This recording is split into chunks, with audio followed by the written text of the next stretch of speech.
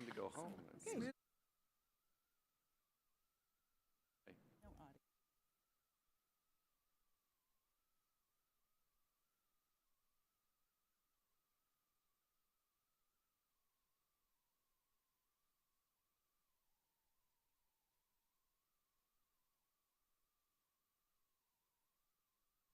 audio. Testing, there we go. Okay, I'll try mine. Okay, I'll try mine. There, okay. Yeah. All right, we're in. Well, good morning. I'm going to go ahead and start the Property and Facilities Committee meeting. Regent Ryswick was not able to be here today, so asked me to fill in, and just remember, that's what I'm doing, filling in. All of you know a lot more about this than I do. But anyway, I'm going to call it to order, and I would like to thank University of Northern Iowa for the Regent tour this morning of the Industrial Technology Center Modernization Project. It was a great tour and much appreciated on our part. Just a few bullet points on that. It's making excellent progress at 60% complete and will be open for the fall of 2024 semester. 80% of the contractors are based in Iowa, and majors such as electrical engineering technology, manufacturing engineering technology, and technology management are available at this facility, with construction management available as a new major. Michael, did I get that right? Okay, good. So we'll start with the minutes of the September 27th, 2023 committee meeting. Are there any updates to the minutes? Hearing none, we'll recommend those to the board. So I will turn this over now to Rod Lernitz for the Register of the University of Iowa Capital Improvement Business Transactions. Thank you, Regent Bates. Fellow board members, the University of Iowa has a number of projects for this meeting requesting approval. The first two are permission to proceed. The remainder are project description, design, and budget requests. I'll start with the first of the project's new utility distribution services building. This is a building we're asking for permission to proceed with planning on a building that would be in the range of 20 to 25,000 gross square feet, located on the far west or Hawkeye campus to host our utility distribution services. They currently reside at the south end of Madison Street in the Madison Street Services Building as a part of facilities management. That building was built in 2000.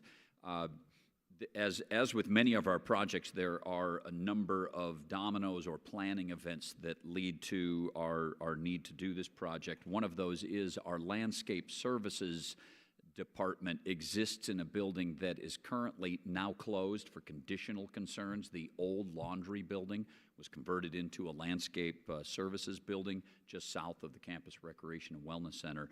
That building can't be occupied anymore, and in fact, the Madison Street Services building had originally been designed to host landscape services.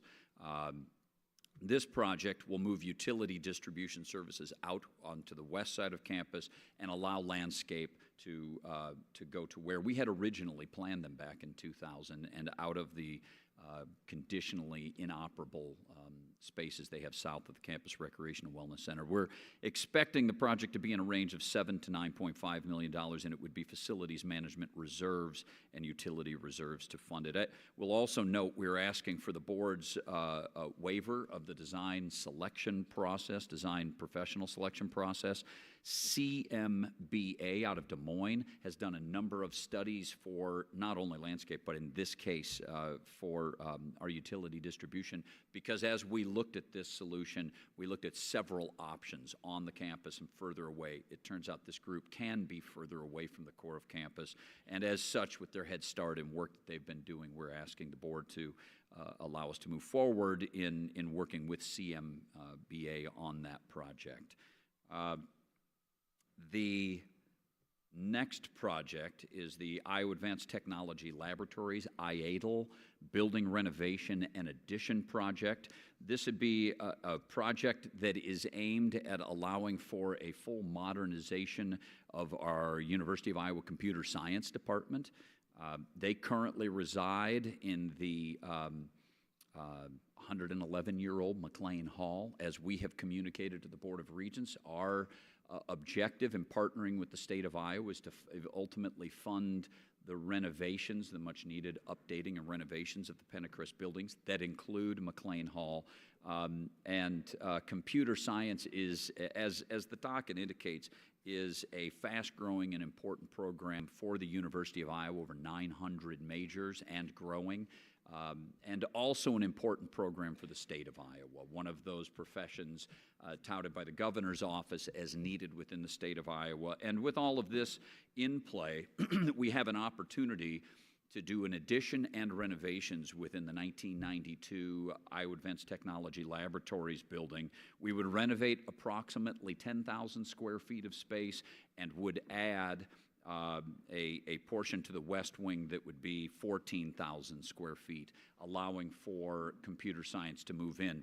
There are other functions that exist, obviously, within that building, many of them lab-oriented on the east side or the east wing of the building, associated with the College of Liberal Arts and Sciences, space physics, and engineering. In this project, those laboratory functions will remain and will continue in the building. No one is being removed from the building. We will, within the office portions of the building, consider it in total, and will, during the design process, look at either reorganizing, redesigning, or reallocating office spaces within the building. We'll work with representatives from both of and all the programs, but the impacted colleges. And as we indicate by this, it is a permission to proceed with planning. We have not done that work yet. We would select a consultant team to help us with this, and we'll continue to advance the project from that point. We're very excited about the project, making this building as highly usable and efficiently used as we possibly can for a very important program. One thing to note, and we do note it in the information, this was one of the buildings impacted by the 2008 flood. With our work in coordinating the recovery from the flood with the federal government and FEMA, this site, actually the site in its entirety, is protected from flooding with a system we refer to as an invisible flood wall system, foundation and flood wall assembly components that protect the site. In addition to that, after the 2008 flood, we replaced and elevated the walkways on both sides of the river to 1.5 feet above the 100-year flood risk. This will take care of the vast majority of any flood risks without any physical work we have to do, but we have the backup of the invisible flood wall for more severe flood risks. So it makes it at the right time to make the most of this building, and we're excited about it, and we'll continue to bring it back to the Board of Regents as we continue through the project. The next project is a design and budget request to the Board of Regents for the UIHC John Colleton Pavilion L8 Burn Treatment Center renovation and expansion. This is an 11,500 square foot renovation to the spaces adjacent to our burn center. It will allow for additional offices, additional rooms, and treatment for the patients associated with this clinic. It's a $13.5 million project funded by University of Iowa Hospitals building usage funds. There's an image that shows some of the space. We are one of 64 burn centers in the United States, the only in the state of Iowa, and as is evidenced by our driving this project forward in specific need to increase our services to the public on this front. If approved, the project would move toward a construction schedule starting this next spring and finished in the fall. A couple of renderings are offered within your packet of information as well. Next, another University of Iowa Hospitals and Clinics project, Roy J. Carver Pavilion Neurology Clinic expansion. This is a 25,000 square foot renovation project within the Roy J. Carver Pavilion. Level 2, it adds 11 exam rooms, also spaces for patients associated with neurological illnesses to be seen sooner. Again, like so many of the stories we have at the hospital and are looking after the public health of those in our state, The spaces are confined. The ability for our expert teams to serve those in need is confined. And this project, estimated at $5.5 million, funded by hospital building usage funds, would be an important element to our neurology clinic services to the state.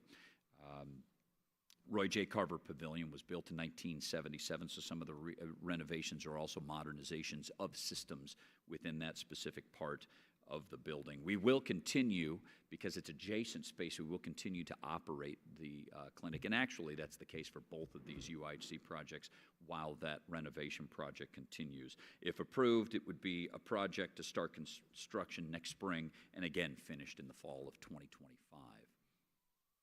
The next project is outside. It's an institutional roads project. We would construct a road at Newton Road, connecting to Newton Road with a roundabout, as you see in the information provided to you, that will connect to what we refer to as the UIHC fountain entrance, the northern entrance. This is one of the many enabling projects for our Jacobson Tower project that we will advance. This allows for a north entrance and access to the hospital during those the tower construction activities that will ensue. It's a $17.5 million project.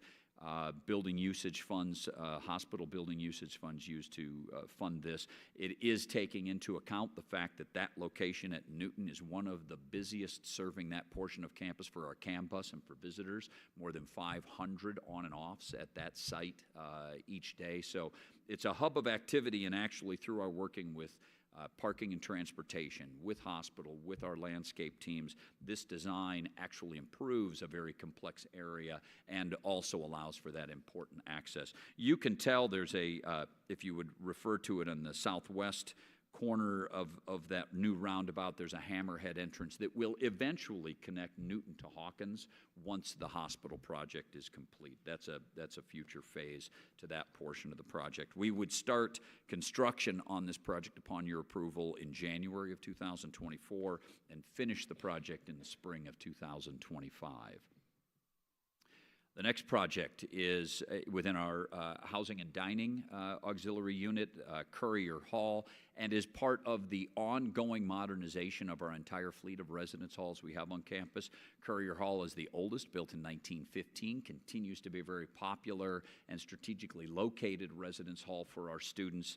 628 residents live within that hall, and it is, as with all of our residence halls, very important to keep them up to date and operating appropriately for our students. In this case, this will be a restroom modernization project throughout the building. It includes piping and the services to it, but also the design of these residence halls to modern standards. It's a $14 million project. Dormitory improvement reserve funds will fund this project, and as it describes at the end of the docket item, upon your approval, we would deliver this project during the summers of 24, 25, 26, and 27. It's not a small project, but it's also a residence hall that's fully functioning and needed. So as is often the case, we will schedule these projects in phases to happen when the residence hall isn't being used in the summer months.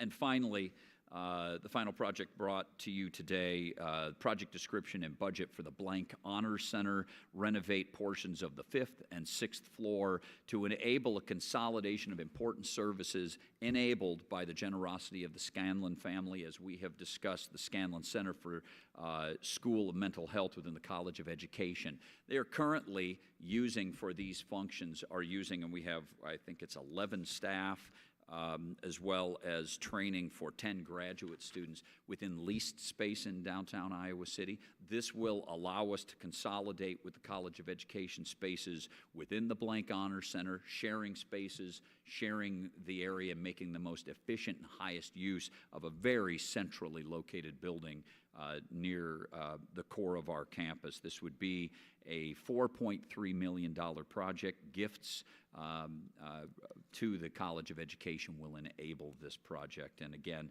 a thank you to the Scanlons for all of their work on this important mental health matter locally and for our state. 20 offices, 1,800 square feet, all described within the descriptions of this, but we look at it not just being a modernization, but an ability for the College of Education to look for spatial redundancies being eliminated and working together while taking care of this program. Upon approval, this project is intended to have construction start in January 2024, and we would finish in August 2024. A little bit smaller project, interior renovation, roughly a 6-month construction period. So those cover the projects. We'd be glad to answer any questions you may Are have. there any questions for Rod? I have one. Yes, Regent Kramer? I think I read somewhere where, are all these projects the traditional design bid build, or was there one or two that was a different method? These projects, I believe, are all design bid build projects. Yeah, they are. And as it's a good question, Regent Kramer. As we know, we are required to come to the board if we would like to explore the notion of alternative delivery. Our default and the vast majority of our projects are delivered by design bid build, and that format serves the functions of these projects, but many or most of our projects. The only ones we bring to you for an alternative delivery method are because of either project complications, scale, or timing related to the project to need something different than what would be standard. And in this case, these wouldn't be included in that. Yeah, good. And Thank you. this gives the opportunity for the most contractors to participate and get us the best price, and so I like that. Yeah, it's a good point. I think, there's a measurement of quality and control that happens with some alternative delivery methods. In these projects with design build, and when we do that, we do rely on the bidding market, which is primarily subcontractor driven. A lot of subcontractors in our region bidding our projects are providing those bids to the contractors. And we have seen, for smaller projects of these scales, some increase in competition in the local market. Whether that's sustainable or not is another question. It relates to a lot of projects that aren't in our immediate market but surround us. But right now we're seeing good success and competition on projects that we're bidding. Any other questions for Rod? Hearing none, we'll recommend those projects to the board. Rod, I think you have the next one. For the next project, or the next item, which is a property purchase, I'm going to ask David Keff to provide the background on this for I you. did have that on here, David. I apologize. That allowed me a really long introduction. Thank you, Regent Bates. Before you today is a property purchase for the benefit of UI Healthcare in the Quad Cities. This property is at 1351 Kimberly Road in Bettendorf. This is a project that's been in the works for quite some time. Dr. Rajput, who owns this facility and operates a medical oncology, radiation oncology practice here, has been planning on retiring, and it was always her intent to provide this facility to us. She's planning that retirement at the beginning of the year, and so we're asking permission to move forward with this project. The purchase price is $1.8 million, funded by University Hospitals Building Usage Fund. Per board policy, we obtained 2 appraisals on the property, and this is right in the halfway point between those 2 appraisals. We intend to close on the transaction, sometime in first quarter of calendar year 2024. Adjacent to this property is a clinic that we lease for a hematology oncology, and so you'd have radiation medical oncology right next to our hematology oncology. So there's good synergy there, and we do have an option to purchase that other adjacent facility at a future date. And so this will be a long-term investment in this location for UI Healthcare. Happy to answer any questions. Does anyone have any questions for David? I have one, just with this maintenance and snow removal. I mean, part of it's leased, part of it's owned. Is that all worked within the contract in some way? Yeah, the building, the space is actually a commercial condominium, and so there's a sort of a condo association between the owners, and they have a property management firm that leases, that takes care of all those contracts with snow removal and lawn care, building maintenance and all of that. There's some common area.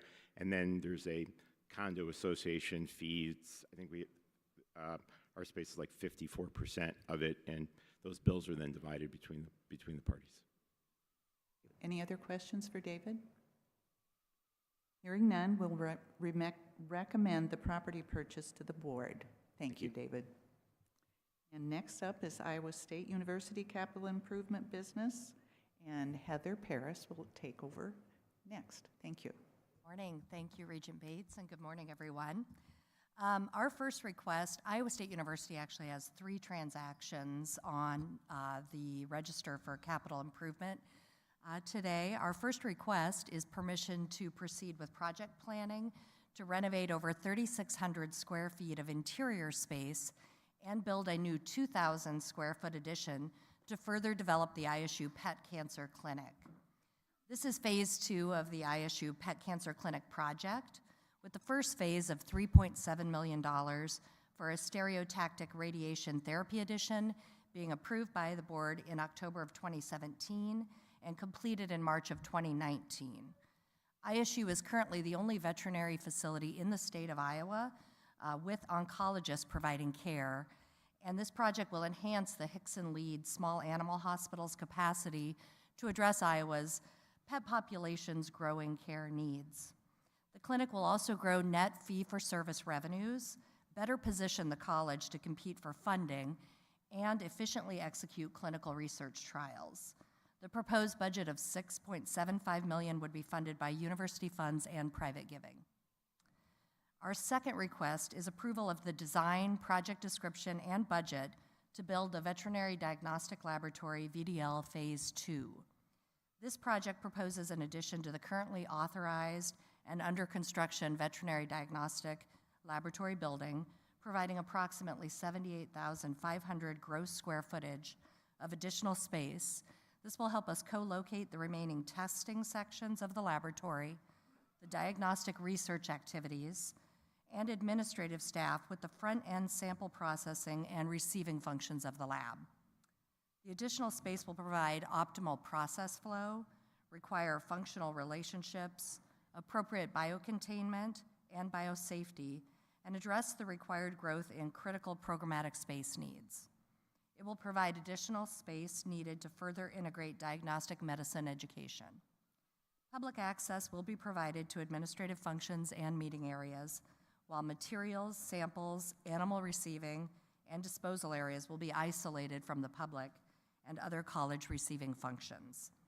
The proposed budget of $66.5 million would be funded by state and local fiscal recovery funds, state appropriations, university funds, and private giving. Our third request is to approve the $37.7 million revised budget to add Phase 2 to the Sci-Town Parking and Infrastructure Improvements Project. Phase 2 of this project will build all remaining parking and utility infrastructure, establish a corridor down the middle of the site for future Sci-Town development, and relocate the Sci-Ride Transit Hub. Phase 1 and 2 combined would build extensive underground infrastructure, completely replace all parking services, and raise the project site so future development would be 5 feet above Iowa Creek's 100-year floodplain. Phases 1 and 2 combined would cover 40 acres of land between the Iowa State Center and Jack Trice Stadium, currently used for commuter and event parking. These lots are heavily used by students and visitors to Iowa State University. The existing parking lots have multiple maintenance issues and need replacement.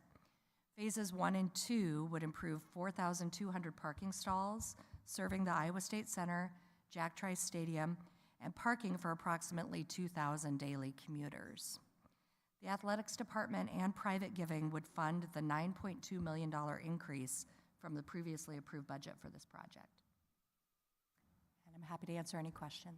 Are there any questions for Heather? Regent Kramer? So on the Phase 2 of the lab, Yeah. So is that design build like Phase 1 was, or That is my understanding, yes. is this the last kind of project of design build, or? So So Phase 1 was design build, and Phase 2 is design bid build. Oh, okay, So the traditional method will be used on this particular phase that Heather's presenting. okay. So we're all pretty well done with design build, is that right? Yeah, Yes. okay, thank you. And I had one other question about it. Oh, as we look to the future, I'm fine with this one, but I think we ought to think about, on contingency, I think you're probably using 3% of construction, it looks like, which is not a large amount. But as we get to these bigger projects, we're talking about pretty big dollars. So here's, this one's 1.7. Sometimes, we get up to $100 million, $200 million project. We got these big contingencies. I'd like the staff to maybe think about capping that at some number to say, okay, if it gets over X, we're going to come back to the board and ask for, Sure. more money. I might first thank you, because it is true, I think, and it's often can be misunderstood about the intent of contingency. Our ideal is we deliver a project as we'd all expect, and those contingency dollars are unspent and returned to the funding source. The reality is it doesn't happen that way often because of unknown, unexpected occurrences, which is why we're safe to make sure we're not coming back to the board with a project to update all the time. But as projects get larger, the scale of contingency does grow. We do assess every project not by a formula for contingency. A project that is being constructed on a green field has often a very low contingency, especially if we're careful, very careful with the consultants in the design process, and don't change the project once it begins construction. A project in a historic building like this, or next to a historic building like this, almost always brings in concerns that we use historical numbers to drive, and it may be as high as a 10% contingency depending on the complications of a project. But Regent Kramer, it's a good point. We do examine that, and where there are questions about contingency, we can and should explain our thinking on that contingency number, that it's not just a plug number. Very good. Are there any other questions for Heather? Hearing none, we will recommend those projects to the board. Thank you, Heather. So, Michael, would you like to go ahead with your project? Thank you. Before you is a request, the university is requesting permission to proceed with project planning for a new wrestling facility. We are asking also to waive the design professional selection so that we can use RDG out of their Des Moines office. RDG does have a contract through the indefinite services agreement, so they've gone through a competitive selection process previously, but they have some excellent expertise that's aligned with this particular project, and they are familiar with the West Campus Master Plan as well. I'd like to introduce David Harris, our athletic director, to share more about the wrestling program. David?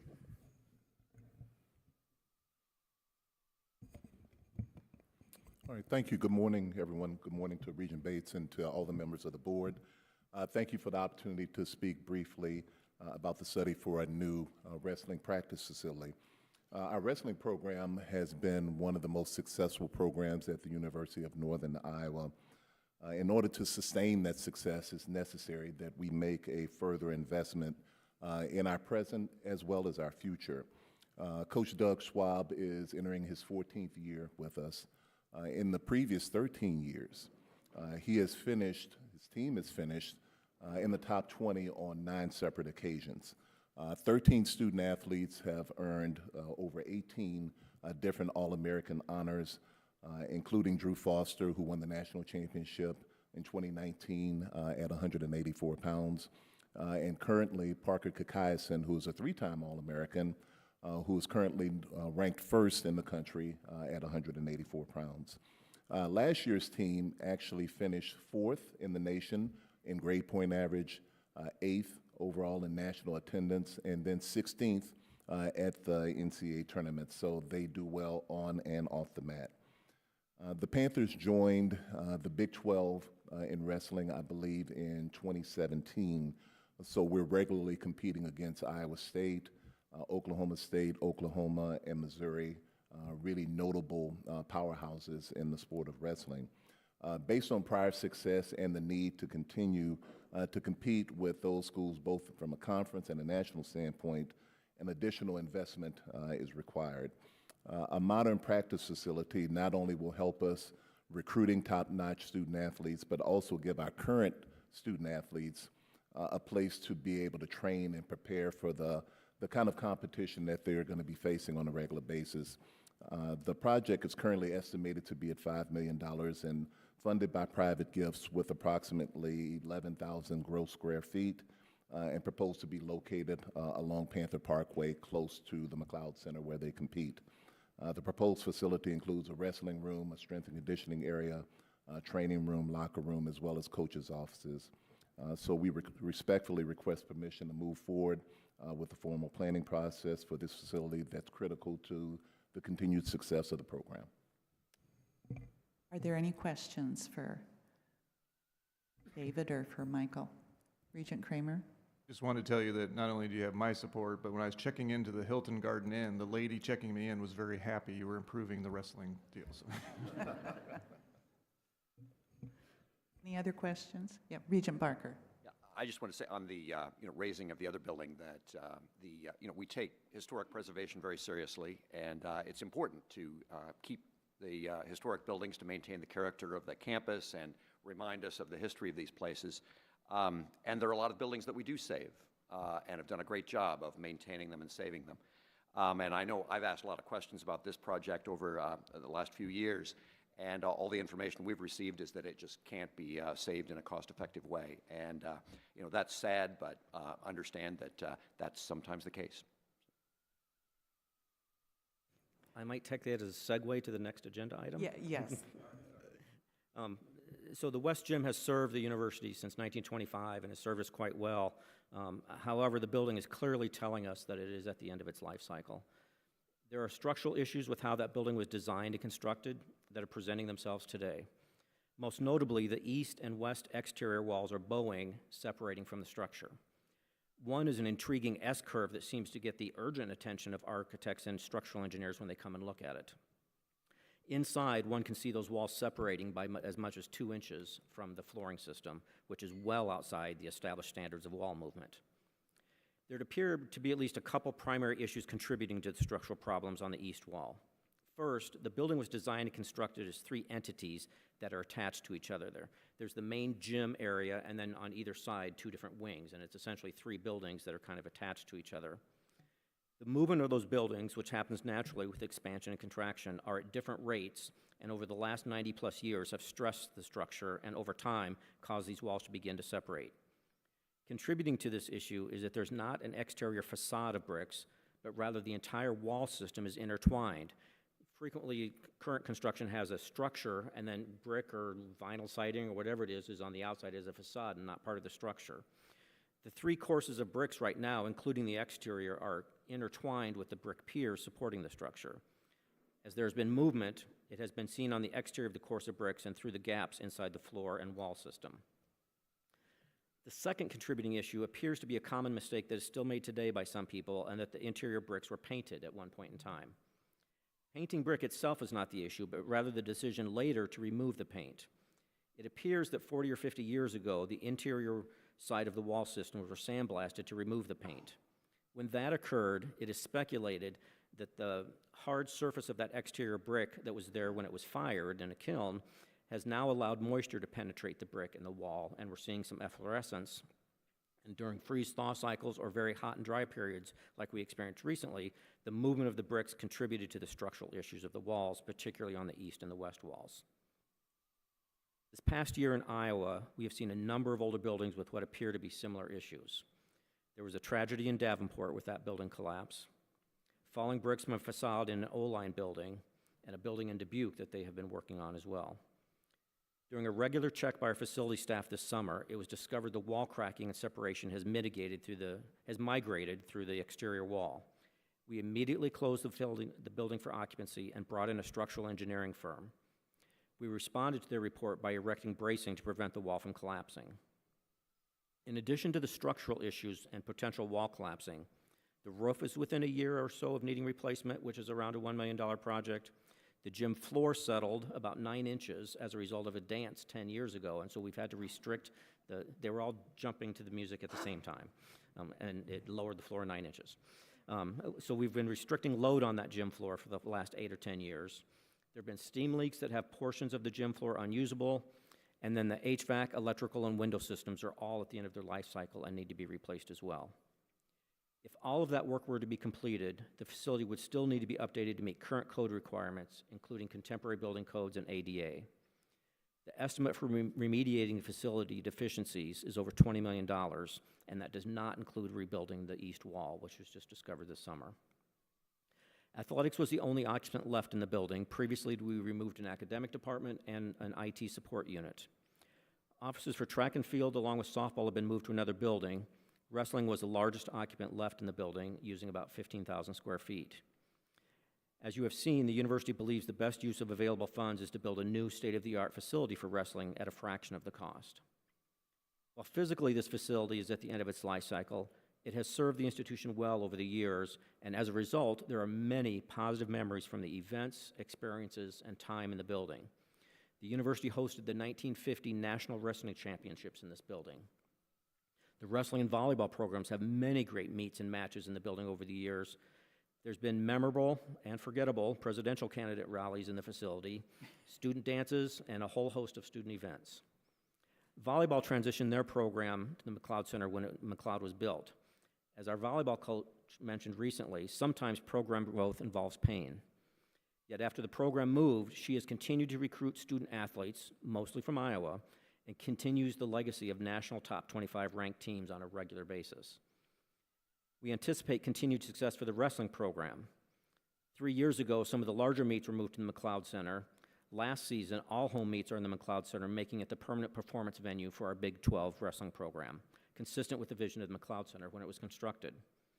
It's time we provide our wrestling coach offices that are appropriate for a Division I Big 12 program so they can continue to recruit quality athletes, and certainly to provide the type of facility our student athletes need to match their motivation and their performance. During the raising process, the university's intention is to preserve elements of the West Gym to incorporate into the new wrestling building, thereby invoking positive memories and keeping alive the historical success of the wrestling program. I'd be glad to answer any questions you have. Are there any questions for Michael? Regent Rouse? What do you plan to do with the space once the building is removed? For now, the basement will be taken out, the utilities will be patched, and then it'll become a green space. It's a critical building location.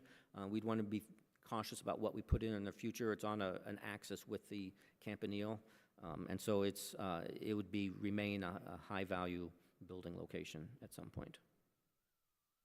Are there any other questions?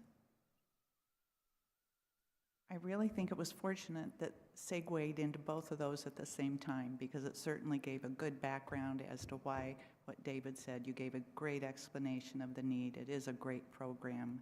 I think the whole state knows that. I don't think there's anything anyone could say but what that needs to come down. The photo in our material said it all, too. So thank you. We will pass both of those to the board. Thank you. Thank you.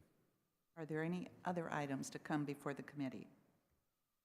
Hearing none, this meeting's adjourned. Thank you, everybody.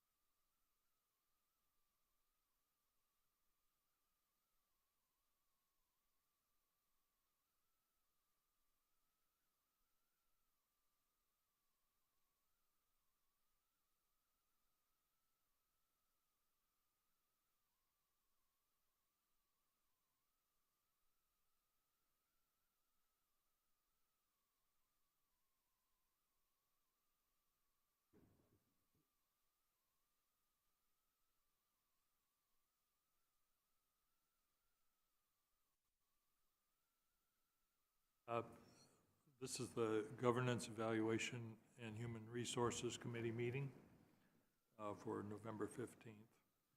Welcome to the meeting of the Governance Committee. We have a quorum, and this meeting is called to order.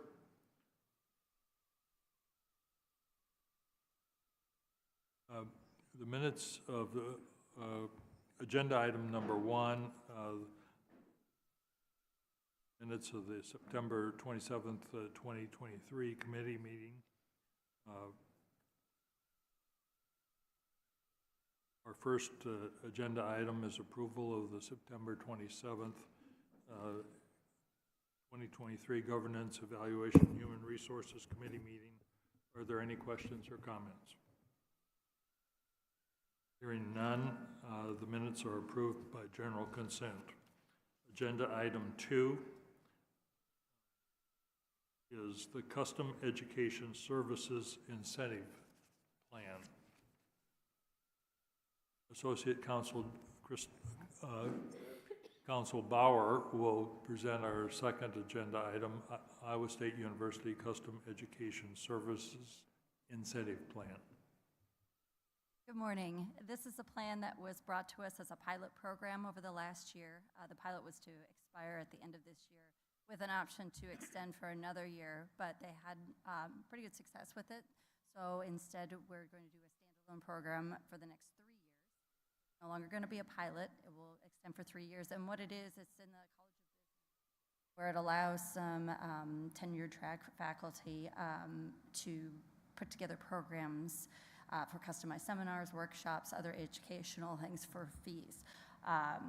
So it's sort of an extra revenue source for continuing education, workshops, things like that. So they had 3 plans that were successful in the last year with 2 that were in the works. So they were pretty excited how this plan was going to work. So we decided to go ahead and do it for 3, instead of just extending it 1 year as a pilot, to make it a plan for the next 3 years. There was only 1 change from the pilot program to the standalone plan, which initially faculty involved would be paid in 2 lump sums. Now they will be paid once at the end of the completion of the program.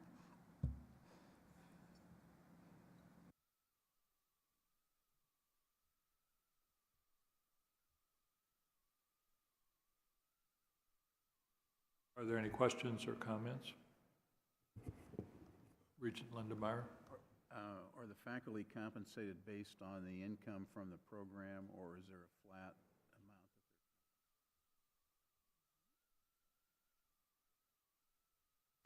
that I'm looking at that because there's a question I have, so hang on. I believe it's based on the income from the program. I'm going to double check that. Yes.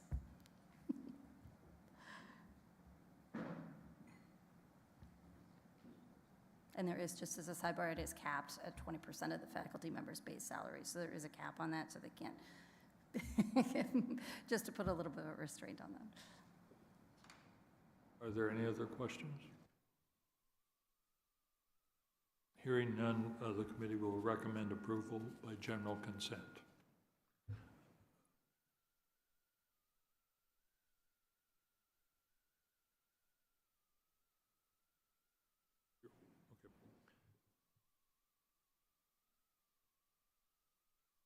This meeting of the Governance Committee is adjourned.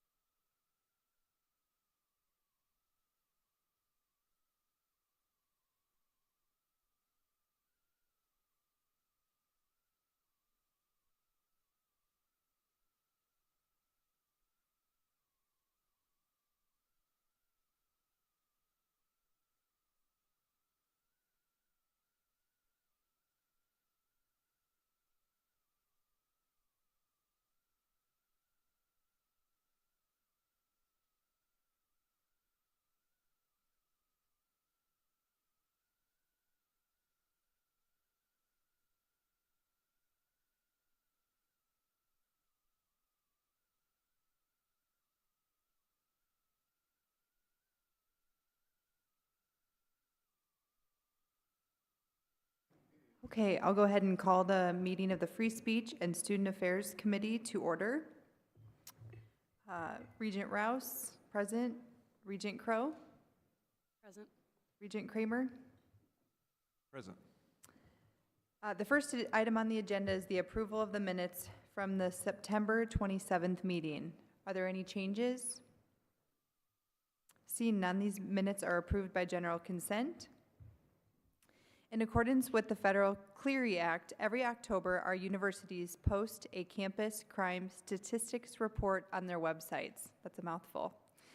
As we enter these reports into the board's public record, we are joined by the university police chiefs who will talk about campus trends they are seeing and answer questions. Thank you for being here this morning. Please welcome Chief Helen Hare from the University of Northern Iowa, Chief Michael Newton from Iowa State, and Chief Mark Bullock from the University of Iowa. Thank you. Good morning. First, I'm going to talk about the Clery report and some of our statistics, and then we'll segue a little bit into some of the things that we do. First, everybody, I assume, got a copy of our statistics. There's really not a lot of significant changes from last year, if you've noticed. One of the things that we did see an increase in is some of our drug offenses, both arrests and some of the referrals.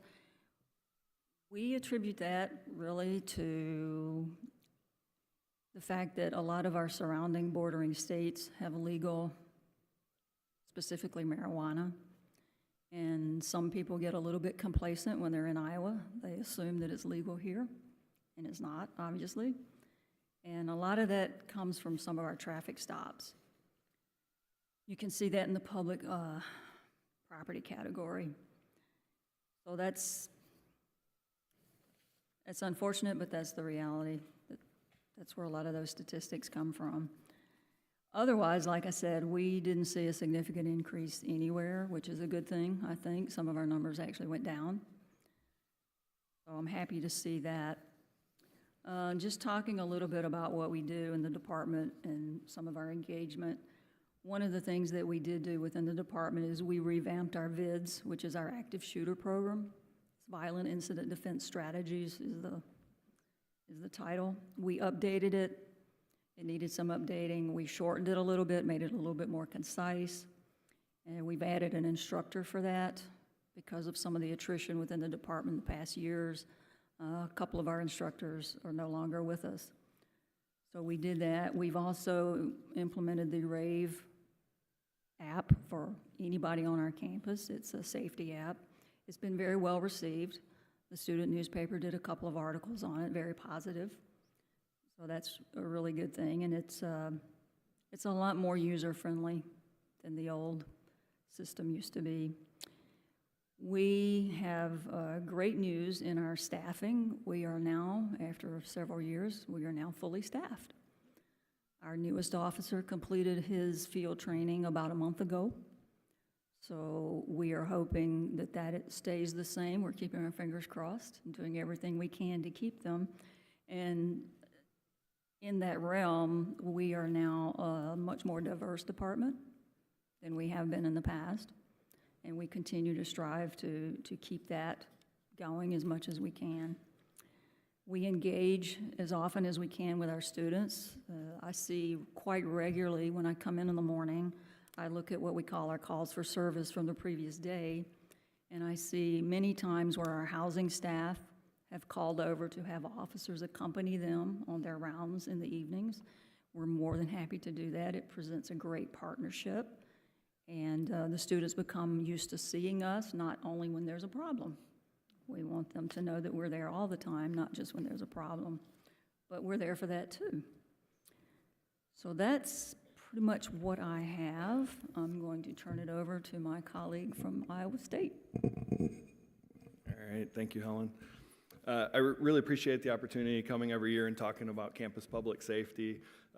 Public safety and policing are a shared responsibility on any campus, and making sure that we work daily to make sure that our community is prepared for whatever might happen. And we remind our community a lot that it's a shared responsibility. And one of those ways is through the Clery Act, right? Putting out the report to highlight our crime statistics, to highlight campus services, prevention tips, and those pieces. Unfortunately, right, the Clery Act's a year after the fact when we're putting that out. And then a little bit I'll talk about some things we're doing to try to help the community understand what's happening on a daily basis. But I wanted to start with some of the Clery numbers, because those are always what's interesting to folks. That's how people tend to compare our campuses, which isn't always a great comparison, because we're all such different environments and campuses. Sexual assault's one that we hear a lot about. If you look at our overall statistics, our numbers are down. I think people, well, it's a very underreported crime. I think we all know that.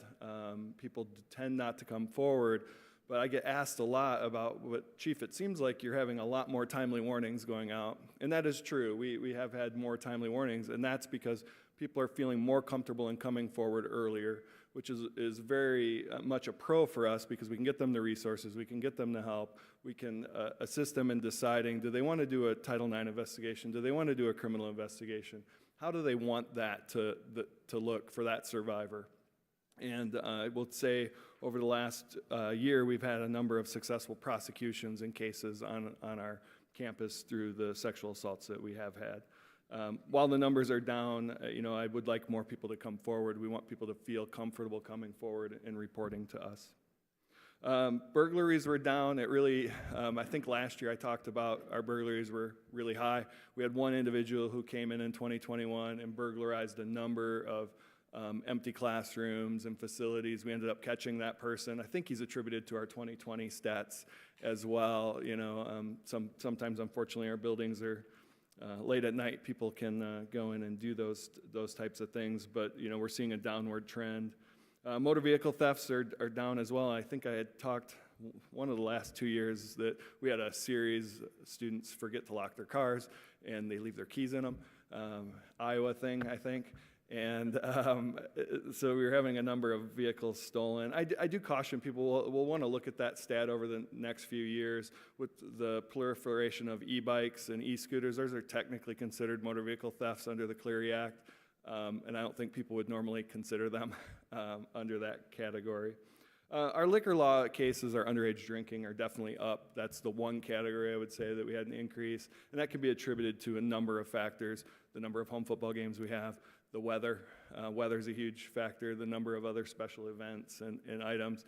It's not an alarming trend, it's just, we see that it ebbs and flows over the years. And I know I told you all last year that weapons cases would be up this year. That was the case. We saw a dramatic increase in people coming out of the metro area with guns and drugs. Ames Police Department, ISU Police, we spent a concentrated effort in doing a number of traffic stops, and we were able to get a number of guns and drugs off the street. And we changed the trend, and those folks no longer kind of coming into our community to cause the issues that they were causing for us. One of the things that we understand, though, is the Clery Act statistics are, they come out a year late, so how do we keep people informed? They also don't cover all the crimes that you all might be interested in, like theft, harassment, vandalism, those types of things. So we started a couple years ago putting out a monthly statistics, so that we put it out on our Facebook page, we put it out on our website, and recently we went a step further in October, and we now have a daily dashboard that's on our website that's updated every single day that tells people the last 5 years crime trends that are happening on our campus so that they can take a look at them. Also, really proud of the Department of Public Safety team. We have done, in 2022, we did a significant amount of training of our campus community, and self-defense has skyrocketed. People want self-defense training. Violent incident response training, so our active shooter training, mental health first aid. We're doing a lot more mental health first aid classes with our 2 full-time mental health advocates. But in 22, we did 331 outreach events, and we reached over 43,000 community members with those events, and over 660 hours of engagement that we had with our community. I'm excited to say that next year I'll have even better numbers to share with you on 23's outreach efforts. We also are leveraging technology on our campus. Our aging blue light infrastructure was going to cost us millions to replace. In a decade plus, nobody had actually used a blue light phone for an emergency purpose. So we went to what we call the Iowa State Safe app, which has a mobile blue light on the app. And so every student, staff, faculty, visitor can download that app, and they have a mobile blue light right in their hands. There's many other cool features that our student government really likes and touts all the time. We have a social kind of escape function on there where it makes your phone ring and has an automated voice so that you can try to get out of a situation, and a number of other pieces. I was excited. Our student government took it to the Big 12 student government meeting, and now I'm getting all kinds of phone calls to talk about that. Our student advisory board continues to do great work. They meet with me on a monthly basis to tell me what students are thinking, what kind of trends are happening on campus, and what are the things they would like to see from their Department of Public Safety. We also have a long-term partnership with our student newspaper. They come in weekly and meet with us and talk about things that they might be able to report on, and we've gotten a lot of positive feedback from that, along with our partnership with student government. I'll wrap up with Iowa State's a great institution. I love the institution. Safety and security is an important responsibility. It's a shared responsibility on our campus. I appreciate all the support from our senior leaders on campus. We couldn't do it without their support. I've been with Iowa State for over 6.5 years, and I'm excited about all that we've accomplished and then that we'll accomplish in the year ahead. This May was special for me at Iowa State because my eldest daughter graduated from the Ivy College of Business with a finance degree, and I'm excited that she did it in 3 years, from high school graduation, 3 years, which I know we have a lot of conversations on those topics. Thank you for your time and your support. Thank you. Thank you for the opportunity to speak to you all today. Because this is all driven by the Clery Act, I wanted to take a moment to celebrate at the beginning of this. As you may remember, a few years ago, we were empowered by an internal audit review that really gave us the leverage to overhaul a lot of our Clery reporting systems on our campus. All of that actually resulted in 2023, our program, our Clery compliance program was the National Clery Compliance Program of the Year. So that's something that we're very proud of. And again, that was something that was, it was really necessary for us to have that report, to be able to leverage that, to get the support across campus. We really do appreciate that. I'll get to the numbers. As we discussed last year, as I was trying to explain the random uptick in almost every crime on our report, all we could come to was that there was some sort of 2021 societal challenge with how people are interacting with each other. And we predicted that in 2022, those numbers would come down. As you see, they drastically reduced in all of the crimes that are related to crimes against people. We're now back to our pre-COVID numbers, so we hope to remain there and hope we don't have any societal hiccups in any time in the near future. Even when we look at the overall numbers, we like to look at the trends and see where are these crimes occurring, how are they occurring, what can we predict. With sex offenses, you saw that they decreased significantly, but the trend remains the same. Most occur in residence halls, and most of the offenders are acquaintances. That's been true before COVID up until today. Aggravated assaults. I like to look at aggravated assaults as a good metric of violent crime on campus. We don't have very many robberies, if any. We don't have very many homicides, if any, knock on wood. We hope that remains the same. So the only really measurable violent crime that we have is aggravated assaults. And with that, the numbers go up a little bit, they go down a little bit, but the trend remains the same. What's unique about our campus versus the others is that we have a large healthcare enterprise in our jurisdiction. With that, years past, we've seen that about 3/4 of violent crime that occurs on campus happens in the healthcare setting. The same is true this year. Of the 69 reported on and off campus, 24 were reported by Iowa City Police. If you take those 24 out, so you look at what we're actually responding to, of the 45 remaining, 34 were at UHC, so 76%, which is trending within the last 4 years' numbers. I think that points out volatility in healthcare. Our healthcare workers are doing a very critical job, and we're doing all that we can to support them. We've increased our relationships with UHC, our staffing over there, and I was actually on a Zoom call with the Director of Support Services on my way up here. So we are continuing that. Motor vehicle alluded to it a little bit. Motor vehicle thefts, they continue to rise with the increase in e-bikes. Bike thefts on campus have been a challenge for many, many years. It's really coming to light more now that the e-bikes are considered motor vehicle thefts. So of the 15 motor vehicle thefts that we report out this year, I want to break these down for you so you can see how this goes. 9 of them were e-bikes. And of the remaining 6, 4 of those cases were unfounded. Someone's brother came and took their car, they didn't know it. Their car was towed, their car was repossessed.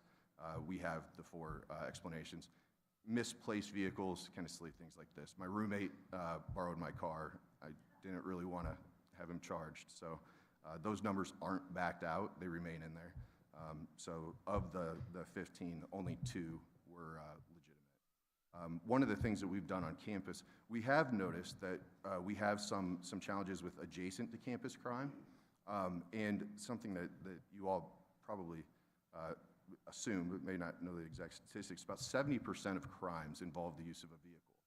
We have a very open, inclusive campus, so we have no tracking mechanism for vehicles coming in and out. So, you know, after the fact, we can't go back and say, this vehicle was in the area at this time. Well, now we can. We've installed 28 license plate readers across our campus. They hold the data for 30 days, so we have 30 days to go back and say, this vehicle with this license plate was on our campus at 12:59 on, you know, November 13th. It really gives us a great opportunity to hold people responsible for crime that's happening on and adjacent to campus. The stalking cases have increased. We attribute this to a crime or phenomenon known as sextortion. So what happens is a student will share photos, videos with someone that they believe is somebody legitimate, and that person comes back and says, I'm going to send this to your family unless you give me $400. If the way that the Department of Ed wants us to count these is if there's more than 2 communications, then it's stalking. There are always more than 2 communications. They usually don't get the extortion done in one message. So that's where we attribute that increase. And we've had to go back retroactively and review some cases from years past and bring those numbers back up to reflect that. So that's all I'm going to talk about as far as the numbers go. I want to talk about some of the great things that are happening on campus. So over the last year, with the phenomenal support of our president, President Wilson, we engaged in a campus safety realignment. So the former Department of Public Safety had grown into, just through evolution, had grown into something that needed to be broken out into different departments. So we created a philosophical and structural umbrella that is now called Campus Safety, appropriately named. And we've broken out the different functions that we had into separate departments utilizing, in the organizational world, sub-departments.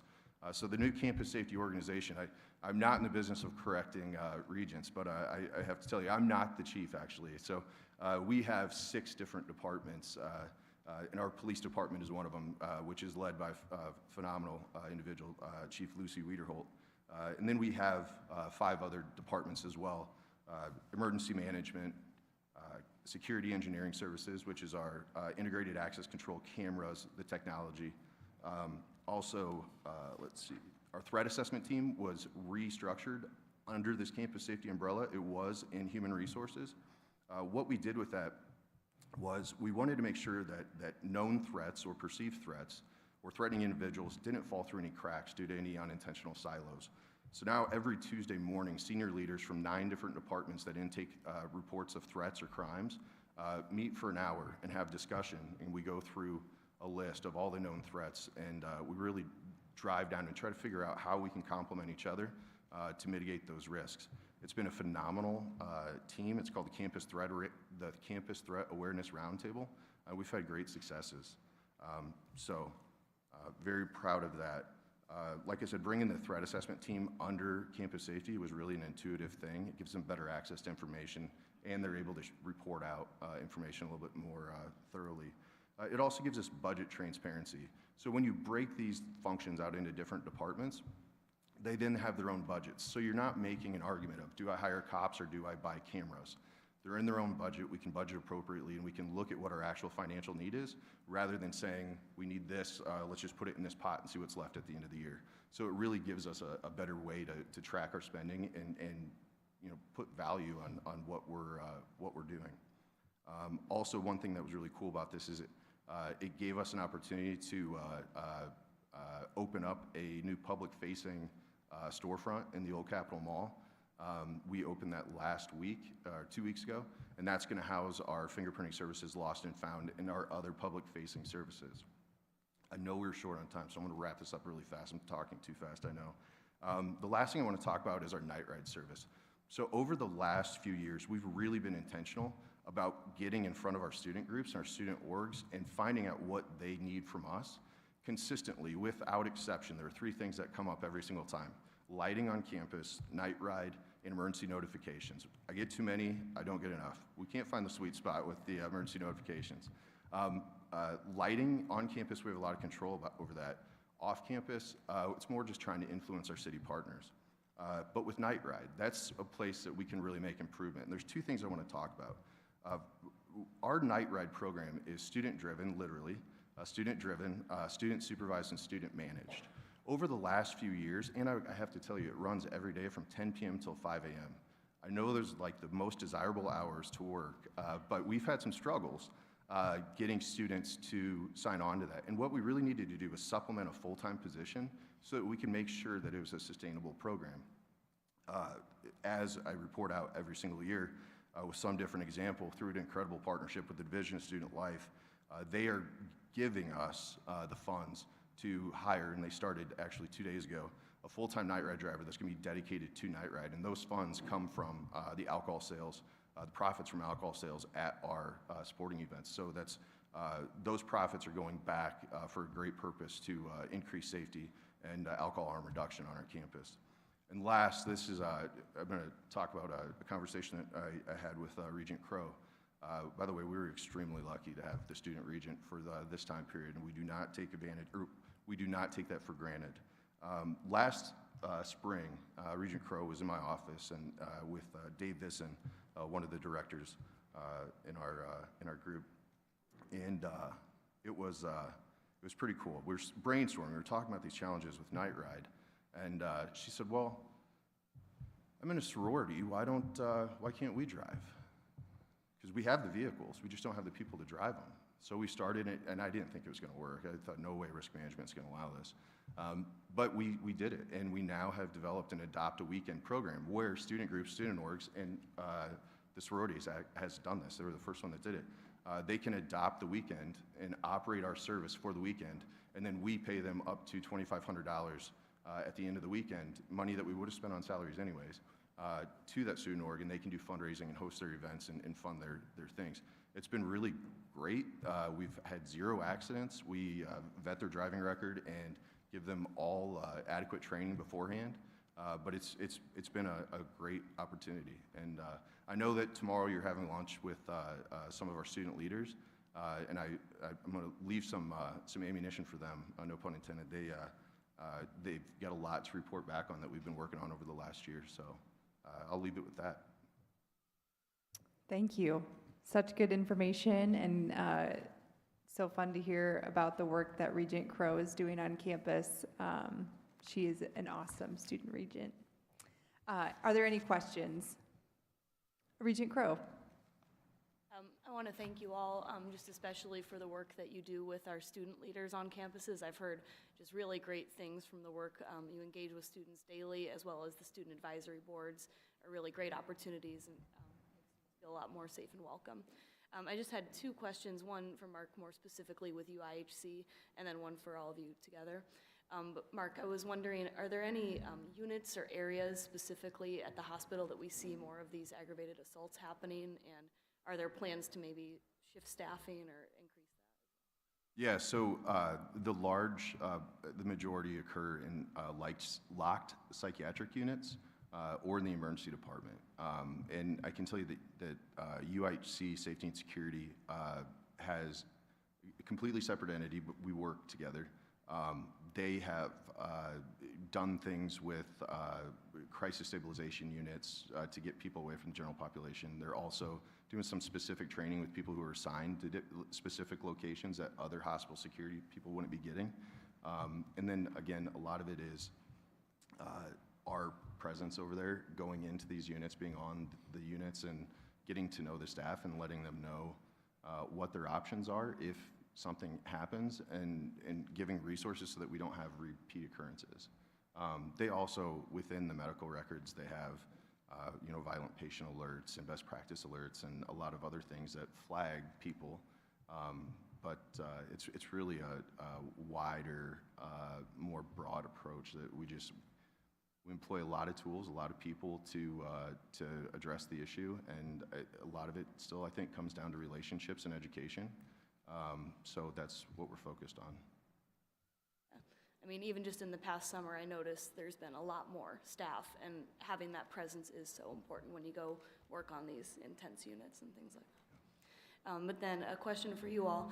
I've heard from students just about the importance of maybe having cameras on campus as well as in different residence hall areas where different crimes may happen. I was wondering if you all had opinions about increasing cameras and any like cons with that in terms of cost or personnel and things like that. Yeah, I've had a lot of conversations with our student leaders, my student advisory board, student government, about, especially in residence halls, and there is this balance, right? Privacy, where do we draw the line, right? And then there is a cost, and so somebody's got to pay for that cost. It's something that we're going to continue to evaluate this year. So in November 1st, our Building Security Services group, which used to be under Facilities Planning and Management, actually is now part of the Department of Public Safety.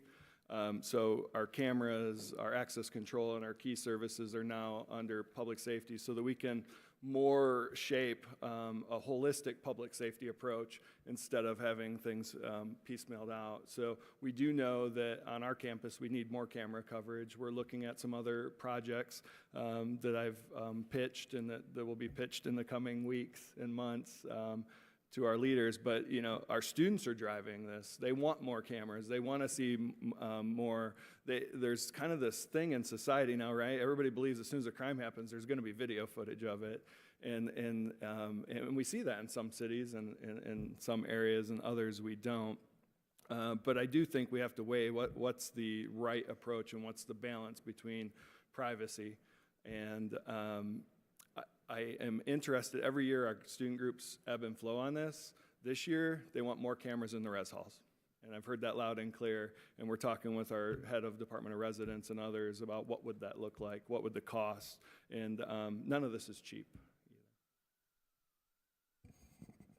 Same here. I mean, we have a really good partnership with the city of Cedar Falls for some of our cameras, especially on the north side of the campus. So we try to maximize the use of cameras so we're not redundant. I mean, if they've got a great view here, we'll set our view over here, and we cooperate with them and vice versa whenever there's a crime or potential criminal activity. In the res halls, our Department of Residence has done a good job with putting cameras in certain places, and I won't divulge where all of those are, but it is a balance between privacy and not. They have been instrumental, though, in solving some of our crimes. A couple of years ago, if you remember, we had a pretty large number of vehicle thefts. We solved that crime because of cameras that we had in the parking lots. There have been a couple of instances inside the res halls that we've relied on video footage to help solve the crime. So they are very helpful, but we do have to stay aware of that privacy balance that is so important. And to Michael's point, it is sometimes an ebb and flow depending on your student population. They'll be very much in support this year, but maybe not so much next year. And of course, the cost involved is always something you have to factor in. But we work close with our IT department to see how we can maximize the money that we do have for that and put some in strategic locations. And we've looked at even building infrastructure now that we might be able to use in the future for that type of. What I would say about cameras is, if you ask anybody in our position, they're going to say the more the better. And I am not going to not say that. I think that we could all use more cameras. But what I would offer is that you have to be really thoughtful about how you're using the cameras, because there's been situations even over the last year where there's been tragedies on college campuses, and they had plenty of cameras, but they were all in disparate systems.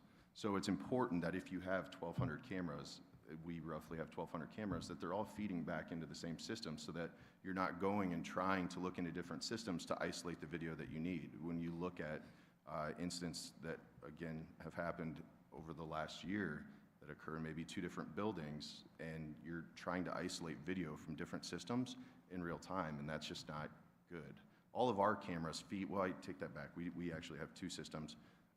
The healthcare enterprise is on a different system, so we'd have to get that from them. But everywhere else, everything feeds into our dispatch center, so it's like a real-time crime center. As a crime is being reported, our dispatchers can look. We have a map that shows all the cameras. They pull up the map, they go to the location of the call, they click the camera, and it blows up on a giant big screen, and they can pan, tilt, zoom, and look to see so that before our officers ever even get there, they have real-time information. Cameras have been critical in solving really most of the crimes that occur on our campus. So really in support of thoughtful use of integrated camera systems. Regent Barker? Well, thanks. I guess my main takeaway from all the presentations is about the benefits of active policing. I mean, at Iowa State, you talked about, some successful prosecutions bringing those assault numbers down, that you caught a burglar, and at UNI, same thing, and that the critical role at UIHC and the threat assessment team. I mean, it's just policing works, and it helps to make our students safe. And one other thing, it's not about Cleary, but since this is the Free Speech Committee, I just want to thank you for what you've done to allow free speech on campus. We've had a number of controversial speakers and demonstrations across the political spectrum, and the security that you've provided have allowed those events to take place, and we really appreciate that. Regent Lindenmeyer? I just wanted to thank you for your work. I think sometimes we forget that each of our campuses is like a fair-sized Iowa City itself, and the one difference being is that the population is more socially active, and we all remember those times when we were that age, and probably routinely there's more risky behavior that goes on at that time of our lives than any other time. So I appreciate what you do to keep our students safe in your efforts. Any other questions or comments? There's one thing I did want to add. I was in such a hurry to get through that I forgot something. So we're representative of the people that serve our communities. We're just the face here to tell you about the great work that they're doing. When I was talking about the realignment, I got so rushed that I forgot to even tell you about the other half of our group. We also have the Office of Clery Compliance, Security Engineering Services, and a Security Services Division, in addition to Emergency Management, Emergency Communications, Fire Safety, our Police Department, and our Threat Assessment Team. So I did not want to get out of here without bringing their dedicated service to light. Thank you. I do have one question. You talked about night ride. Are there still wait times, or is it 1 a.m. that if you want a night ride, there might be a wait time, or what does that look like? For our service, there are certainly wait times. We try to make it as much like Uber as possible. We have the static routes that we have the large bus that goes point to point to point, and you just kind of ride it until you get to where you go. And then we have the Night Ride Express, which is it's kind of a pseudo app-driven program where they can, for I think it's $1, request a point to point, like direct. $1 rush, yes. So it's just so that you don't leave. You have $1 invested in it, so you wait for the ride. And that's a little bit better. But again, we have the vehicles, so it's not even like we could come and ask you for more money. We have it. We need the student engagement because it's really valuable that that's a student-led program. So. Yeah, and our Safe Ride system is very similar. It's all student-led, student-run. They do the driving. Wait times, since we switched, we went to this Iowa State Safe app, and we actually were able to get that, partner with the vendor who created the app for us to integrate all of our services into one app, because we had a separate Safe Ride app. So it really changed the ballgame for us once we integrated that in. Now, wait times, I would say it's, those 2 and 3 in the morning, times sometimes that we get the longer wait times, although we don't really want to take super intoxicated people via that service. It's supposed to be about a safety and service. It's not about taking you to the bars and bringing you back from the bars. But part of the challenge that we have is this group of students doesn't want to work, especially the evening hours. And we're just seeing this trend where it's getting harder to find students who want to help with those services. So we have also hired some full-time public safety officers that, our eventual goal, besides, we have a contract with Mary Greeley Medical Center and provide safety and security services for their hospital. Eventually we'll have enough from there that we'll also use them to assist on campus as well. Just want to say one thing, as Mark said, we are the face, but to acknowledge that we can't do what we do without our officers and our staff. So we always try to remember that. Regent Dunkel. I just want to add my thank you too, because we hear from parents all the time and students too that safety is so important on the campuses. So thank you for all you do. All right. Well, yes, I echo my thanks as well. And I especially liked hearing about this. It just seems like more and more silos are being broken down, which is awesome, and the innovation happening with the student organizations. I think that's really neat and could be a national model potentially for the other two schools for sure to look at doing. Those student organizations are always usually looking for funding, so that really is a great way to do that. So with that, is there any other business to come before the committee today? Hearing none, our next meeting is scheduled for February 28th at the Board of Regents office. The Free Speech and Student Affairs Committee is adjourned.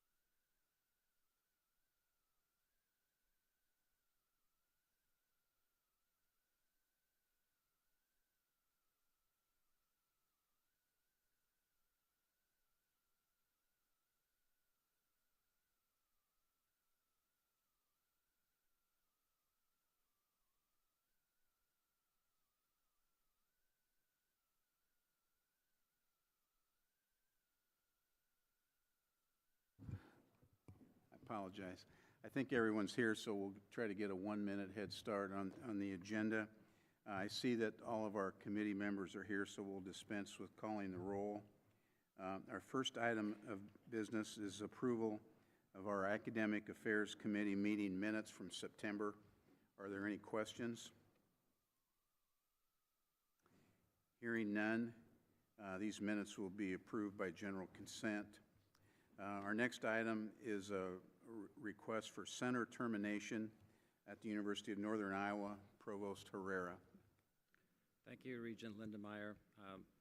So as you may be aware, we are discontinuing, and the proposal before you is to discontinue Recycling and Reuse Technology Transfer Center, or RRTTC. As a result of funding discontinuation, in an effort to update our portfolio of services provided by UNI centers, the University of Northern Iowa formally requests the closure of the RRTTC. Portions of the mission and services provided by RRTTC already are integrated within the functions of other UNI centers. The transition of 2 staff members has been completed, with one of the staff members leaving the institution in June of 2023, and the other absorbed into other functions within the university.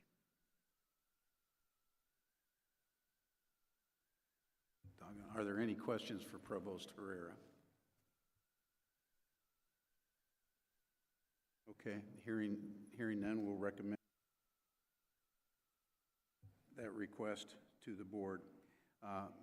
Jose, you want to continue? Thank you. I have a second and maybe more joyous request on behalf of the university. To my side, you might see that Dr. Leslie Wilson is joining me, and UNI formally seeks approval to rename the College of Business after an alumnus, David W. Wilson. If approved, the Wilson College of Business would become the first named college of the UNI campus. David Wilson earned a bachelor's degree in philosophy from UNI in 1970 and is president and owner of one of the largest privately owned automotive groups in the country.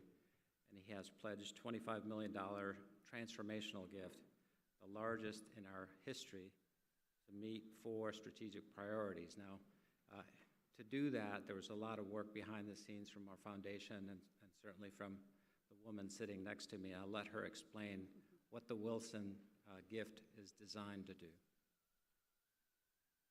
Thank you very much for this opportunity to really give you an inside look into the expectations of this particular gift and why I really believe it is transformational for the College of Business here at the University of Northern Iowa. In long discussions with the donor had specific priorities that he wanted to focus on. And those priorities align with the mission of this institution and certainly with the curriculum and the mission of the College of Business. First of all, a priority in providing access to education for those individuals who cannot afford to attend a university. So a top priority is the creation of a scholarship fund that will be available to students from Tama County, the county in which he grew up in. So financial need students from Tama County who want to pursue a degree in business, and even more are willing to work or volunteer during their time at the University of Northern Iowa. That shows you his commitment to a really high work ethic, as well as his commitment to you work so you can give. And volunteerism is a way to do that. So that certainly is a priority. Second is continuing to build our core value, our mission, our curriculum around an emphasis on ethics. And we know in the world today, our students are going to be faced with many ethical dilemmas. I'm sure there are people around this table who can share ethical dilemmas that they have been faced with. They need to be prepared to do that. So it's an expectation that as part of our core mission, as part of our brand, we will elevate ethics. To do that, it means we must also, as number 3, expand ethics education across this campus. Because ethics is not important just for business professionals, but it is important for professionals regardless of the industry, regardless of the organization, whether they go to work for government, for-profit, not-for-profit. Ethics is important in our society today. And so there is an expectation that we will expand the number of students on this campus that get ethics education. And as part of doing that, we will be partnering with the Department of Philosophy and World Religions to expand that. And I will tell you that very shortly after this was announced, I received a phone call from a legislator who is very keen in the area of health care, that wants to make sure those individuals who are going into health care have access to this ethics education. And I assured him that would be part of what we are trying to deliver here today. And finally, fostering innovation and excellence. We need an opportunity to experiment. For those of you who work for organizations, you know that R&D becomes extremely important, and we need that R&D as well. So we need to be able to provide some bandwidth for our faculty, for our faculty and staff to support innovation and excellence. And we certainly have a long history of excellence. Most recently, there is an Accounting Today article that highlights the University of Northern Iowa as being one of the top institutions in the nation for partners working at the public accounting firms today. That goes to show our long history and tradition of excellence, making sure that students are prepared for the challenges that await them in whatever job, whatever industry they start and they develop through in their career. So I'm very pleased to be able to present this to you, and pleased to represent the donor, David W. Wilson, in this. Thank you. Questions or comments from anyone? Thank you. That's a great gift. Thank you very much. And we pass on our gratitude to David Wilson and, of course, the UNI staff that worked with him to establish this gift. It's going to have great and far-reaching effects on our university. Thank you so much. The committee will be happy to recommend to the full board the renaming of the Business College to the David M. Wilson College of Business. Thank you. David W. Wilson, I'm sorry. I knew what you meant. Yeah, we didn't want to get the initial upside down. Thank you. We now have a faculty activities report, and we'll have a presentation from the Associate Provost for this.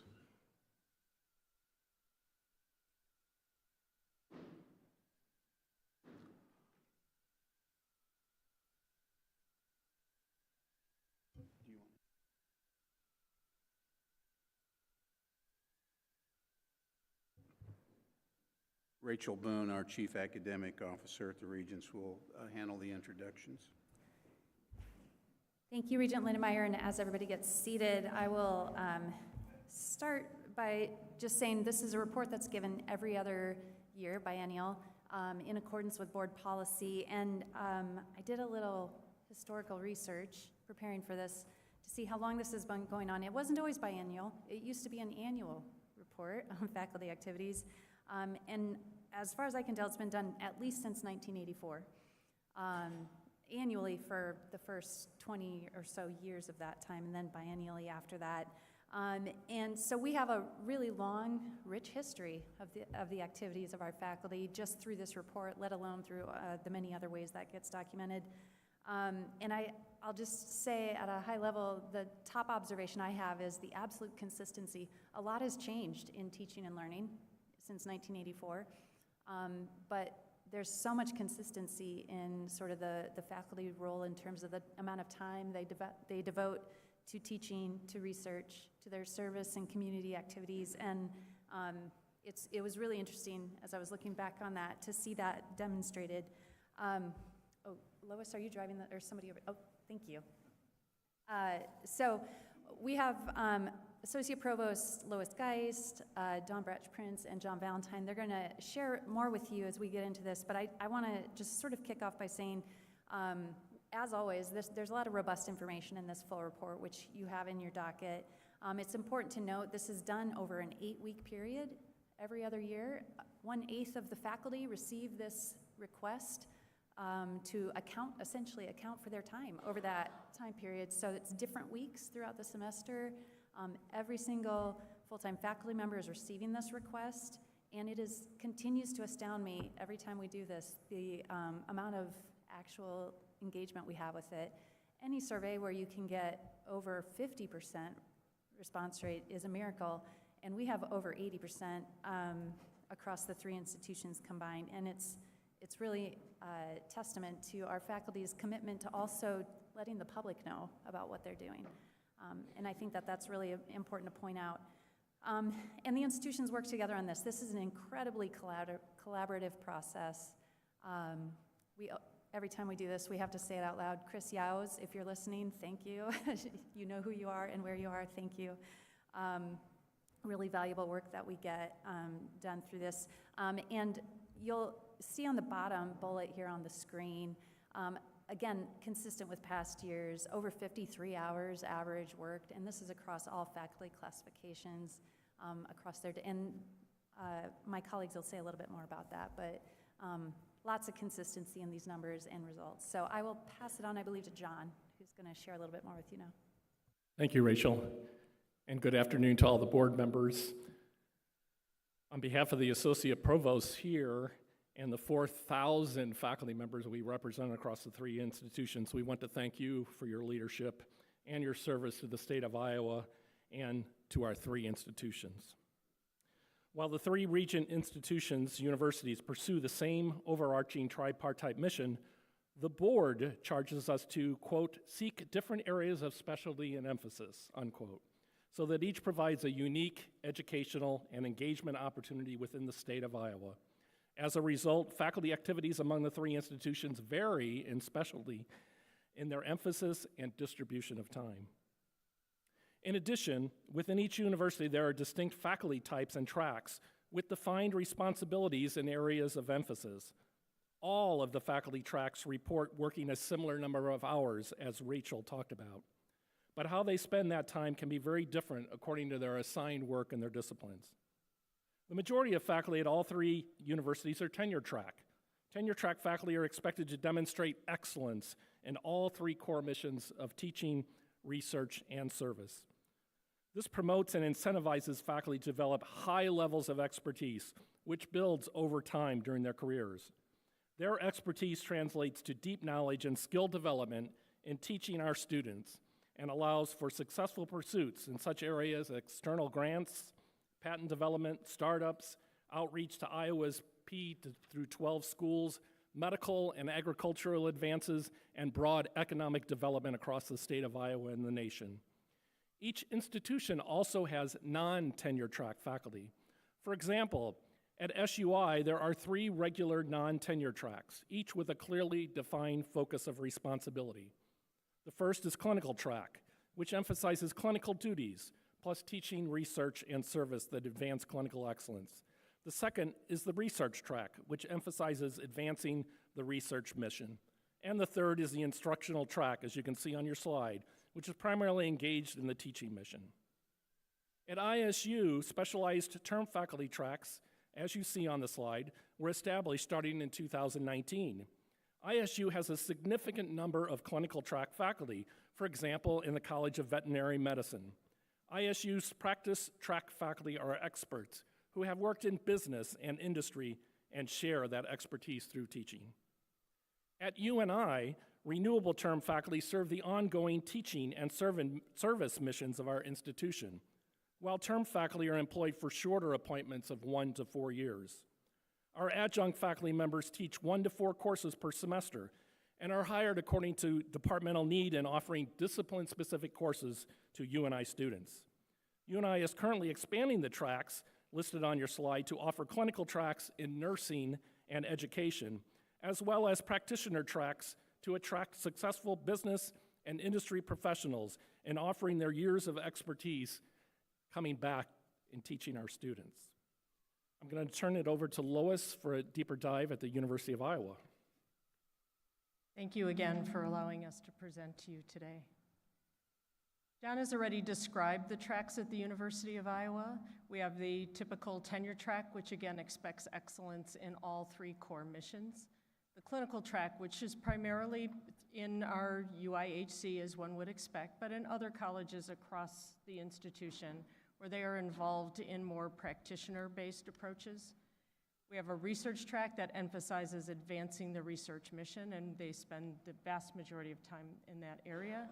And then our instructional track, who are primarily engaged in the teaching mission. Our tenure track continues to be in a small majority, and not surprising, our clinical track has grown significantly over the last several years, again, as we expand our healthcare enterprise. Our research track remains pretty solid, around 2%, and our instructional track is roughly 11%. I want to point out that this is fall 2022 data, because the census data that we pull for faculty is generally done in November. So we're in the process of pulling those numbers now. So these are snapshots from last year. I also want to talk a little bit about the teaching activities. As we all understand, the main reason we're here is to teach our next generation of students. There are traditional classroom teaching components.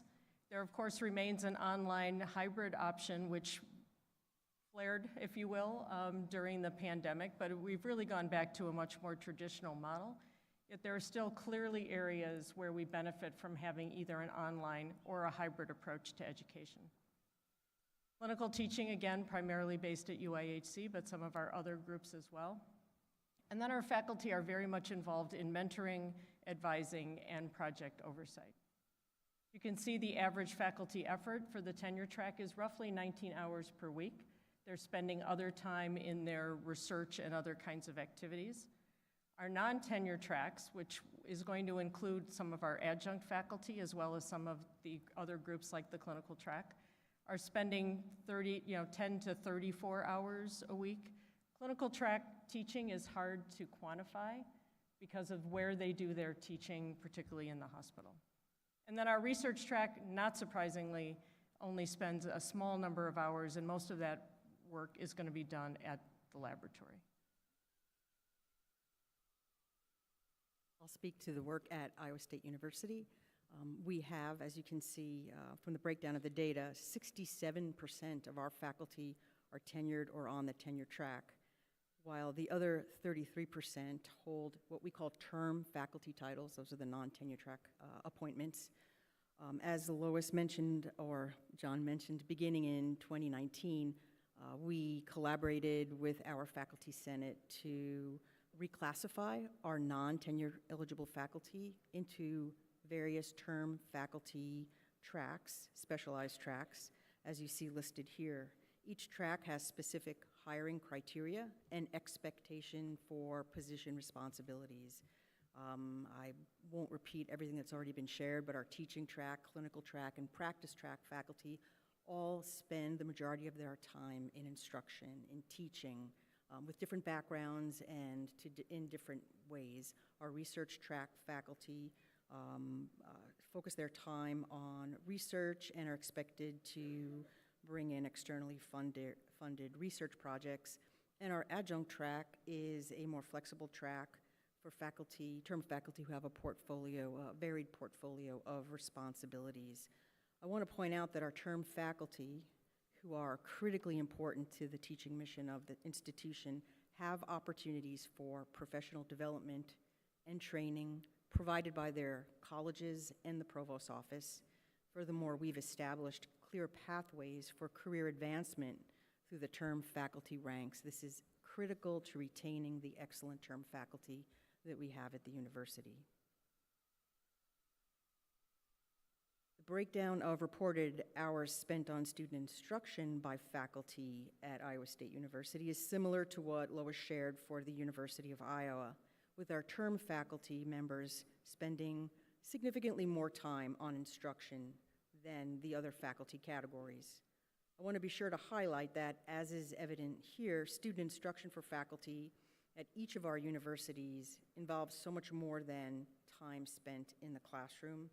It includes advising students, assessing learning through tests, papers, communicating with students outside of class, continuously updating and improving courses, and much more. Experiential and work-based learning, high-impact learning practices, for example, service learning, undergraduate research, study abroad, and engagement in learning communities are all critical components of the learning experience for both undergraduate students and, frankly, our graduate students as well.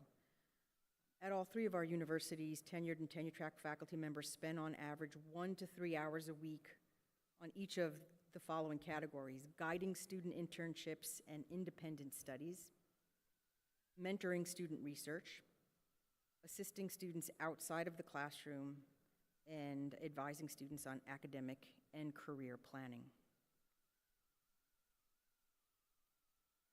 Thank you, Don. You'll notice on the UNI slide that our percentages are very close to Iowa State University's. You'll see that 67% of our faculty in the classrooms are tenure track. And our students really appreciate that instruction because they have real professors teaching them on a daily basis in their classrooms. You'll see the renewable term and the term faculty make up about 10% of our faculty, and then we do have temporary adjuncts, specialists in their fields that are really teaching for us, 23% of our total faculty. If you'll see the next slide, you'll notice we're offering the same types of instruction, the traditional classroom teaching face-to-face. I thought the regents might be interested that what we hear from students is they love the in-person classes. They want that interaction inside the classroom, so about 85% of our classes are in person. And then online, it's about 12% of our classes are online. Students like the flexibility and being able to take an online class or two during a semester. So those are some of our offerings that are popular. The hybrid teaching is about 1%, and about 2% take independent study type courses. The faculty average, and this is where it's different than the University of Iowa and Iowa State University. At UNI, the professors are in the classroom 32 hours a week. That's because of our teaching mission, and we talked about the different missions of the three universities. Our professors are in the classrooms with the students for a large portion of the work week, which is around 53 hours. The non-tenure track faculty, it's very close. They work about 1 extra hour. They're not doing the research. They're in the classroom with the students. At UNI, faculty members have assigned portfolios of work. So 60% of their job is teaching, 25% is scholarship, research, creative activities, and 15% is service. And again, that higher percentage that we have in teaching is because of our teaching mission at UNI, especially with our undergraduate and select graduate programs. Turn it over to Lois again. We'll break down these various components and talk a little bit more specifically about what our faculty do in those areas. So the research activities are specifically scholarship, research, and creative work. We want to make sure that we include the opportunities that many of our faculty engage in terms of creating new art, creating new literature, and it's not just bench-to-bedside sorts of research. This includes sponsored or grant-supported research, as well as non-sponsored work that may be investigator-initiated. This also includes attending conferences, seminars, and workshops where many of our faculty are on the podium presenting their work or involved in the life of their particular organization as it relates to their discipline. Obviously, they have to get those grants and those awards, and so they spend time writing and preparing those grants and having them vetted at various levels, including the state and at the national level. And then we need to keep up because our students challenge us every day, and that's the beauty of being in academics is we are always learning right alongside of our students. Our average time that's spent in research at Iowa and Iowa State are actually fairly similar. Spend more than 20 hours a week doing research. That's not unexpected. Research track faculty, which is somewhat unique to the University of Iowa, they spend almost all of their time. That's what we hire them for. That's what we expect them to do. They help us extend our research mission considerably. But although research is a lesser part of their portfolio, our other faculty that are not in either the tenure track or the research track are still actively engaged in the scholarly mission and contribute significantly in that area. There's also a significant economic impact of research, and we'll each talk about specific things that have come up at our own institutions. So in collaboration with Iowa State, the University of Northern Iowa, Central College, and Dordt University, the University of Iowa has a new statewide $20 million initiative to make Iowa a national leader in biomanufacturing through research collaborations and workforce development. An ultimate goal of this project is to advance the production of bio-derived materials or products made from living things such as plants and other renewable agricultural materials.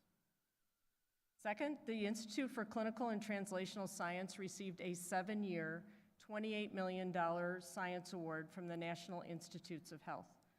The grant is focused on extending the reach and benefit of research into communities across Iowa by fostering collaboration between UI and the state. The project will foster strong partnerships between academic medicine and patients and providers, particularly in rural communities. These connections can help overcome geographical barriers and address rural health disparities to improve the well-being of people who live in those areas. Done? Oops, sorry. As part of our land-grant mission, Iowa State University works vigorously to move research results from the laboratory and the research setting to the marketplace for the benefit of society. Iowa State University's Office of Innovation Commercialization evaluates and develops intellectual property strategies for technology emerging from the research at ISU and the Ames National Laboratory, from high-tech digital ag sensors to human and animal vaccines to technology for recycling rare earth metals from electronic waste. Iowa State University is, of course, well known for its digital agriculture research, which I've highlighted here on the slide, which focuses on the development and integration of technology to provide information to support agricultural decisions. Specifically, this research focuses on a continuous improvement approach for crop production and risk mitigation. Our Digital Agricultural Innovation Research Team holds 12 patents and has more than 29 products sold in Iowa and globally that contain their intellectual property. Startups in this area also received more than $4.3 million in funding. Iowa State University is also ranked among the top 100 universities worldwide by the National Academy of Inventors. Our researchers submitted 130 intellectual property disclosures, filed 112 patent applications, and received 39 U.S. utility patents. These accomplishments are not solely in the fields of STEM research. I want to call out our faculty in apparel design, for example, who are commercializing their research with new products in the areas of personal protective equipment for firefighters and undergarments for nursing mothers. And the wow moments at the University of Northern Iowa, as you can see from your slide, UNI faculty implemented over $15 million in public service projects impacting all 99 counties in Iowa across 267 different projects. And you'll see the ones that are included. There's a $6.5 million U.S. Department of Defense contract. That's in order to advance Iowa and the Midwest advanced manufacturing using robotics and real-time manufacturing analytics, and a $2.7 million grant from the U.S. Department of Education to train new school psychologists in high-need rural Iowa school districts to deliver higher quality school mental health care to thousands of students across the state.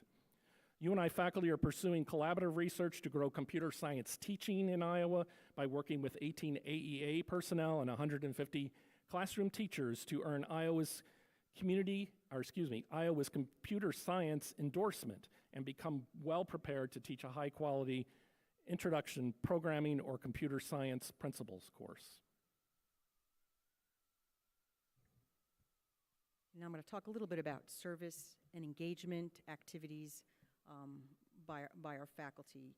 So faculty member at all three Regent universities engage in a very wide range of community engagement and outreach, and at Iowa State University Cooperative Extension, such as delivering educational programming throughout Iowa and beyond, providing technical assistance and consulting, and partnering with public and private organizations to advance community goals while enhancing teaching and research at our institutions.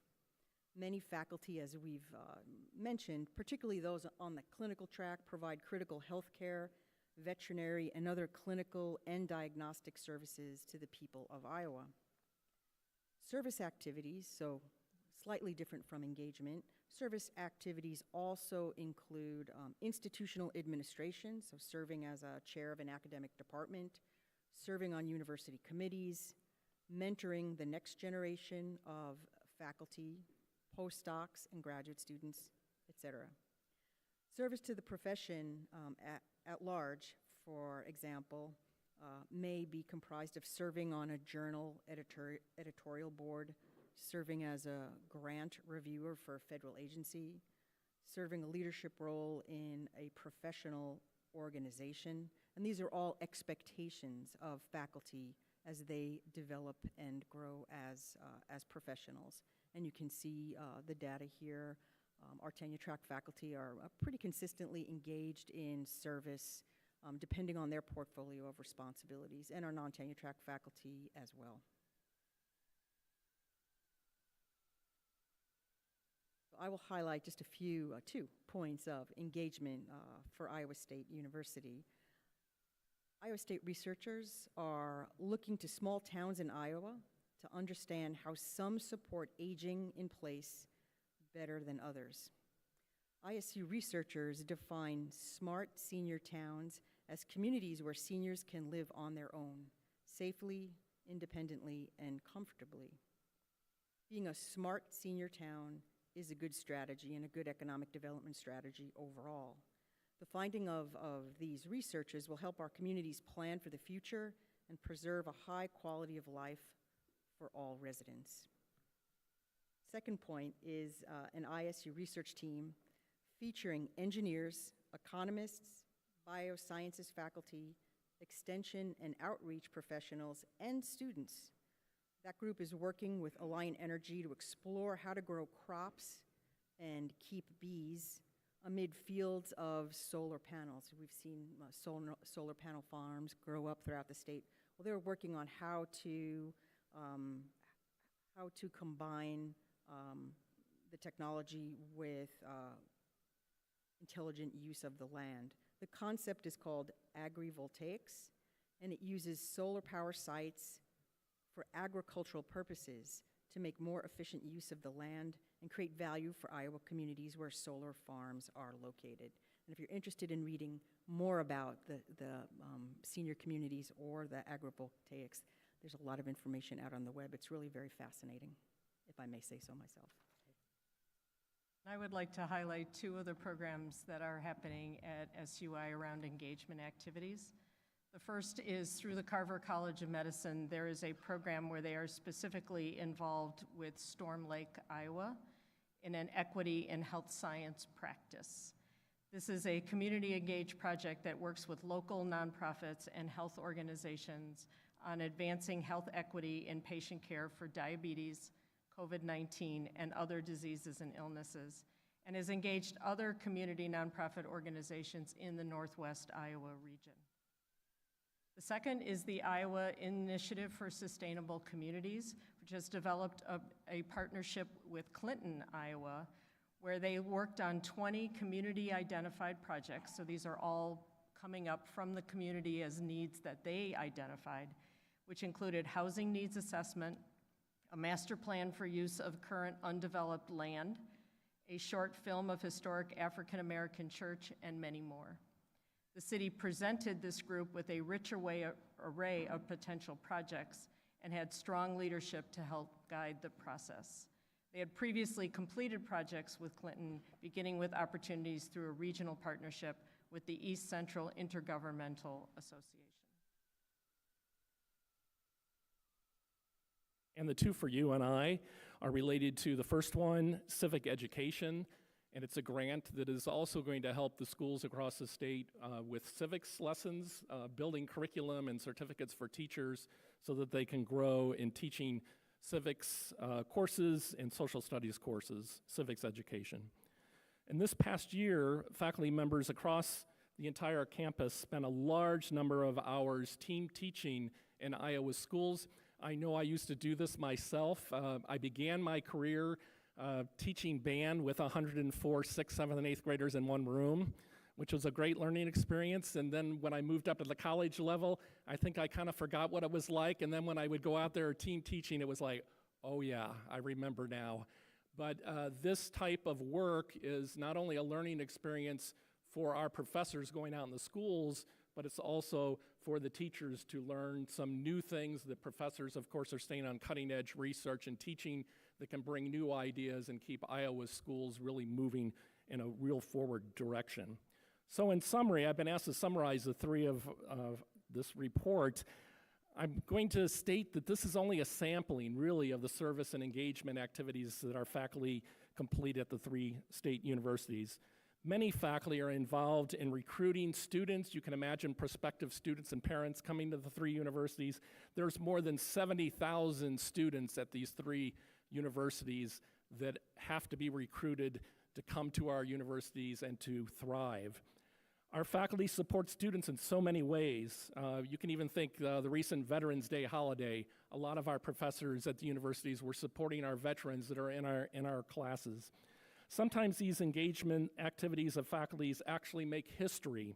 For example, November 11th, just 4 days ago, was the anniversary of Martin Luther King Jr.'s speech in Lang Hall Auditorium here on our campus. That building, that auditorium is attached to the one you're in right now.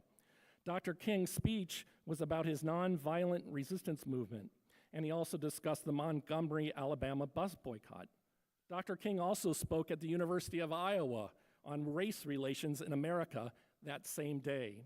And then 2 months later, Dr. King spoke at Iowa State University on the moral challenge of the new age. So while the service and engagement activities of our faculties are not as historical as the ones I just mentioned, these activities do make a difference with our students in adding value to their learning experiences at the university. We very much applaud the work of our faculty members at each university in making a difference for our students and their future successes. And it's great, really, to come here to brag about the work of our faculty at the three institutions. Rachel? Thanks to all of you. This is a time when you can all give questions. This report is just one that you can receive. There's no action necessary for it, but I do want to give a minute for any questions that Regents may have. You have the breakdown of hours spent by faculty. Do you have any idea how much of that is spent in the office versus at home?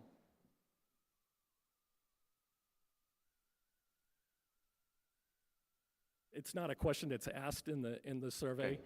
Might be an interesting question to ask.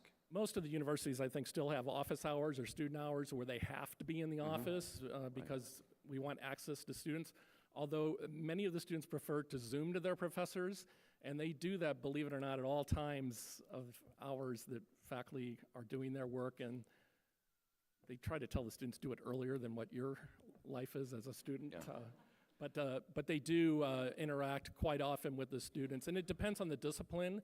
Some are in the laboratories or in the rehearsal rooms to the library. It just depends on the discipline of the other two. It's a great set of data. I wonder if anyone has ever looked to see if the hours reported on research correlate with research productivity. Might be an interesting study. But thank you. Any other questions or comments?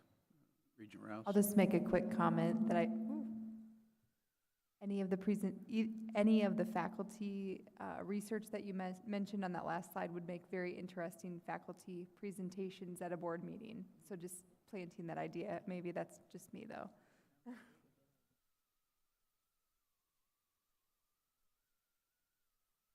Anything else to add or any other questions? Thank you. We'll receive this report and enter it into the record. We'll continue on. Now is the time that we'll receive the professional development assignment report. Rachel? Yes, and I will quickly mention that, so there are 95 summaries in the docket that you've received. 2 years ago, when these were sent to you as requests for approval, there were 98, so there are a few that get deferred along the way for various reasons or end up electing not to do them. The costs of around $130,000 are dwarfed by the results of having over $36 million in grants and funding received and more potential yet to come from the work that's done. So the enormous ROI on these continues. And I think some of the work you just heard about demonstrates the kinds of things that happen when faculty have time. And I'll just quickly say I think a quick summary of a few of the things that folks did. And what's great is it really reflects all three of the sort of lines of effort that faculty have: teaching, research, and service that are happening during these professional development assignments. Not only publications and creative works, advances in medicine, lots of public lectures, lots of work with, and you can see in some of the summaries talking about working with undergraduate and graduate students on their research, developing all kinds of things with the support of the students, teaching them as they go, as well as developing new courses that they can offer, again, both at the graduate and undergraduate level, redeveloping courses, updating them to make sure they're staying current. So the work that's done, much of it does result in the sort of financial returns of these grants and funding. A lot of it results also in improvements in the classroom. So, any questions? If there are no other questions, we'll move on to the new requests. Great. So for FY25, we have 106 requests for professional development assignment. That's 2.4% of the eligible faculty, so well under the 3% cap that's sort of set. Estimated costs right now are around $266,000. That's widely variable. That's just truly an estimate. Wide spectrum of activities being proposed, and again, happy to take questions. This is an item that will require board action. Any questions about the requests? If not, I'll entertain a motion to accept or approve the requests. I'll make a motion to approve.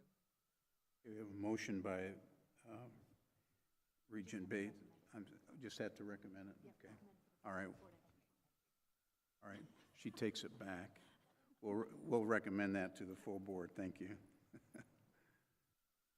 With that, we'll move on to the recommendation from the University of Iowa. They have 2 requests for honorary degrees to be presented in the spring. Provost Kriegel. Okay. So we have 2 requests.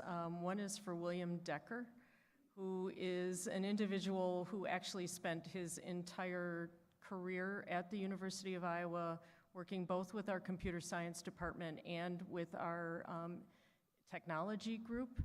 And at one point in his time, while he was actively pursuing his PhD, he needed to step out of that because the institution needed him in a different pathway.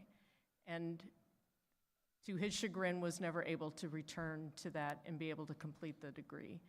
So the people who recommended him really wanted to see him have that opportunity to complete his degree, and this is the way that the university can honor the longtime service that he provided. The second is Mr. Ray, who is a highly accomplished artist who received his MFA at the University of Iowa and has subsequently been displaying his work at a variety of locations, including in New York City, in LA, and around the world. Clearly represents what we see as the high quality of visual arts that occur at the University of Iowa, and we're very excited to be able to honor him this year. Thank you. Any questions, comments, or objections to these recommendations? Okay, if there are no objections, then the Academic Affairs Committee will recommend approval to the full board. Thank you. Is there any other business to come before the Academic Affairs Committee?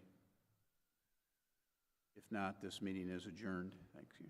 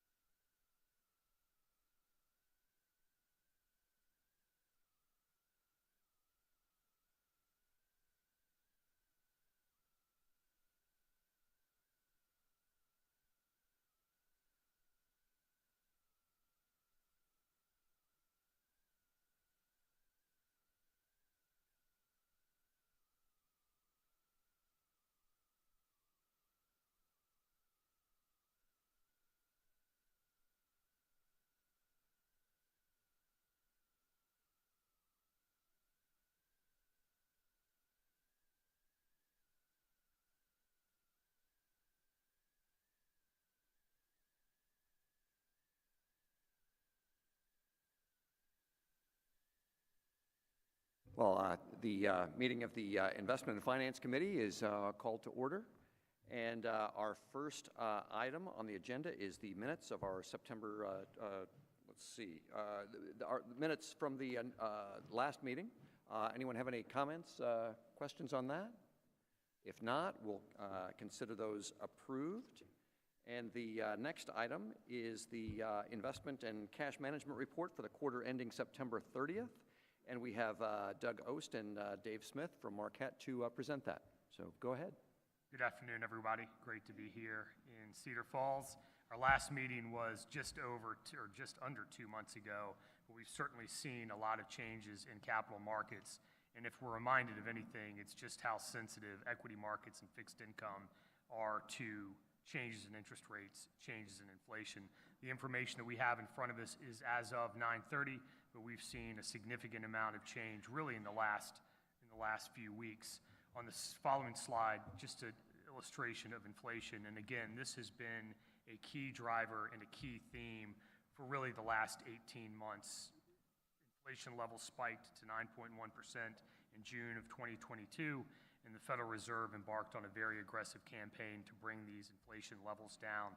We see that peak just over a year ago, a dramatic decrease, especially with the Personal Consumption Expenditure Index, and then less so with core PCE. Those numbers came out earlier this week, and we have now seen what seems to be cooling levels of inflation.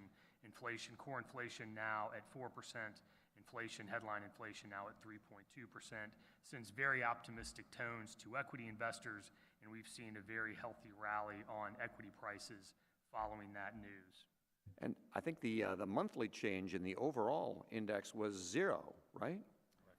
That certainly fits your story, I'd say, right? So hopefully a suggestion that the steps that the Federal Reserve has taken has served to cool price levels. All right. I mean, part of our objective as the consultants to the schools, to this board, is distilling the positive information from the negative information. And obviously, low levels of unemployment is very optimistic, but that also sends suggestions that we still have a very healthy economy, and perhaps signs that inflation is not necessarily held at bay. Unemployment is still below 4%. Very healthy levels of inflation prior to the COVID crisis. That changed dramatically, but has now quickly returned to very healthy levels, not the lowest, but very healthy levels of unemployment. However, most of the economic growth that we've encountered in the U.S. has been driven by consumer spending. Ample levels of cash following COVID, very high levels of spending on goods or services and goods, but we are starting to see at least the bottom quartile of savers and households in the United States dipping into their savings levels, suggesting that this level of spending is not sustainable. Another chart that we don't have here is the mounting level of credit card debt that has now eclipsed over $1 trillion, and the interest rate paid on this credit card debt continues to get higher and higher, suggesting that this level of spending perhaps is not sustainable, and perhaps suggesting that the U.S. economy will continue to slow as these interest rate levels continue to impact households. And higher delinquencies on credit cards also, right? Yes, sir. So to illustrate that point again, and this chart examines the heightened level or more restricting lending standards from small and mid-sized banks, and inevitably when these standards become a little bit more strict, some sort of recessionary impact ensues dating back to the early 1990s. So just a signal that perhaps economic slowdown is upon us as measured by the behaviors of banks. Now, this is just one of many signals in a mosaic, but this is what we are trying to distill and determine. So the big message, or the big riddle that we are trying to solve: will we encounter a soft landing or raising rates without encountering a recession? And based on economic forecasters and surveys that are conducted by news sources like Bloomberg, the expectation is the economy will remain healthy, or we won't see any sort of prolonged period of economic contraction, at least based on this survey. So finally, rate expectations. We've now observed 11 rate hikes dating back to March of 2022. We saw a pause in June, another pause over the last two meetings, and in all likelihood, the Federal Reserve will not hike rates again this year, which is part of the optimism that we've just experienced in the marketplace. The back half of this slide, or on the far right-hand slide, is an expectation based on the Fed Fund futures market around whether or not we will see increased interest rates or lower interest rates, and at least based on market expectations, we may see rate reductions by the middle of next year. Now, of course, this chart continues to get pushed further and further into the future, but based on the most recent data, the expectation is rate reductions will occur, suggesting that we may encounter some level of slowdown, and this will be needed to rejuvenate the economy. And one of the big things here, if you look at what the market was expecting the Fed to do, basically post-Fed meeting, so the November 1st Fed meeting, you had a string of data come out since then that has basically reinforced the idea the Fed is basically done with their rate hikes. So you saw a jobs report come out where things cooled off a little bit. You saw inflation data come out where things are cooled off a little bit. You saw retail sales numbers that are starting to cool off a little bit. So the market now is pricing in more and more certainty around the fact the Fed's done raising rates. And since November 1st, you've seen the yield curve fall off pretty dramatically. At one point in October, you saw the 10-year Treasury getting close to 5%. If you look at where we are today, now the 10-year Treasury is back around 4.5%. So just in the course of a couple of weeks, you've seen the yield curve dramatically shift. And a lot of that is due to the fact that you've seen a handful of data come out that has indicated the Fed is basically done with their rate hike cycle. And it started to try to price in more certainty around how long will they pause, and then again, where will they start cutting rates and the impact that'll have on the fixed income market overall.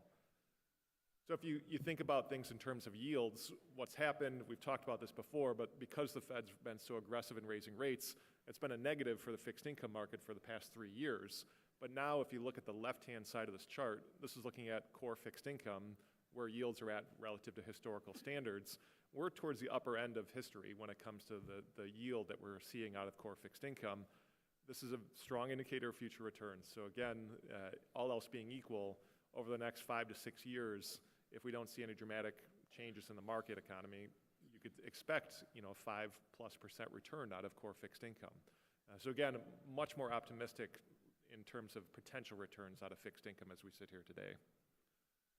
In terms of what's driving the equity markets, we've talked about this at past meetings, but those handful of names that have really driven the equity markets, if you look to the right-hand side of this page, you'll see tech, communication services. Really, those are those 7 names in the market that we've talked about in the past that have been driving the overall returns for the S&P 500. You do see consumer discretionary is positive and energy slightly positive through the quarter. But by and large, the market's being driven by a handful of names, with the rest of the overall S&P 500 being slightly negative through the third quarter. And just another way to look at that concentration, the blue line just looks at the top 10 companies in the S&P 500 and their weighting overall, and you'll see that's in excess of 30% of the S&P 500. This is a multi-decade high. And then the other way to look at this is the equal weight benchmark versus the market cap benchmark. Just a simple way to look at this is the more concentrated or market cap benchmark, if the line is above, that means the more concentrated portfolio is outperforming versus below. And you'll see that 2023, this is one of the largest periods where the market cap traditional weighted benchmark is outperformed. Again, just giving you a sense of how disproportionately impacting the overall market those handful of names have had. Another way to look at this, just looking at the All Country World Index. So this is basically the global public equity market. And what I think is interesting of this chart is the top 3 companies in the index now account for 10% of the overall index. If you take the U.S. out of this, the top 3 non-U.S. countries account for 12.5%. So if you look at Apple alone, Apple is roughly 4.5% of the index. That's more than the public equity component of the UK and China. So it just, again, gives you a sense of how large these companies have gotten and how much they're driving performance for a lot of these indices. On the real estate side of things, another just changing market dynamic we've talked about in the past a lot, but the decline in office overall in the real estate market and the increase in industrial, multifamily, and then what we would consider other, which are things like data storage, data centers, self-storage, things of that nature. But you can see just in the past 5 years, the office component of the index has gone from 37% down to 18%. And really, the big driver of that has been the increase in industrial, and then obviously, post-COVID, the introduction of the work-from-home environment. And then lastly, on the private equity side, again, what we're looking at in this chart is private equity performance relative to the public market equivalent. That's the circle on the page is the median. You see the top and bottom 5%, and then the public market return, or the Russell 3000 in this instance, is the line. And what you'll notice is that across basically the last decade, even the median private equity fund has outperformed the public market equivalent, while the top quartile and higher funds have outperformed by a significant margin. Again, there is an illiquidity premium in private equity that we've observed over the last decade plus. So private equity is largely smaller firms, right? I think we've talked about that before, and that often explains, the small firm effect can explain some of that. But in the public markets, it's the bigger firms that have been doing well lately. Is that right? So is there something else going on in private equity markets now besides the small firm effect? Yeah, I mean, there's definitely a handful of other things. I mean, you could talk about the management of the companies, which is a significant impact. Typically, for the smaller companies in the private equity markets, you've got very experienced teams being put in place at a lot of these companies that are able to drive performance overall. I know a lot of what we've discussed over the past, decade or so is the decline in the number of small companies in the public market indices versus what you're seeing in the private markets. And that, again, the smaller companies in the public markets now are, $5+ billion in terms of size, which... Okay, that's a good explanation. I mean, because there are skilled managers in public companies also. Yes, absolutely. But I think that's a good story. That makes sense. Yeah. And then lastly, just to summarize the asset class returns, and I think, just looking at returns, Dave mentioned just, year-to-date returns, just the last few weeks, there's been pretty dramatic changes. So you think about core fixed income as towards the bottom of this page, through the third quarter was down 1.2%. Through yesterday, it was positive again, and that's just 2 weeks worth of performance. You look at large cap equity was up 13%. Through yesterday, it was up almost 19%. So there's been a pretty dramatic shift in terms of returns just over the last 2 weeks. I think the takeaway for looking at the materials today is, in the back of your head, remember, quarterly performance for equities and fixed income were both down over 3% for the quarter. So it was definitely a negative quarter overall, but we have seen some pretty substantial movement since then. And just staying on this page for 1 second, another key observation, almost every single asset class over the trailing 1-year period has been in positive territory, which sharply contrasts with what we experienced in 2022. Rising interest rates put downward pressure on both equity and fixed income, and not surprisingly, we have seen a recovery. The one exception is core real estate. Core real estate was the one asset class, in addition to private equity, that performed well in 2022. So here we are seeing the benefits of diversification. Core real estate offered protection. Last year, it's underperformed as sort of transaction values have put downward pressure on prices. But just as a reminder, we look at all of this information as a way to help us understand what is happening in the portfolio. This underpins the way that we think about portfolio construction, investment managers in these portfolios that are under our collective care. There are 3 portfolio types: operating portfolio, an intermediate operating portfolio, and an endowment that's designed for long-term growth. And the performance of these portfolios becomes very, very transparently aligned with what's happening in capital markets. Not surprisingly, in the operating portfolios, we have higher allocation to fixed income. Under normal market conditions, we would expect very healthy income, limited amount of volatility, same with liquidity, lower allocations to what we would define as growth assets.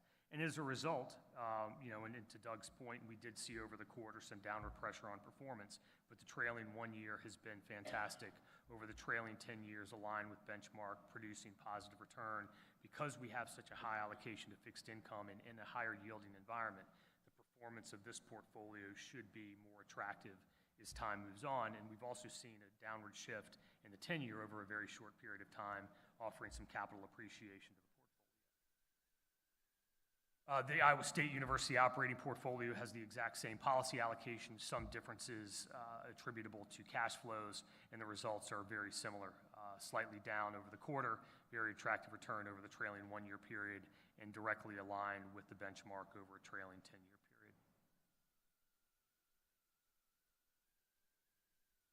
So the diversified intermediate portfolio that used by the University of Iowa. Slightly different allocation, still a higher allocation to fixed income, slightly higher allocations to growth assets, U.S. equity, non-U.S. equity, core real estate, much lower allocation to equity. And the results are also favorable, slightly down over the quarter, but much more attractive over the trailing one-year period because of the higher allocation to growth assets. And over the 10-year, not surprisingly, we have a more aggressive, slightly more aggressive growth profile, and we see that in the results. Over time, the higher allocation to equities has led to slightly higher performance compared to the operating portfolio. And lastly, the endowments, and again, on this page, you'll see University of Iowa and Northern Iowa by proxy. And again, allocation-wise, this is your long-term portfolio, so we do see allocations to private markets here. And again, long-term driver, you're able to afford some illiquidity in the portfolio, higher allocations to equities overall. But relative to policy targets, similar themes to what we've talked about in the past with the higher allocation on the private market side and then the corresponding underweights to real estate and public markets. Performance-wise, again, a negative quarter, which is to be expected. I will point out with all of the portfolios, one of the big areas of outperformance has been fixed income, which has been a real challenging area of the market for the last few years. We've seen substantial outperformance over the last few years with allocations to senior secured loans and high yield, which has really helped in a rising yield environment. But overall, you can see over the 1, 3, 5, 10-year periods, very consistent in terms of performance over the long term. Again, close to 8% net of fees overall. The Iowa State portfolio, very similar in terms of the tilts with the overweight to private markets. That will come down over time, and similar in terms of performance on a relative basis, performing very well, and on an absolute basis, performing very well.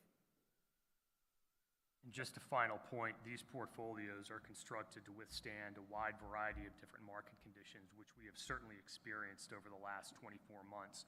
And our gyrations that we've seen in portfolio performance, expected. Results are transparent, and when we look at our longer-term results, align with what our expectations or exceeding our expectations.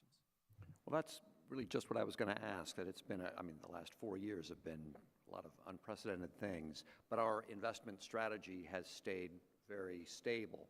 Is there anything that's happened over the last few years that makes you think, well, maybe we ought to rethink some part of our strategy or change course in any way?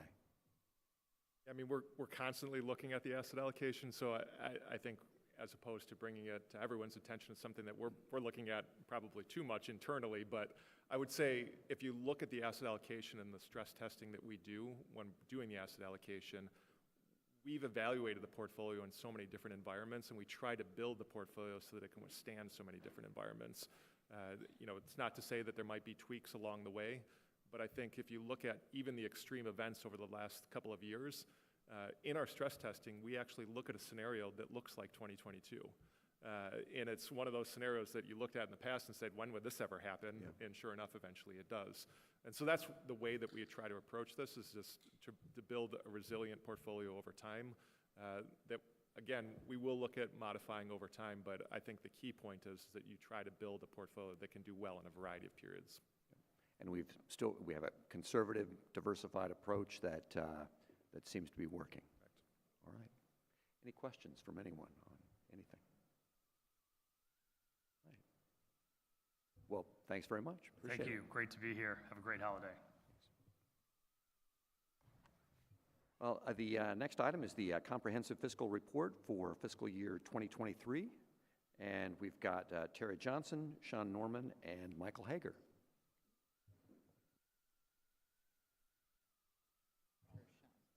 Sorry? Oh, go ahead. Yeah. Okay.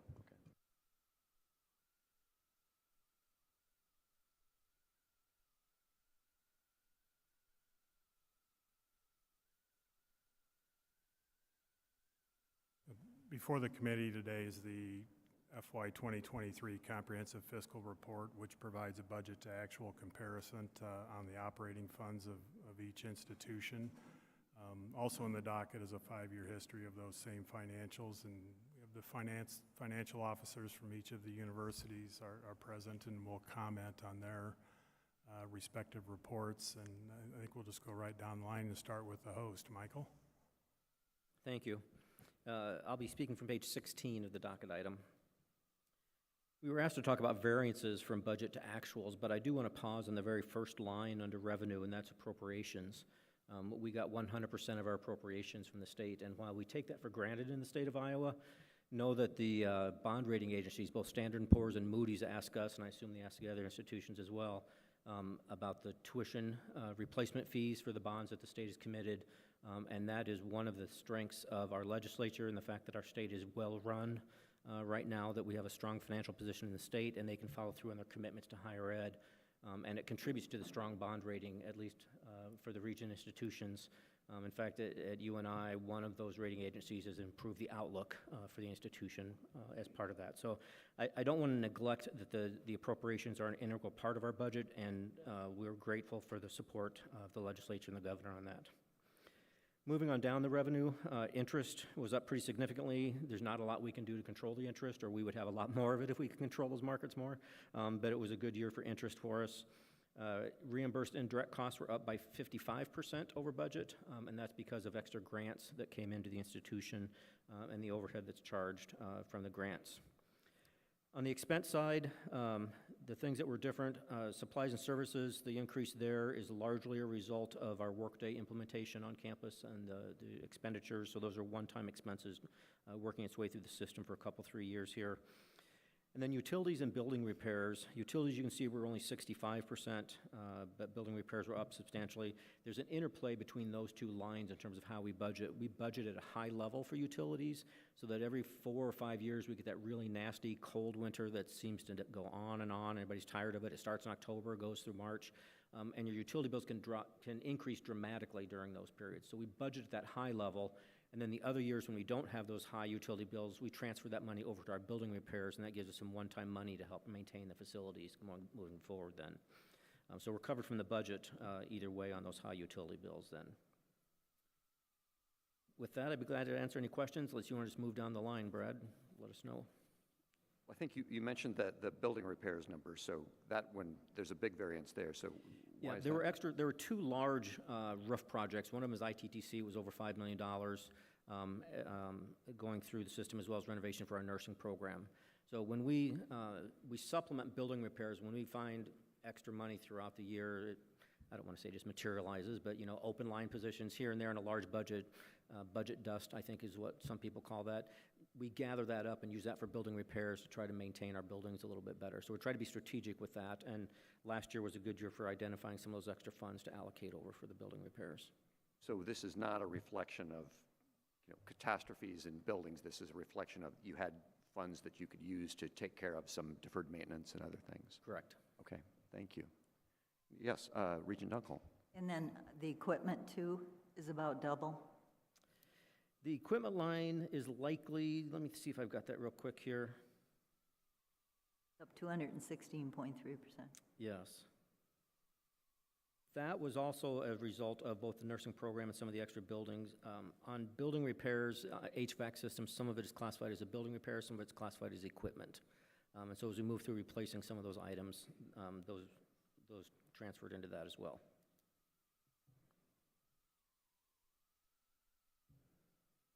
Other questions? I appreciate your comment on the state appropriations. I agree. We're very fortunate to have the state support that we do, and we appreciate it very much. Heather? Good afternoon. I'm pleased to share a high-level overview of our financial results presented in the Comprehensive Fiscal Report for Iowa State University, and I'll focus first beginning with the general operating fund results, which are on page 11 of the report. Looking first at revenue variances, we saw tuition revenue slightly less than budget by 1.2%. Iowa State University welcomed 29,969 students to campus in fall 2022. That was down 739 students from the previous year. Total enrollment includes 25,241 undergraduate students, 4,094 graduate students, and 634 veterinary medicine professional students. Those students represent all 99 Iowa counties, all 50 U.S. states, and 114 countries worldwide. Reimbursed indirect costs exceeded budget by $3.7 million. Iowa State University established a new record for external sponsored research funding for the 2023 fiscal year. That research funding totaled $301.3 million, and that represents the first time the institution has exceeded $300 million in external research funding. And it's an increase, of 17.1 million or 6% compared to the previous record that was held of 284.2 million and that we set in the 2022 fiscal year. Taking a look at expenses, general fund salaries and benefits represent 64.6% of all general fund operating expenses and exceeded budget by 5% for FY23. Really in response to a challenging job market, a mid-year discretionary salary policy was implemented for staff, and higher medical claims since the pandemic's beginning have negatively impacted our fringe benefit pool over the last few years. Contributing funds were reallocated from the supply category to salaries and benefits. Additionally, equipment expenditures exceeded the budget from additional one-time investments in laboratory, medical, growth chambers, agricultural items, information technology, and faculty startup packages. Lower building repair costs partially offset those expense increases. And then higher than anticipated enrollments for the fall of 2023 led to additional financial aid awards totaling $130 million or 27.6% of tuition revenue. This helped us to attract additional students, as evidenced by growth in enrollment for fall 2023 to 30,177, which exceeds fall 2022 enrollment by 208 students. I'll mention briefly athletics and residents.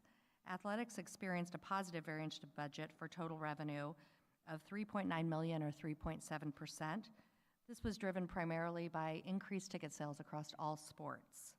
Additionally, rental and event services revenue was conservatively budgeted, resulting in other revenues exceeding budget, and Foundation Cyclone Club transfers were reduced as a result of the increase in other revenue. Finally, auxiliary revenue was over budget from an increase in football parking permit prices. Total expenses in athletics were down compared to budget. Were up compared to budget, a negative variance. That was driven by sports operation costs being higher than budgeted, primarily due to higher travel costs as a result of inflation.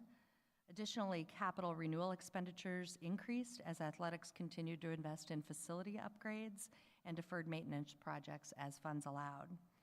These increased expenses were offset by scholarship costs that were less than budget, largely due to the mix of in-state versus out-of-state athletes.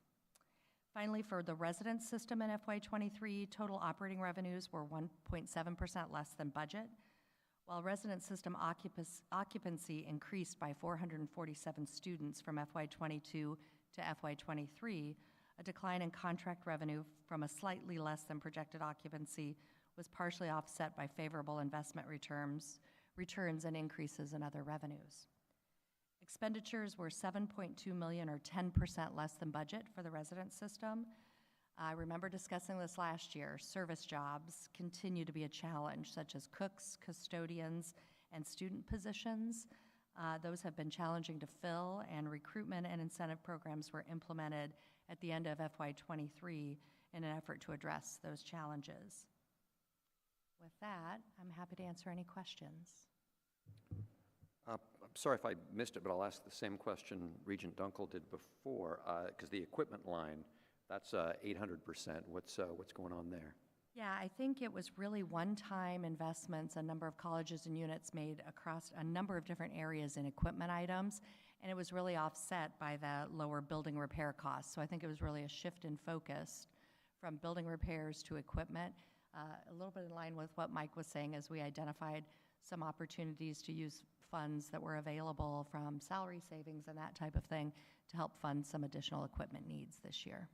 Okay. Salary savings are a very common method. If there's a faculty line that's open for the year because they're recruiting, they might use that money to replace a microscope or something like that. So that's a very common method on people replacing some equipment. Yes, Regent Crow. The rental line item for expenditures also up 136%. Could you elaborate on that? For expenditures on rentals, I may have to get back to you on that. I don't have additional detail available at this time, but happy to get back to you on that. Any other questions? Terry Johnson, University of Iowa. Terry? Thank you. Good afternoon. I'll start with the university's general fund. General fund revenues totaled $802.1 million, which is about above budget by $15.4 million. There are really two primary factors for this. First, actual enrollment exceeded our projected enrollment numbers for fiscal '23.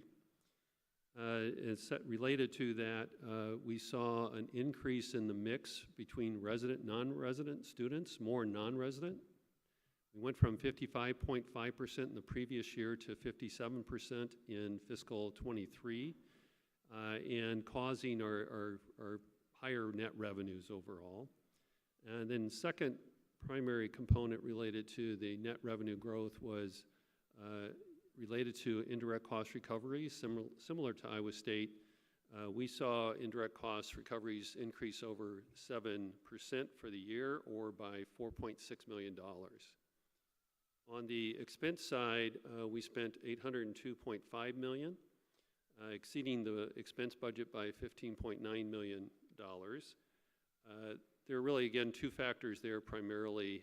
We spent more on student aid. That exceeded budget by about $4.2 million. And similar to both Iowa State and UNI, we spent more on building repairs by a little bit over $10 million for the year. I'm going to close on general fund unless there are questions, or I'll move on to the other units. I was just curious about that interest line, why so much was budgeted and it was so little. That's not the case for a lot of people this year. Right. So we pool all our cash and investments. Hospital is standalone, unique. They get 100% of the investment income that they generate, both realized and unrealized returns. In the case of the rest of the university, we pool those investments. If you were to go back and look at fiscal '22, we just heard from our investment advisor, Marquette. Fiscal year '22 was a very poor year. We continued to pay out to the campus over budget that year. Continuing into this current year, first quarter of the current year, we saw negative returns. So we had large negative returns previously in '22, carried over. So I reduced the distribution payout rate to the campus in fiscal '23 to kind of start mitigating. We were starting to erode our built-up reserve to continue to make payments, investment income distributions to the campus in good and bad years. So I made the adjustment in fiscal '23, even though fiscal '23 ended on a positive note, as we just heard from Marquette. So that's why that number is so low in fiscal '23. Okay, thank you. Any other questions on that? Yeah, okay. UI, hospitals and clinics, very strong year-over-year growth in patient revenues. Total revenue exceeded $2.27 billion, which is $91.3 million above budget. It really comes down to improved operating room utilization, which is a huge revenue driver for the hospital. And you'll hear this, I mean, you've heard it before from the hospital, you'll hear it again today, I'm sure. We've improved quite well the length of stay metrics, outpatient visits, along with the number of surgeries that were performed in the fiscal year increased 4% over the prior year. All big revenue drivers for the hospital. On the expense side of their budget, $2.26 billion in total expenditures, exceeded the budget by $84.9 million. But it really continues to be an issue with hiring of healthcare workers, and we're continuing to be dependent upon agency labor. Very expensive. To try and offset that, you know, the hospital put into play pay for working additional shifts of existing full-time staff. They've also put into play a sign-on bonus for seeking to have some of those contract labor or others sign on to be full-time employees of the hospital. All of that combined, though, led to us showing an expense budget that exceeded what we had originally budgeted. Specialty drugs also continues to be a high cost increase year over year, but with the higher cost of specialty drugs, we're also getting reimbursed for that on the revenue side. So at net revenues, it's a positive for us. I'll move to athletics. Total revenue expense budget for athletics was $140.4 million, which is 8.8% over our budget. Broadly speaking, a number of revenues were up for the athletics department, primarily Big Ten Conference distributions, royalties on merchandise. I think probably associate that with Caitlin Clark effect, and royalties and concession sales too, at all our athletic events. Women's basketball sold out, same thing for most of our football games, basketball, etc. On the expense side, however, as noted by my colleagues from Iowa State and UNI, increased expenses for team travel due to inflation. Other general expenses incurred by the athletics department was also up. In addition, our athletics department paid out a settlement claim in fiscal 23 that was not budgeted. And athletics paid $1.5 million towards the COVID loan, even though it was not budgeted for in fiscal 23. I'll move on to housing, or ask questions. Go ahead. Harry, do you know what's left on that loan, the balance? Yes, the hospital. Athletics has paid $3 million over the last two, fiscal 23 and fiscal 22, but that loan is with interest. I don't know what that component is off the top of my head, but $47+ million. It was a $50 million loan. And then I know that women's sports, the first wrestling event was sold out last weekend. In the future, do you expect to break that women's wrestling out on a separate line? You have basketball, volleyball, and then all other, just so we can monitor? We will make that happen next I hope that's really a big, successful piece of your budget, so I'd look forward to seeing that. Thanks. Absolutely, yeah, thank you. So that payment you mentioned is interest and principal, you said? It's interest and, yeah, it's both interest. And that's not budgeted? It wasn't budgeted in fiscal 23 by design by them, by athletics, because they knew that Big Ten distributions, other things would be lower than they anticipated in conjunction with higher expenses. So they were intending to not make a payment in fiscal 23, but I sit down with Gary Barta, our athletic director, now Beth Getz in the future, to talk about things, and they, after those conversations, they committed to making $1.5 million payment. Beginning next year, payments will increase. Big Ten distributions, et cetera, are going to increase pretty significantly. We're also taking on a lot of other new capital projects, though, so we're going to weigh this, but they'll start making, I anticipate at least, they will start making larger contributions or payments toward that outstanding loan.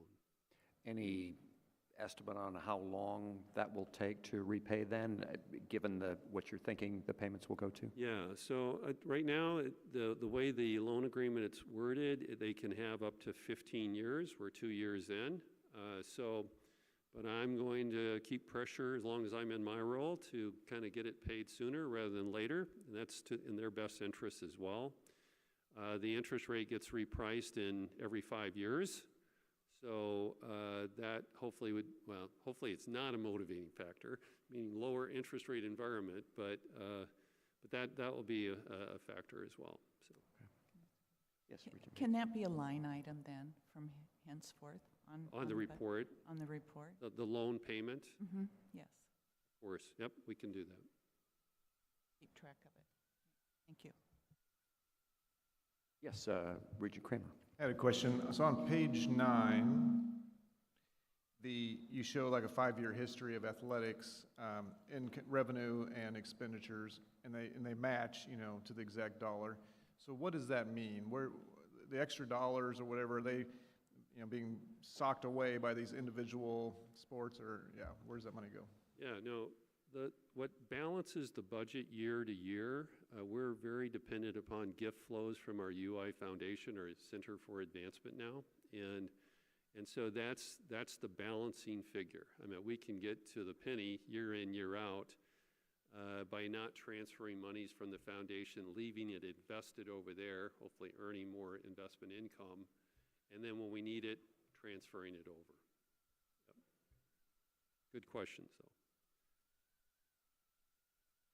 And it's great to see the strong performance of the UIHC also. I mean, I was on a conference call with chairs of investment committees for other institutions recently, and there are a lot of academic medical centers that are not in that position. So that's great to see. Absolutely true. I mean, we've just recently went through bond rating calls on the hospital, although we're not issuing new debt, but that happened within the last 2 months. They are actually surprised at how well our healthcare organization is performing. Almost no one else in the country can say what we can say about net revenues produced by our system. Again, volumes continue to grow. Demand is definitely there. Hopefully with Mercy Iowa City gives us more ability to take care of even more patients. No, it's just outstanding. And we've got a former CFO moving into the CEO position, so we'll keep a close eye on the finances. He knows us quite well, so right. This is good. Finally, I'll wrap up here with housing. The revenues came in very close to budget, so down just a hair. Expenses were over budget by about $1 million, really mainly due to difficulty in hiring full-time people. So we have custodial issues, people working in cafeterias and all that. The real fundamental there is for us to be able to have the staff to produce in those arenas. We had to hire more contract labor, more expensive. But we're putting into play, again, ways in which we can incentivize people to sign on a full-time basis. Hopefully that works in this current fiscal year, and they're seeing some result now. But, that's going to probably continue to be somewhat of an issue for us, big picture. So, any other questions? Well, thanks very much. And our final item is the proposed bond issuance schedule for calendar year 2024. Yes, thank you. This item contains our bond issuance plans for 2024, and we will be working with Iowa State University's Facilities Corporation on a bond issue for the Sheeman renovation project. In addition to that, while interest rate savings may be hard to come by in the current environment, we will continue to monitor any refunding opportunities that may arise throughout the year. The docket item also contains recommended approval of a resolution that it will allow the executive director to establish sale dates for any bond issues, and it also contains historical information on past bonding activities, including refundings. With that, I'd be happy to respond to any questions. Any questions? All right. Hearing none, we will recommend to the full board. And any other business for this committee? Well, we're adjourned. Thank you.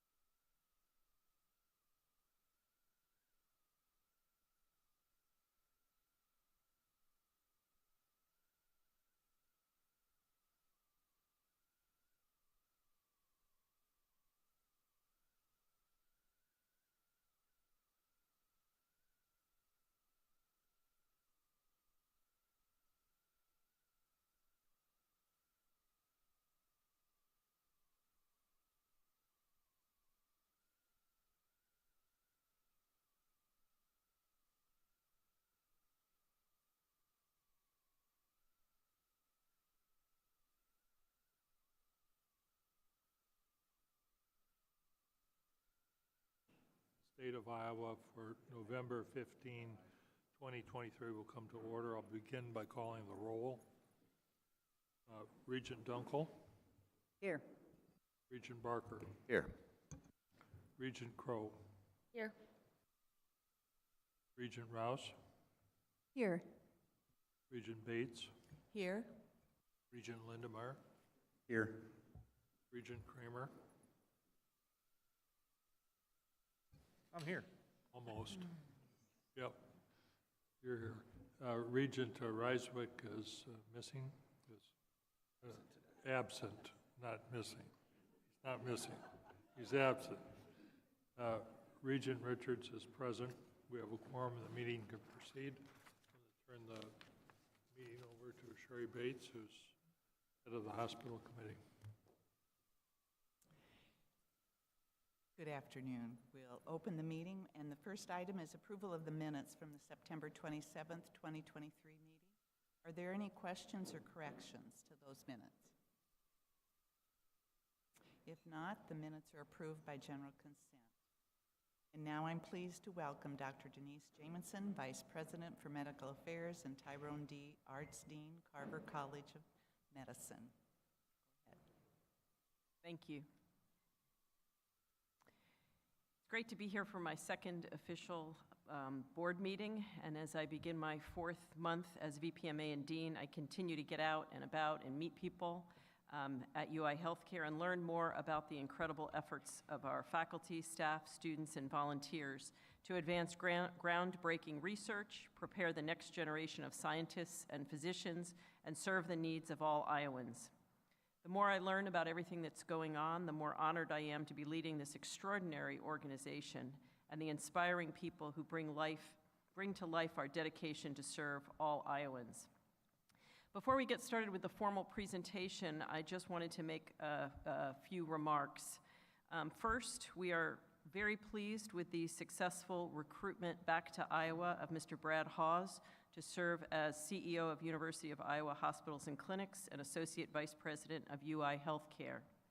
Brad is already known to many of you from his time as the Chief Financial Officer for UI Healthcare from 2018 to 2021, and we're thrilled that he'll be joining us at the end of this month. Brad brings more than 30 years of healthcare leadership experience, and he has a proven track record of excellence in healthcare management, particularly in academic medicine.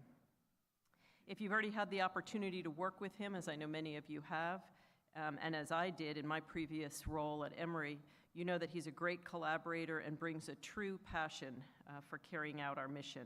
And I'm delighted that Brad will rejoin the team in this critically important role and at this critically important time.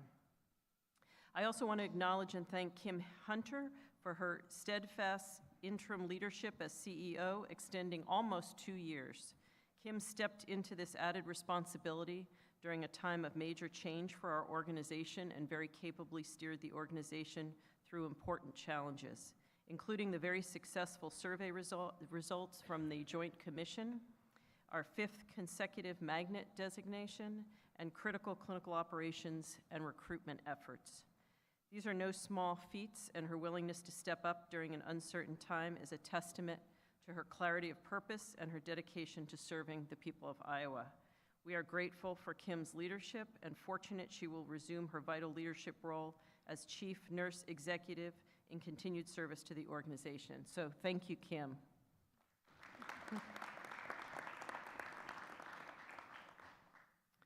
In other news, we were pleased that the sale of Mercy Iowa City to the University of Iowa was approved by the bankruptcy court last week.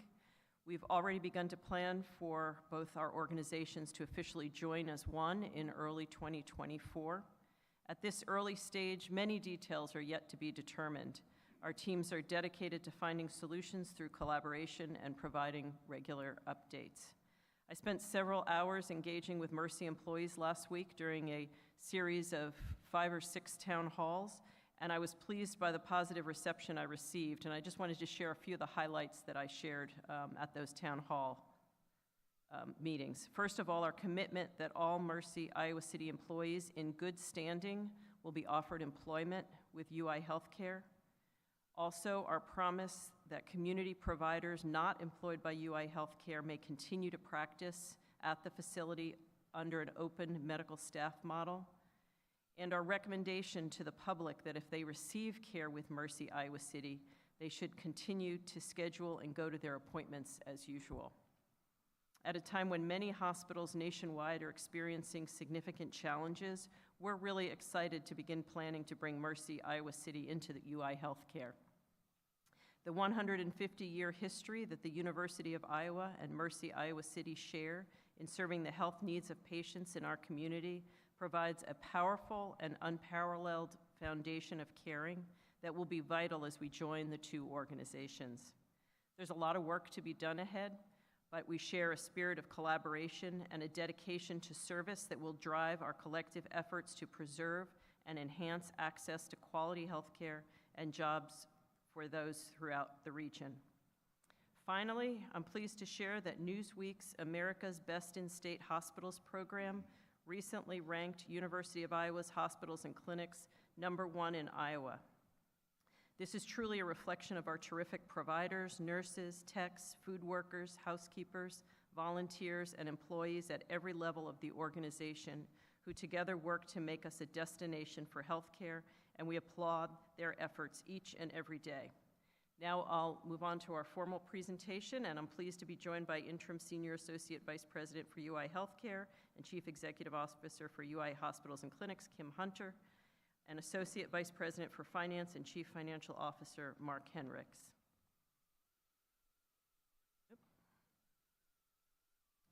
So we know that Iowa is a fairly rural state, and as a result, not all counties have hospitals or facilities that can support maternity and delivery services. When you look at this map of Iowa, you'll see that there are 43 counties in light gray, which is reflective of counties that have specific hospital facilities that can support birthing capabilities. This includes capabilities such as labor and delivery suites, postpartum recovery, and in some cases, like at UIHC, capabilities to support antepartum care, which is specialized medical care provided to a pregnant patient who requires advanced care or inpatient management before delivery. The colored counties, shades of yellow, orange, and red, indicate the remaining 56 counties across Iowa that do not have birthing capabilities in the county. These counties may have hospitals and emergency departments that can support an emergency delivery need, but they're not equipped for routine delivery care. As you see, 26 counties never had an obstetric unit, but what is more concerning is that 30 counties in Iowa, almost 1/3 of the counties in our state, lost their last remaining obstetric unit in the last 25 years. In rural counties in Iowa, there have always been babies delivered by physicians who are not specifically trained as obstetricians. These physicians mostly have a background in family medicine, emergency medicine, or surgery. As you can see on the right, however, the number of delivering physicians overall, as well as the number of delivering obstetrician gynecologists per 10,000 women of reproductive age, has also declined significantly in recent years. As counties across the state are closing their birthing centers, we're seeing an increase in delivery volumes at UIHC. This volume has steadily increased year over year, and more of Iowa's babies are being delivered at UIHC. Since 2018, while 13 counties have closed their last remaining or only obstetric unit, UIHC experienced a nearly 24% increase in our delivery volumes, such that over 8% of deliveries in Iowa took place at UIHC in fiscal year 2023, up from just 6.5% in fiscal year 2019. When many people think of having a baby, they think of delivering at their local hospital. Given the complexity of many patients who come to UIHC, however, obstetric care is more regional than local, with over 61% of UIHC deliveries in FY 2023 coming from outside of Johnson County. As you can see, most of these deliveries came from counties across eastern Iowa, including significant numbers of deliveries of patients from counties that have obstetric units, such as Polk County, Scott County, Dubuque County, and Black Hawk County. In these cases, it's likely that these patients came to UIHC due to their needs for complex care. Similarly, Iowans rely on UIHC for prenatal and other forms of OBGYN care. As you see here, the number of OBGYN clinic visits at UIHC has increased over the last 5 years, exceeding 90,000 visits in FY 2023, of which 61% were from patients who reside outside Johnson County. What this means is that Iowans seek care at UIHC for a variety of OBGYN needs, not just for delivery. While the closure of OB units across Iowa is certainly causing more patients to seek obstetric care at UIHC, several other factors are also contributing to the increasing numbers of patients at UIHC. First, on the left, you can see average maternal age in Iowa has increased significantly over the last few decades, and the average maternal age in Johnson County is even higher.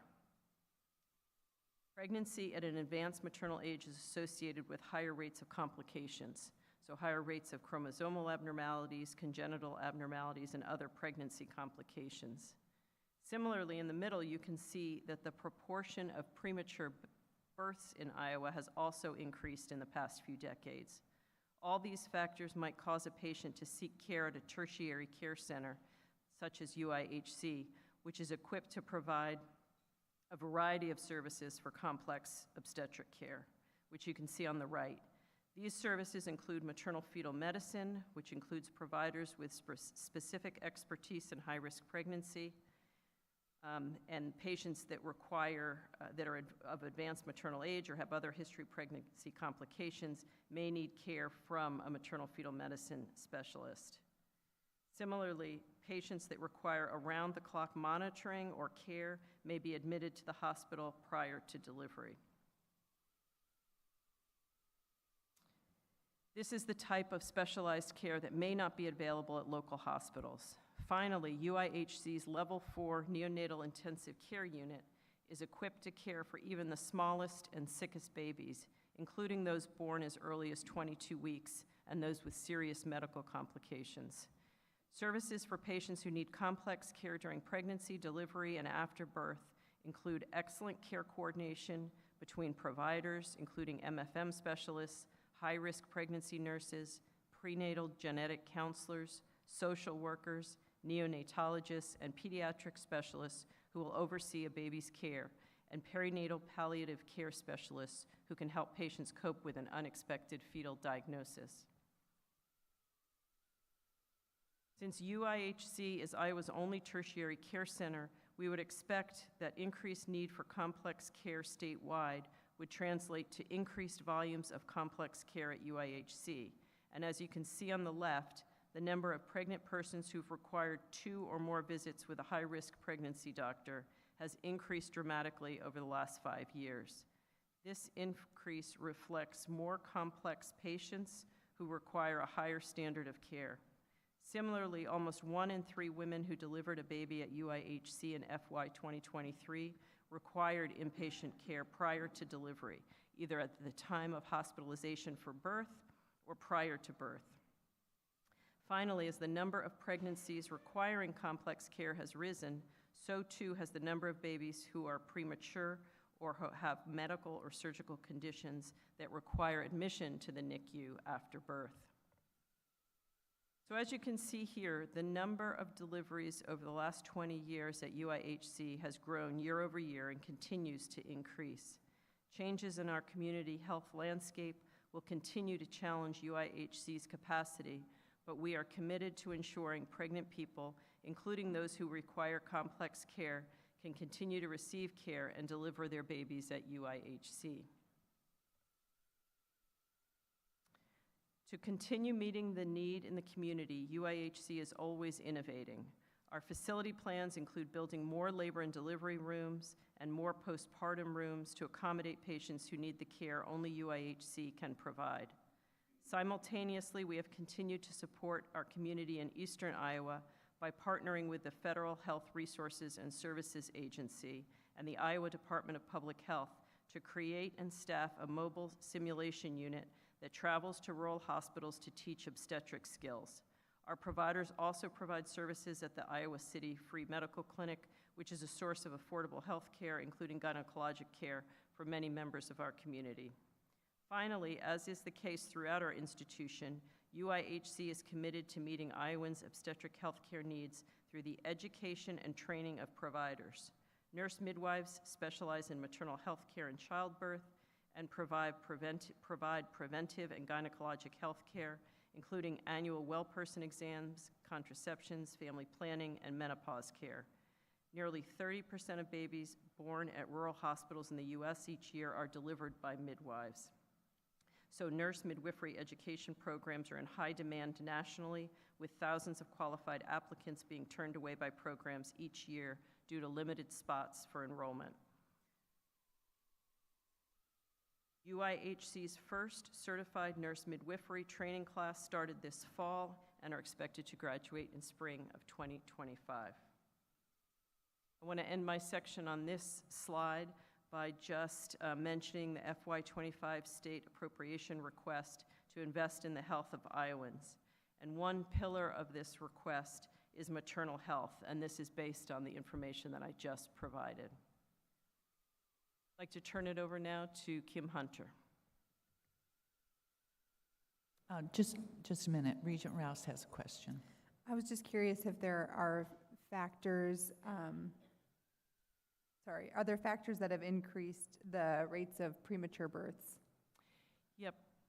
Premature birth, the premature birth rate has been an enigma for many decades. It's unclear what causes prematurity. We know some of the risk factors. The medical field has been remarkably unsuccessful in moving the needle on prematurity. And so there have been some clues and some hopeful advancements that we thought would make a big difference, but unfortunately we continue to see lots of premature births, and premature births of very young infants. Regent Dunkel?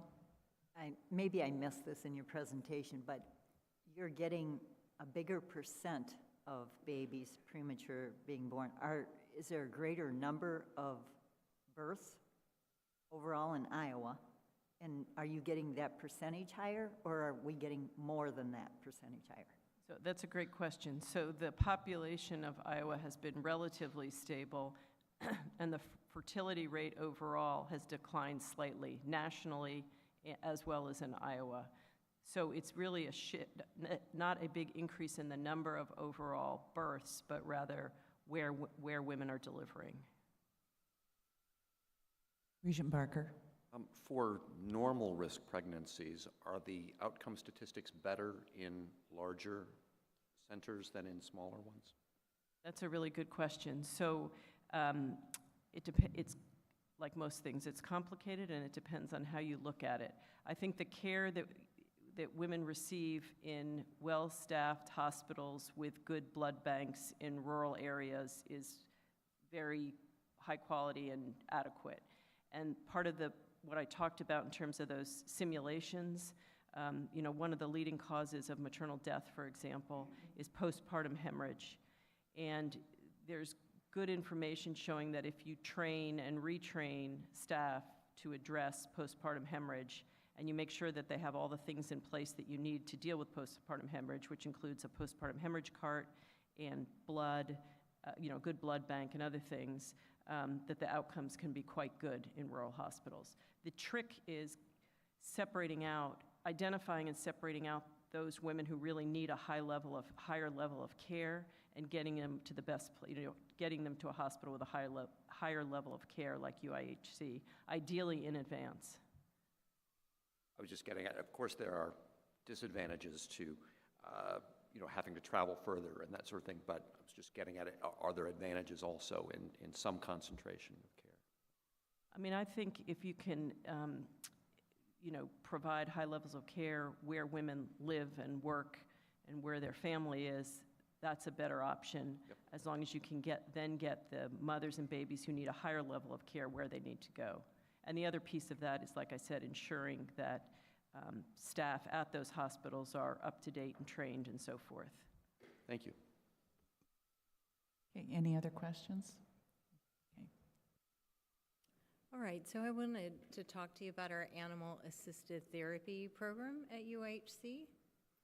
So at UIHC, we've long had animal-assisted therapy programs. I wanted to share a little bit about that with you because in addition to what we have had in the past, we have a new feature to it as well that we'll highlight.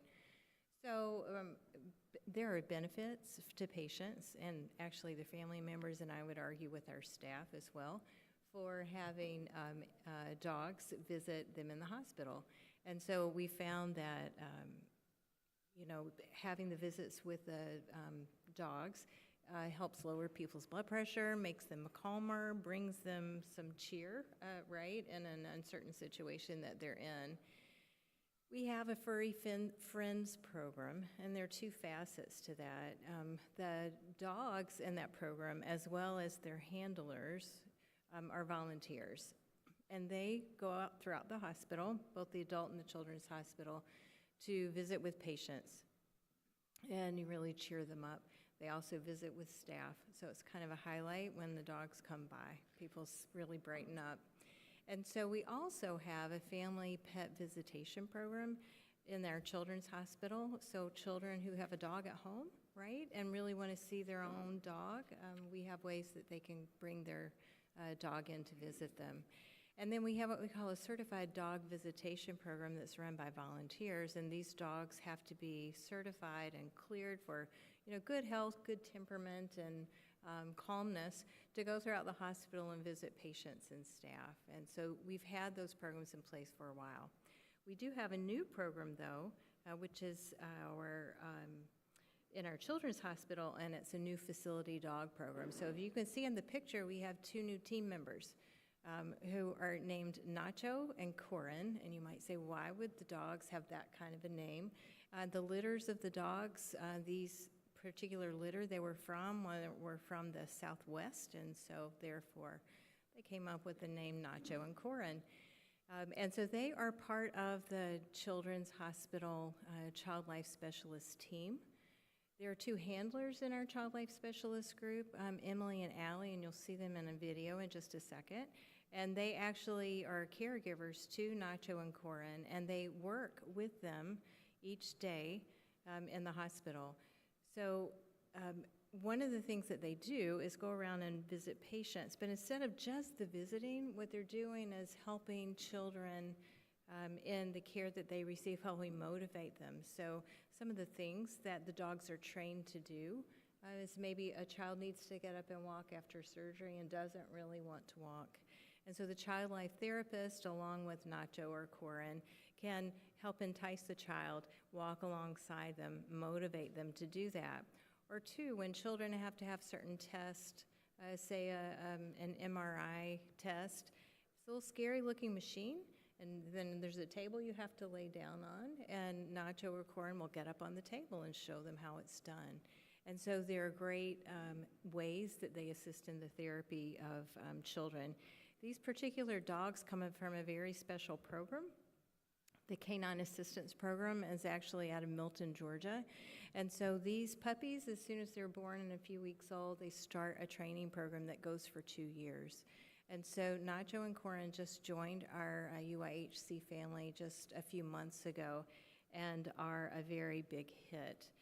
So when children don't know, they're going to surgery and you have to have a mask put over your face, right, to breathe certain oxygen and other gases. Nacho and Corin demonstrate how you can put the mask on your nose and that it's not so scary.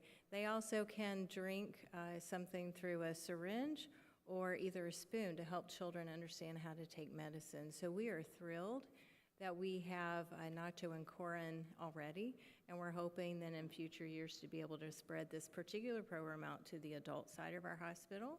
And I will tell you that at times, Emily and Allie will bring Corin or Nacho around to visit different people, even those of us who work in the hospital, and it's always a big hit because who doesn't love a loving dog? The other thing I'll share with you that's really interesting, they are extremely calm dogs. So when they come to work, they put on their green vest that you see, and they have a name tag, right? So they are working as employees during that time, very calm persona. And then Emily and Allie say that when they take them home at night and take that off, that they're just like your normal, rambunctious dog out there. So, in any case, the next slide, we have a video just so that you can see a little bit of them in action along with Allie and Emily. Here's some pictures. Oops, it's not a video. I don't think on that. Is there anything, an arrow to click on? A video link? Nope. All right. Okay. Okay, great. So we do have videos that I'm sure we can provide to you that really just give you a chance to meet both Allie and Corin and Emily and Nacho.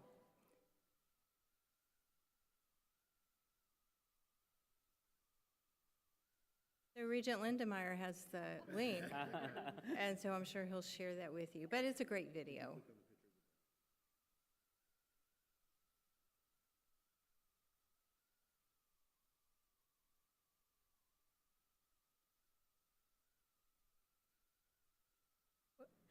Well, we can move it along. We can move along because I know you've got a lot to cover, and I'll turn it over to Mark Henricks. Thanks, Kim. Okay. I need to embed.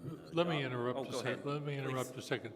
You really have a tough spot here. Babies, dogs, and now you're I'm going to do glad finance. somebody recognizes this situation. You better be good. It's all dollars and cents after all. Yes. Thank you for recognizing the situation I'm in. Okay. So starting with volumes, just giving an update where we're at through September. We saw inpatient activities measured by discharges about 2.2% above budget, 1.6% versus prior year. You'll see patient days, meanwhile, are under budget. And so what we're seeing is a stabilization of basically coming off some extreme acuity in the prior years from COVID. We are seeing case mix coming down, but we're also seeing excellent efforts around length of stay. So Kim and others are leading efforts to really impact length of stay, and we're seeing that, over the past 6 months, steadily month by month impact. So that reducing length of stay reduces resource utilization, and it provides opportunities for other patients to be admitted. So that's a great story so far this year. Surgical activity, we've seen strong volumes from the start, from July, so that's been over budget all year. Clinical visits, we saw the first 2 months were lighter than expected, but the last 2 months have been above budget, so we've seen good trends there as well. From a salary perspective, you can see salaries at 2.7% below budget. We're seeing basically our vacancy rates running around 4.9% versus a budget of 4.2%, so that's some reason why salaries are under budget. But we are seeing some impact of recruiting permanent staff and seeing some positive trends, but that's going to continue to be, like all healthcare, a challenge overall. Margin through September, about 10.2%, with direct payment, about 1.3% loss without overall. The financials, I'm going to start here kind of in that fourth column, variance to budget. So net patient revenue, you can see, is under budget. That's really based upon that, lower acuity on the inpatient side and less patient days. We're seeing some impact there. The next line, direct payment revenue, you're seeing that running above budget. So with the ending of the public health emergency, there was an ending of continuous enrollment on Medicaid, and we expected a certain percentage of patients to move out of Medicaid into commercial insurance and other products. That's been going slower than originally projected, so that's why you're seeing that running above budget year to date overall. Total operating expenses, really driven by that vacancy factor I mentioned on salaries being, that expense being under. So overall operating income, about $70 million or 10% with direct payment, about $8 million lost year to date, or 1.3% loss without direct payment overall. Then lastly, the key metrics. You can see basically overall we're running above Moody's medians. It'll be, these medians are really now about 1.5 to 2 years old, so it'll be February, March when we really updated ones. From operating margin perspective, running ahead of Moody's medians. We're seeing some stabilization in the industry, so I think that'll get, the Moody's median percentage is going to get a little bit better, as we go through the year. Days cash run about 269, similar to the overall median, and debt to cap is going to continue through this year being under Moody's median. And then if you can hit the link with the dogs now, and it'll work. No? Okay. So happy to answer any questions on the finances. Are there, Regent Barker? So directed payments have fallen more slowly than you expected, is that So right? I'm saying, so typically there's kind of a process where patients are always kind of looking at their enrollment in Medicaid and whether they're eligible. During the pandemic, they basically, once you got on Medicaid, they didn't review that. So the Medicaid eligibles jumped quite a bit. And so we're trying to then determine what is the percentage of patients that are going to move off of Medicaid over time. And so we've estimated what that percentage is, and then we took our estimated budget for directed payment down because, you know, those patients wouldn't be Medicaid. We're seeing that shift. We thought maybe about 12% would come off, and I think it may land there yet. But so far, year to date, we've only seen about 6% of our population move out of Medicaid into other products with that change. And so that's a national, that's not just us, it's overall with the PHE ending. So what's your estimate going forward? Do you think that'll So we'll have to continually track where we're at. We look at national data, we continually talk with IME, what they're seeing. So as we go into, you know, the next few months and into next year's budget, we will have conversations about where do we think this will land. I think the 12% maybe is more conservative where it might land, but it's going to take some review to continue to look at this trend. It's a little hard to predict because like most states, it's not entirely clear. You know, some states said all on one day, everybody who, so during the pandemic, you had to re-enroll in Medicaid. Normally, you have to re-enroll in Medicaid. During the pandemic, that was suspended, so people didn't fall off Medicaid.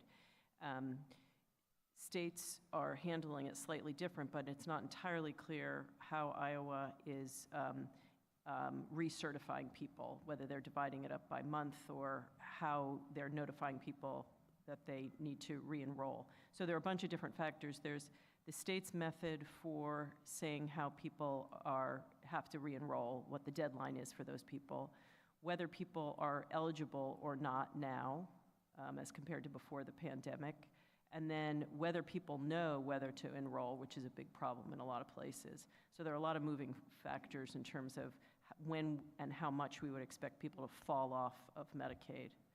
Okay, so it's been 6%, and you're expecting some more, but you give us a line here, operating margin without direct payments.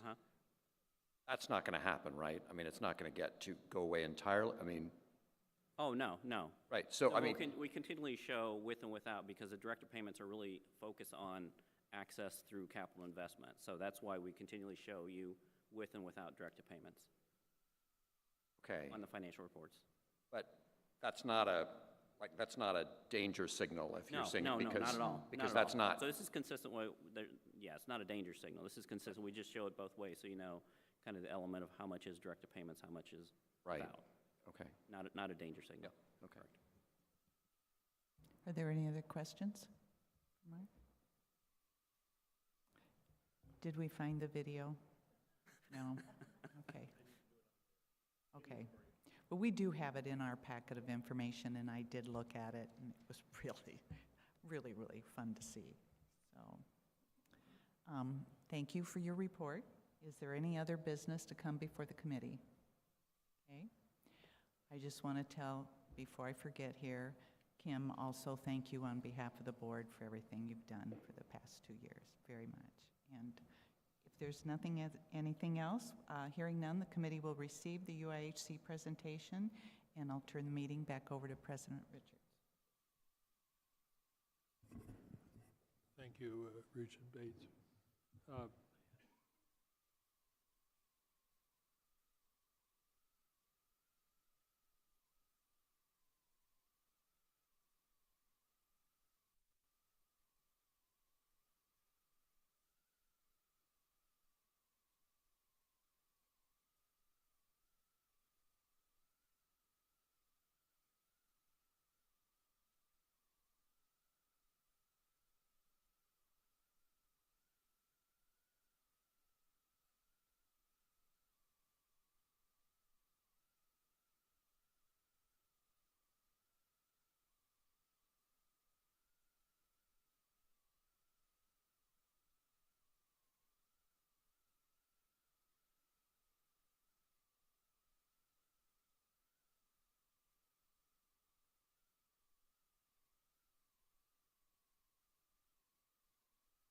we're working on the schedule here.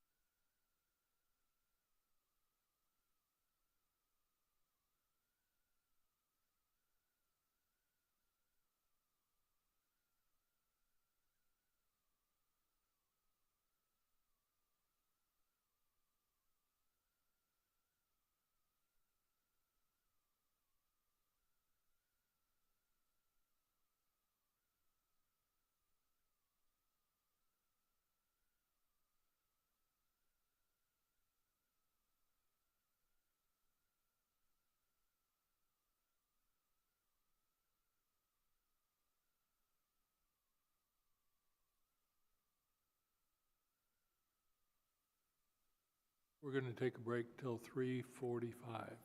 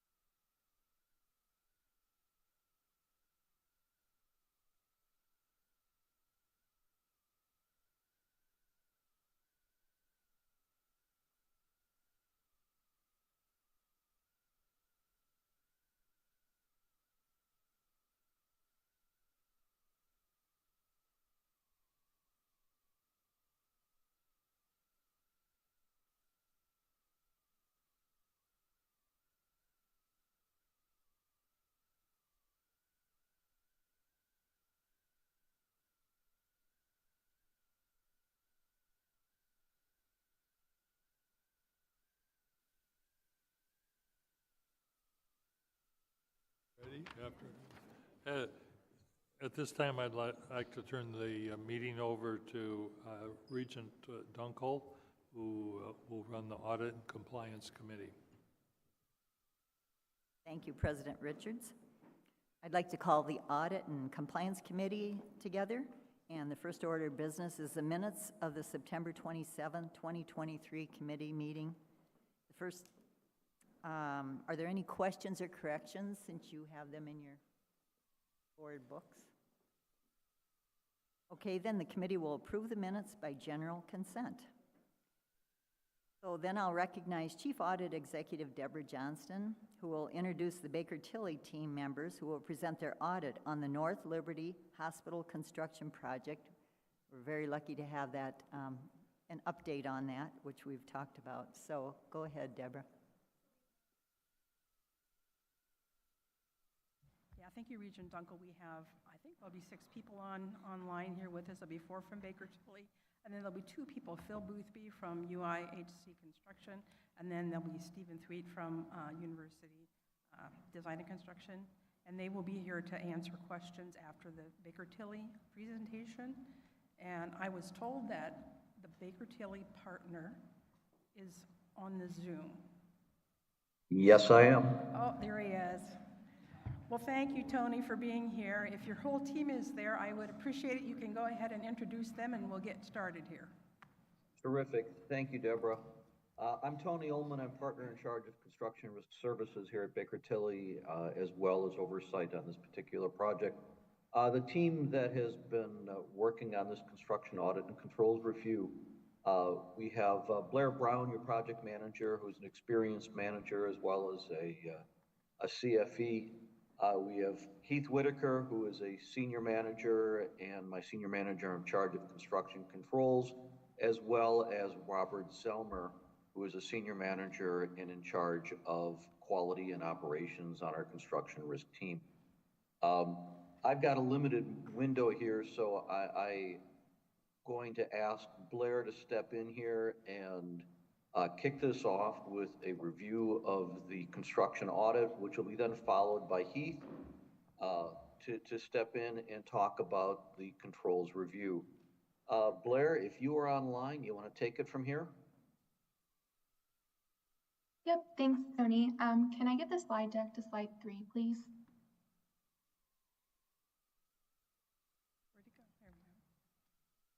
Great, thank you. So I'm going to start off with a little audit snapshot. And our current contract value through payment application number 26, which is through September, is $359 million. And then our cost audited to date is $184 million. Next slide, please. So far we have completed our current state analysis report back in August. This includes all of the transactions through payment application number 18, and this is through January of this year. I'll go through more detail on that in the next slide. We've also completed our project controls assessment in October. We have reviewed all of the payment applications, participated in pencil draw reviews, reviewed all of the change orders through payment application number 26. We've been providing monthly status updates, and we've been participating in ongoing communication with the project team. Next slide, please. Okay. On our current state analysis, overall, we had 2 minimal findings, and this was related to the 2 GMP subcontractors. The first one is Baker Group had some computer charges. These totaled $914, and this was, they shifted some lump sum GCs to their cost of work. The second one is from Tri-City Electrical. They had sales tax totaling $54. And when we brought these to J.E. Dunn's attention, they immediately contacted their subs, and this was credited on the next pay app. Our next scope of work is we provided some contracting opportunities that can be applied to the future projects. This is where we looked at any unfavorable contract language that we found might be risky, and just we made some improvements that could help minimize overcharges in the near future. This included some of the overhead and profit language, the contingency allowance and change order documentation, having defined labor rates attached to the contract, and so on. And then I will pass it over to Heath and he'll go through the controls report. Thank you. If you can go to the next slide, please. Thank you. So the project controls assessment was specifically set out to kind of get a better understanding of processes that were in place and controls, and get a better understanding of how those were working on the this particular project. So we had a total of 5 findings, and they were kind of related to kind of process and communication for the most part, the first 3 of them there. So we found that ownership of responsibilities across the various stakeholders on the project, whether that be on the hospital side or the construction, design and construction side, or and how they interacted with J.E. Dunn and other stakeholders. At times, those responsibilities could have been better communicated and better understood. In the process of working with the various project teams, team members, we did notice that the documentation did exist. There were defined roles, but again, this was more of a communication issue. The second one there, the procurement timelines and their effective communication to vendors. Again, this was a process issue. We received word from J.E. Dunn that there were some items on the procurement list that they were not fully aware of their arrival and didn't have complete oversight and insight into when those would be arriving. So our recommendation there was really around kind of cleaning up how the procurement and schedules of the arrival of equipment, medical devices, how that's communicated to those on the ground and the actual construction teams. The third one there, design changes occurring during later project phases, potentially contributing to cost increases.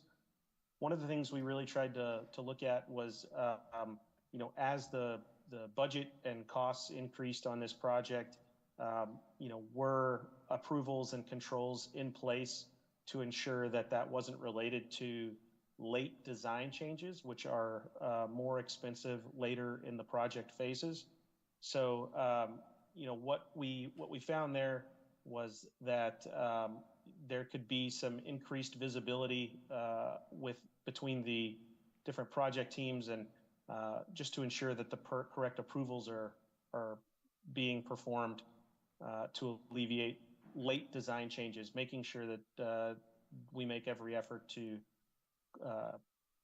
make sure that the design is fully complete before moving into the execution phase. Next on the list there was a kind of a project risk opportunity for the university. We noticed that there was no defined risk identification and risk mitigation being maintained. So there were risks that were being addressed in meetings and through the existing meeting structure across stakeholders. However, we didn't see a detailed risk log being maintained. This is a pretty standard, something we look at pretty standard, and it's an easy fix. So we provided examples of these risk logs, and in our feedback from management and some of the management responses to these findings, we do understand that those are being implemented on other projects. So, but it was a finding in this particular instance. And then similar to the risk log and keeping up with that, we found that there were some opportunities for better control of the project schedule. Again, there was no formal project control for the schedule ownership and how the schedule should be updated, procedures of that nature. So our recommendation was to kind of tighten that up and develop a more more defined control around managing the schedule and ownership of the schedule. So, again, I want to reiterate that the teams and the stakeholders that we were involved with were very cooperative on this, and to our knowledge, judging from the management responses, many of our recommendations and opportunities for improvement are already being incorporated on future projects. We can go to the next slide.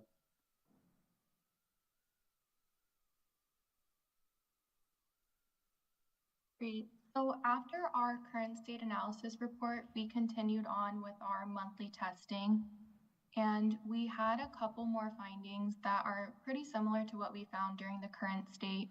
We found additional sales tax added to material invoices. The value is very minimal, it's under $2,000. We found equipment billings that exceeded the caps, again, under $2,000. There are a couple instances of cost support that didn't reconcile to what was billed, under $2,000.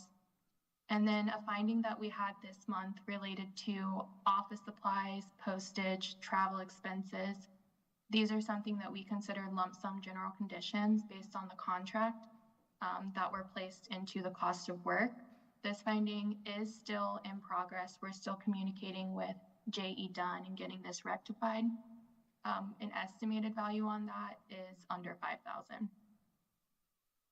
And then I have 3 points here that I did want to highlight: that the project controls, they have been implemented, they are operating, and that is contributing to, we're not finding any material misstatements, overcharges, or overbillings.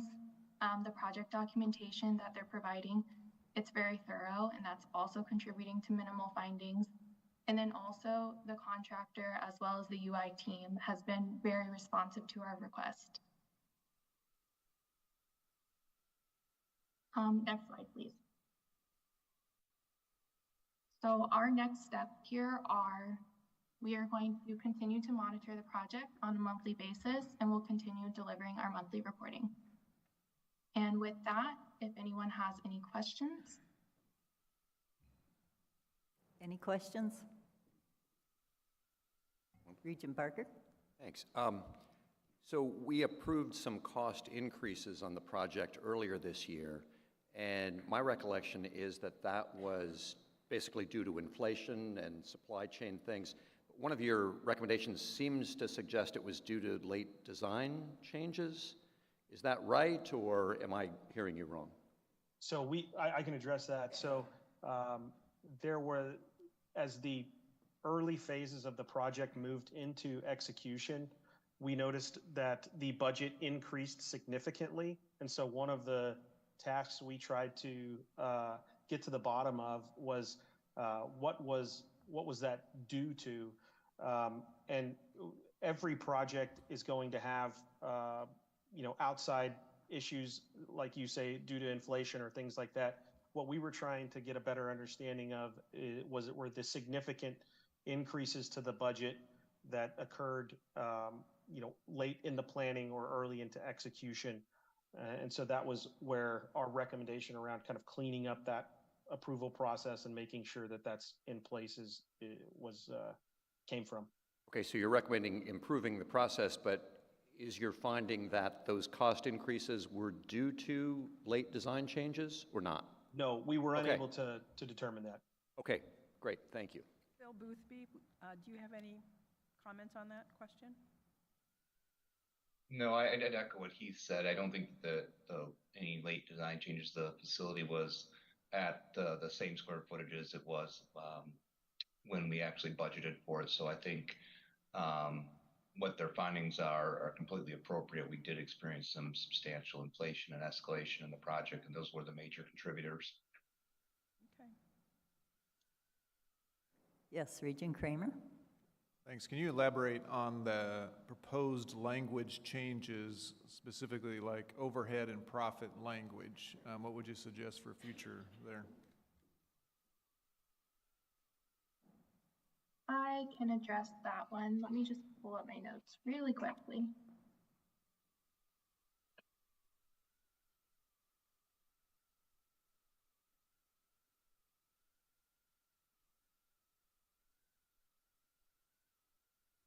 I'll just add in between here, Regent Kramer, that I asked a question along those same lines. You know, is this, Yeah. So our recommendation on that one is just simply the contract doesn't explicitly reference overhead as a non-reimbursable. So the recommendation is just to explicitly state that. so my question was, did they give them recommendations and let them go do them? Or because of their expertise, were they able to say, here's what we recommend specifically? Because of their expertise, we've seen this in the past, and they gave them the exact verbiage, what they should see, then they could tweak it if they wanted to, but they helped in that area as well, giving their expertise into this project, which I appreciated. You know, I Stephen?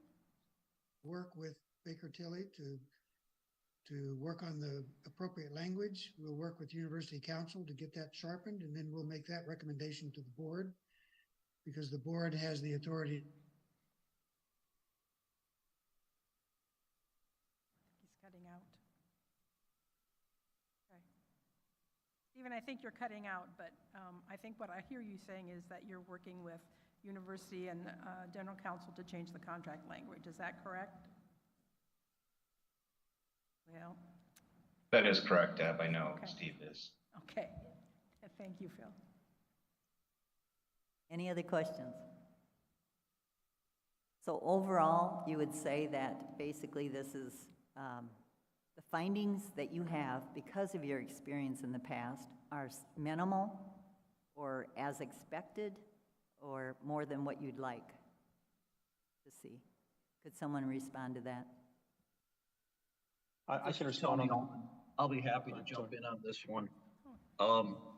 We see several hundred projects a year, many of them of this size. This is probably one of the better performing projects we will see year in and year out. I would put it in the top 5%. Thank you, Tony.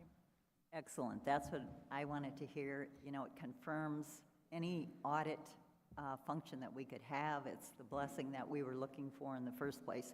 And then you also had one other recommendation, and that was along the lines of communication, that there could be better communication. You know, you can have poor communication, no communication, or good communication. And I'm married, so I get all of that. So, do you want to make any response to that? I would just say, as related to the controls portion of the audit, you know, it was, we could see that the various stakeholders across construction and design, as well as the hospital team, were more than willing to improve and take the recommendations to try to improve the efficiencies around that.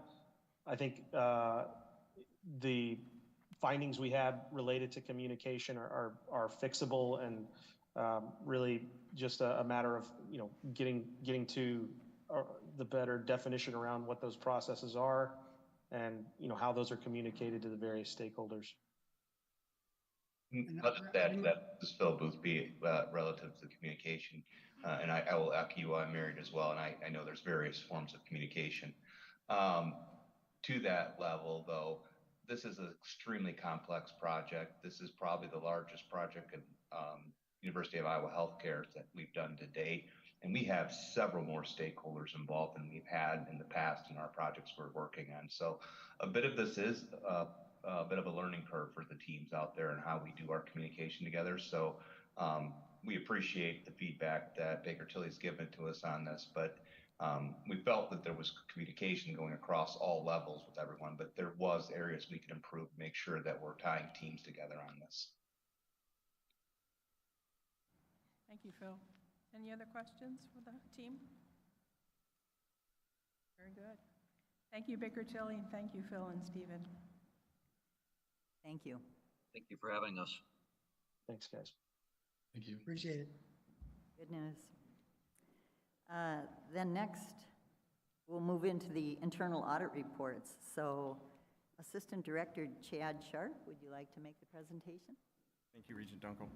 There's a total of 6 audit reports, all from the University of Iowa, in your packet today. Reports from the other institutions didn't make the docket deadline for today's meeting. So the first audit that I'll briefly talk through is an audit of athletics information technology. The scope of this audit was the IT support environment and the IT inventory practices within athletics. And we recommended that management review and update their departmental IT policy, use the correct general ledger institutional accounts for IT purchases, involve athletics IT in the purchasing approval and intake of IT equipment, consolidate the different inventory systems that they currently have in use, and perform regular inventories. And then we also recommended that they ensure a security review is performed for all software by the IT security office, confirm completion of HIPAA training prior to provisioning access to student-athlete health information, consistently track service tickets, and regularly review ITS computer management reports to ensure that their computers are properly secured and configured, and document disaster recovery and business continuity plans for their critical processes. The other audit that I'll highlight is the Department of Pediatrics.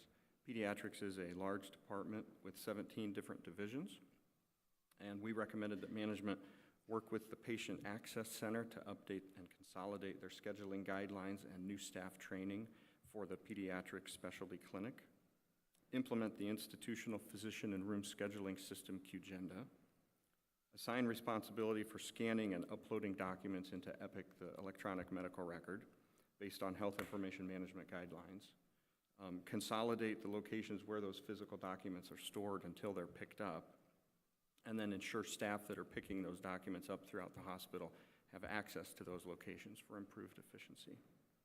And lastly, to ensure that appropriate staff have access to what's known as the failed fax work queue, so that information going to external providers is delivered in a timely manner. And then I'll briefly mention a couple follow-up memos, audit reports that were closed after the docket deadline. Those are the College of Nursing and Food and Nutrition Services. And with that, we'll take any questions you have. Regent Barker? On my chart, am I reading this right, that you're just saying they should evaluate whether to use two-factor identification? You're not saying they should do that? Correct. There are trade-offs, and we want people to be able to access their information, but we want security. Okay. That's absolutely correct. Okay. Thank you.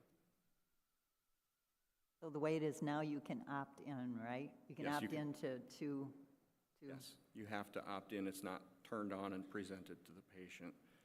The alternative would be it would be turned on and they would be able to opt out. So says the woman that looks at my chart. Any other questions? Okay, thank you. And the reports are all in your board book, so you can review those, or I'm sure you have. And next, I'd like to present the committee calendar for 2024. Again, that's in your board books, and if you have any questions, Deb or Chad, okay? Well, before I get into the last part, any other business to come before this meeting, I just want to recognize Deb Johnston for her work with the board. This is her last meeting, and she certainly has been a trusted partner. The work of audit committee is hard work because it's critical, and it's so important for our board to know that you're there watching over things that we can't micromanage or look at. That's what you do for us, and we appreciate that.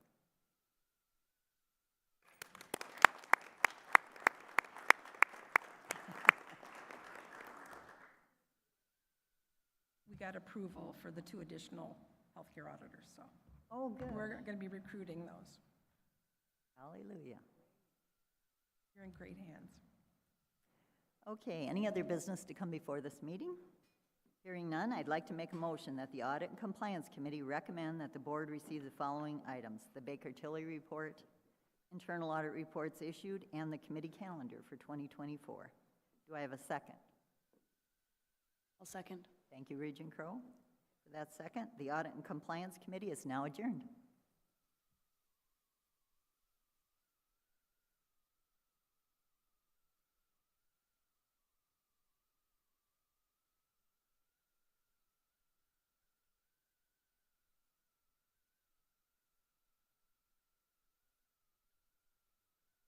time, I'd like to recognize Northern Iowa Provost Jose Herrera, who will introduce the presenting faculty.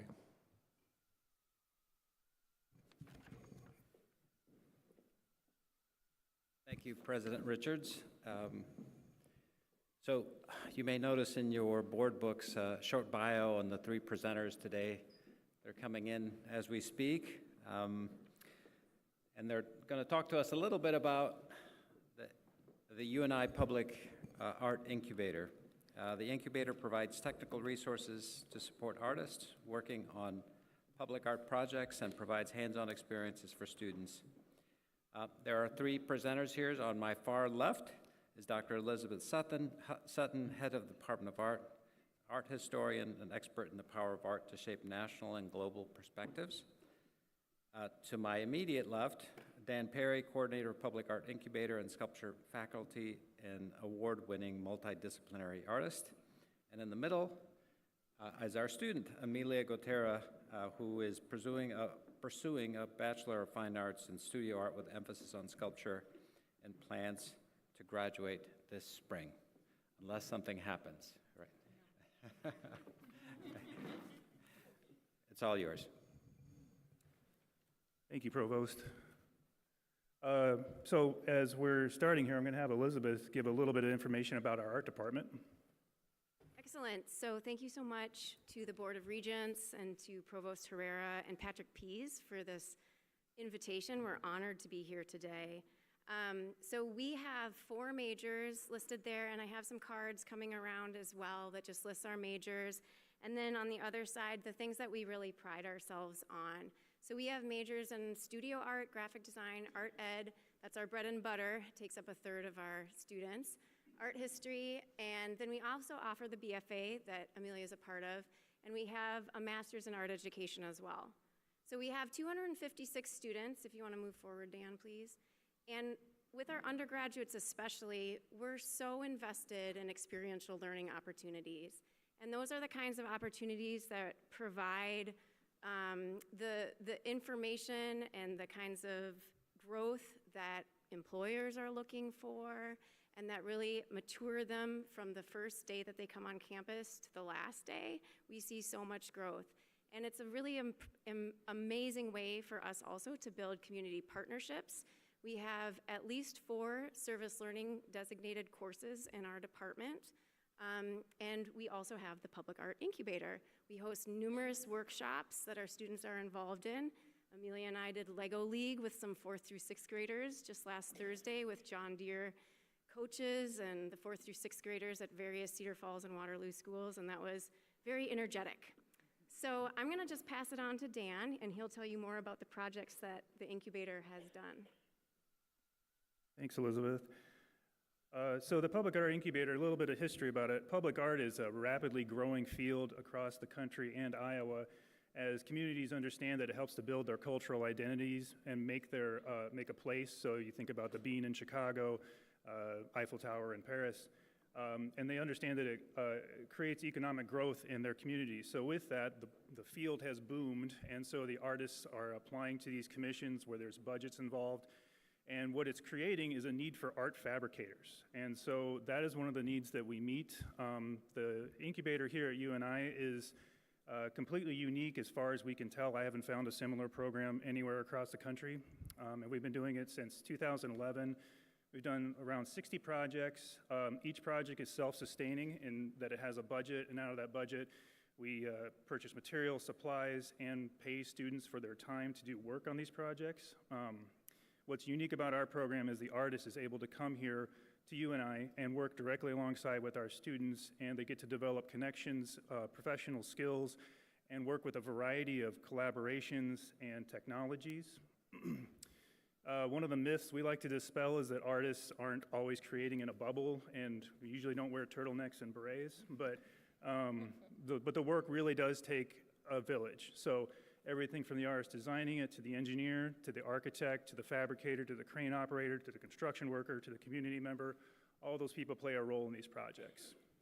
The key components of our program is to provide a unique educational experience that's immersive, that allows our students to get out into communities across the state. So you can see by this map, there's lots of different engagement that our students have done across the state and even further across the country. Each one of these dots represents some form of connection to the Public Art Incubator. We also get to collaborate with our fellow state universities, such as the University of Iowa. Recently, we created a large-scale sculpture for the new Pharmacy College building. As you can see, it's an abstract mortar and pestle, and it was designed by artists from the University of Wisconsin-Madison who were faculty there. And so they came in here to work with us, and our students, usually over the summers, fabricate the artwork. And so as they're building these things, they're picking up new skills such as digital modeling, fabrication techniques such as welding, metal forming, shaping, sometimes power washing.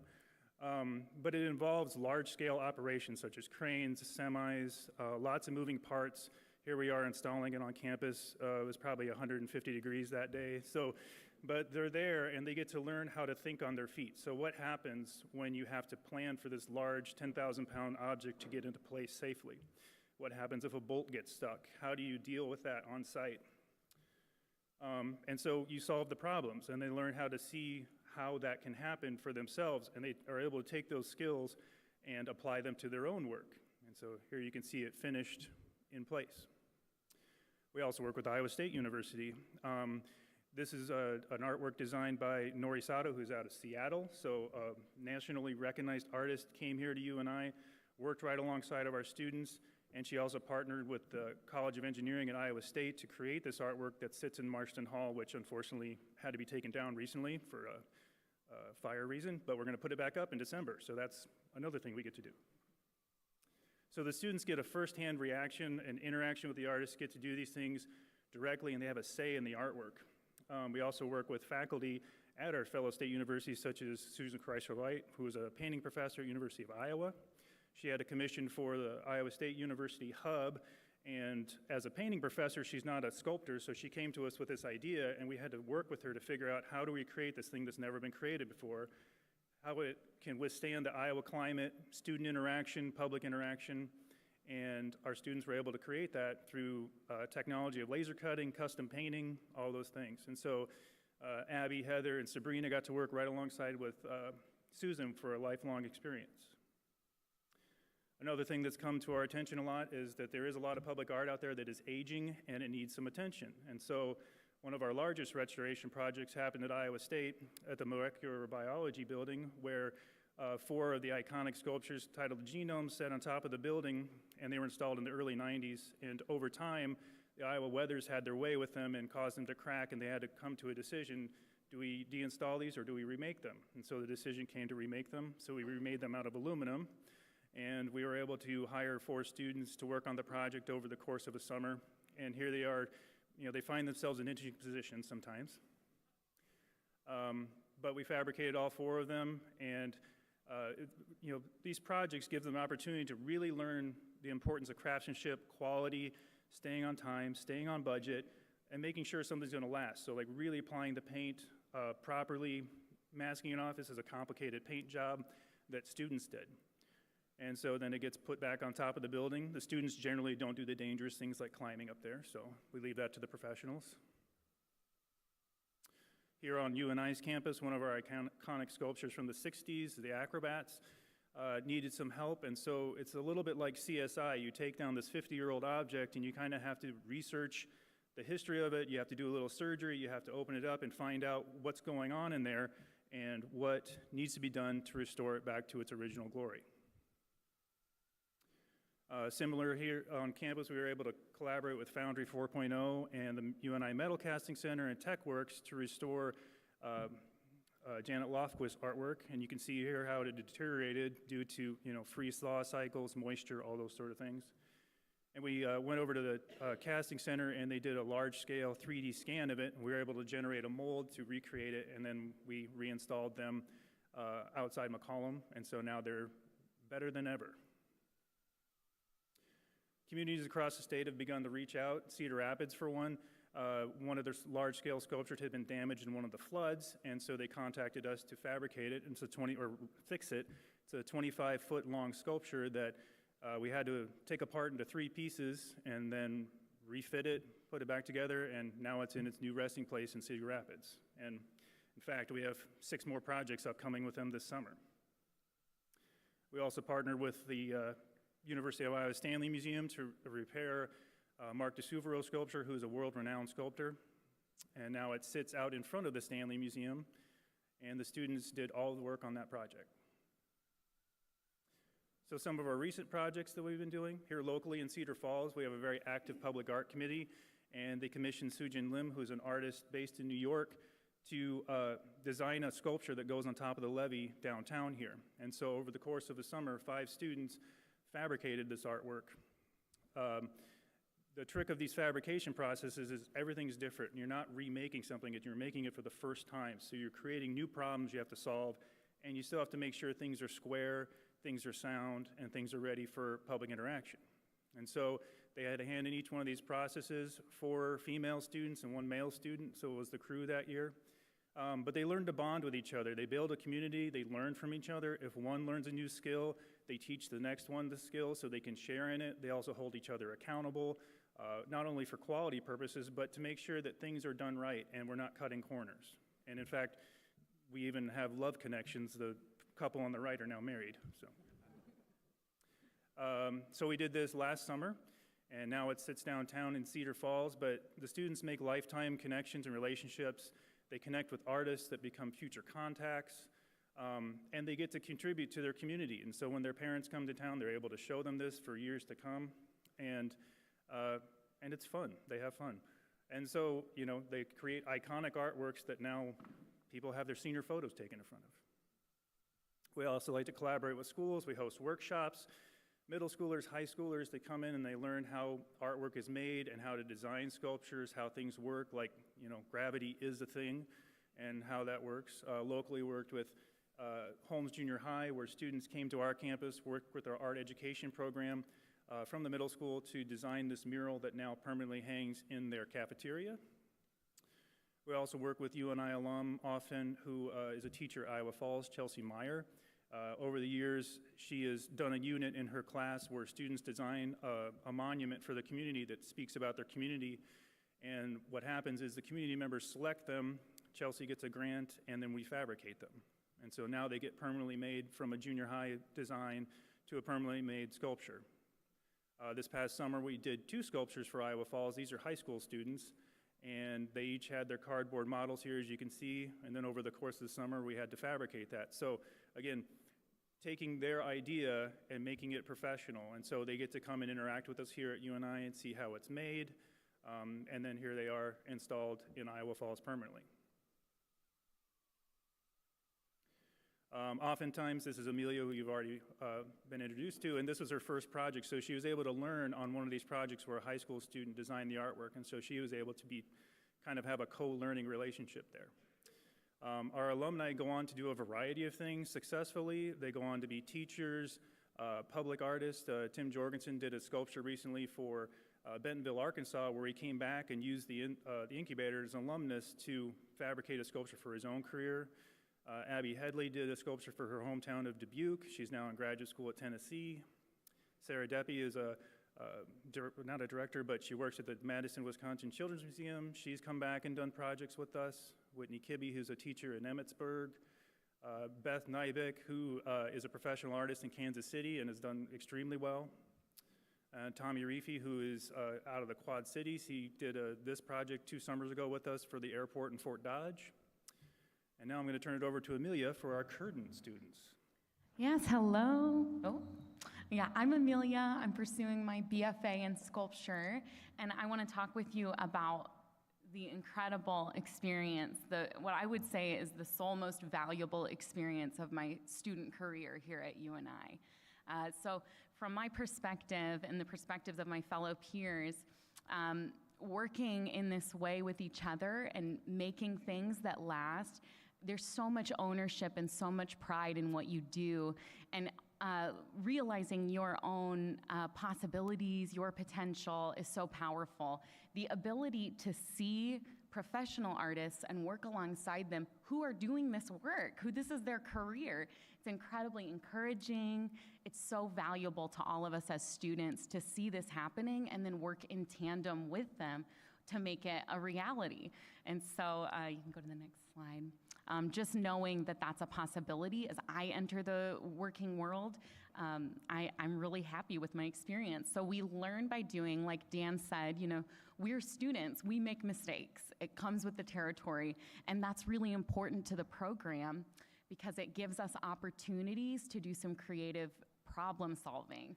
So, you know, you work with materials you've never worked with. I never had welded or picked up a tool before I did this. And there are things that feel off limits, you know, as a woman and a woman of color, that entering this and feeling welcomed and supported in what I'm doing, it's so empowering. So it's really been valuable. So also, there's industry standards that you learn about and get access to incredible software, machinery, like our state-of-the-art plasma table, our 3D printers, all of our software, our laser table. So I can start from a 3D model, have it printed. I know how to go from the very beginning to installing this artwork. So to graduate with all of that knowledge is I'm really excited, right? I'm excited. So yeah, we're encouraged to be ambitious. Here's us, that's Bob and I, at the Iowa State Fair at the, in a building at the Iowa State Fair. And what's been so great is I feel so passionate, obviously, as I'm sure you can tell, about this program. And being able to be ambassadors for the program that I care so much about is a pleasure. And getting to network not only with these professional artists who you build, you know, personal relationships and mentoring relationships that are gonna follow me and feed me as I move forward in my career. And so in real world professional spheres, I am able to now propose works. So this is an actual part of my proposal for sculptures in Ames. I'm hoping to hear back from them soon. I think they're gonna get it. How could you not? And so starting from beginning to end, here's, for example, my own 3D printed model. I designed the 3D software, I printed the model. It was entered into a contest with Cedar Falls, and they selected my work, which meant they awarded me a stipend to then build the work. With the support of the Public Art Incubator, I was able to make this happen. I can pass the torch, and I can teach and pay my peers to be able to help me build this and move forward. So an incredible learning experience too. One of the hardest things I did, the night before I installed this thing, I knocked it over. I didn't have it bolted down. And so this presented one of those opportunities to solve the problem. These are real world deadlines, you know? So there's no way I can bring this in without it done. So I took the time, I figured some things out, and it's beautiful, right? So I'm really proud. Some beautiful pictures of it downtown.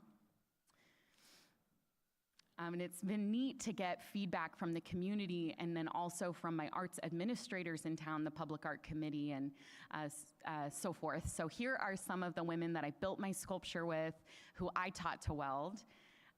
You're not always working with metal. You might end up making a goofy, functional Mr. Potato Head for the Grout Museum.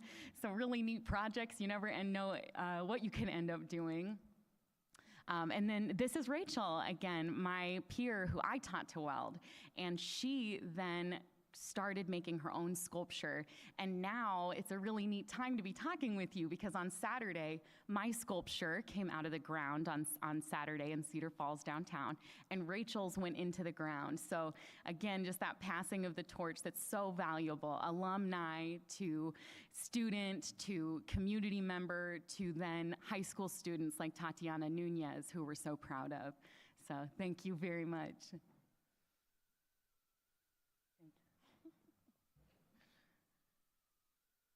We could take any questions you might have. I have a question. Is there any average time frame for any of your projects that you do for a student? You know, once they start on it, how long it takes to complete? It varies from project to project. Sometimes they're more ambitious and longer. So, for example, the one at the Pharmacy College at Iowa, that was fabricated one summer over the course of about 8 to 10 weeks, but then it didn't get installed due to, as you may know, construction delays and things like that. But other projects can be as short as a few weeks. The nice thing about the program is that we can sort of cater the projects and curate the ones we take on based on the types of students we have. So like Amelia has a ton of experience now, and so she can teach younger students, but if it's all green students, sometimes those projects have to be, adjusted. Yeah, thank you. Well, I don't know what I expected with this presentation, but I will tell you it was not this. This is just amazing, and the passion and the excitement and what you accomplish, very good. Thank you. I echo those sentiments and also need to add that Whitney Bustrom is my daughter's art teacher. So thank you very much. Oh, there we go. How do you market this? Do you work with economic development, or how do people find out about, oh, you could do this for our community? Well, to be honest, a lot of it is just word of mouth and kind of a reputation. So people that we've worked with in the past, and then like our alumni who go out into the communities, they start serving on public art committees as volunteers, and so they'll direct them, potential projects to us. Other times it is, I sometimes find myself in the right place at the right time, and I'm able to make a connection. Sometimes there's a lot of times where we're fielding questions from artists that say, like, would you be able to fabricate this if I were to get this project? And sometimes they don't get the project, but we've made that connection, and so they'll think about us in the future. Other times we still have to think, take consideration of our class schedules and our other students too, and so we don't want to clog up the studio all year long with things, so we have to kind of take on smaller ones during the school year. In the summer, we take on bigger projects. How many restoration requests do you get a year, approximately? It's growing. So it went from just a couple to dozens. And so I see it as something that is going to be a growing field that, it's one thing that we're looking to try and support, because it is a resource that's needed across the state from, Cedar Rapids, which is a larger community, some smaller communities that may have artworks that need restoration. We want to be able to serve them too, as well as, continue to work with Iowa and Iowa State and UNI to preserve our artworks. So it's a growing field for sure, growing demand. It's different than when people think about art restoration. They usually think about like lab coats and Q-tips, but this is more, it could just result in need a trip to Home Depot to grab some things to fix this thing. Other times it's more elaborate. So I just agree. There's demand for public art even in really small towns. They may not have big budgets, but I work with the Empower Rural Iowa group, and we were just in Creston where they're doing a lot with murals, and we just approved a sculpture project in Pocahontas also. So, but I'd never heard of your project, so now I'll recommend it to people. So.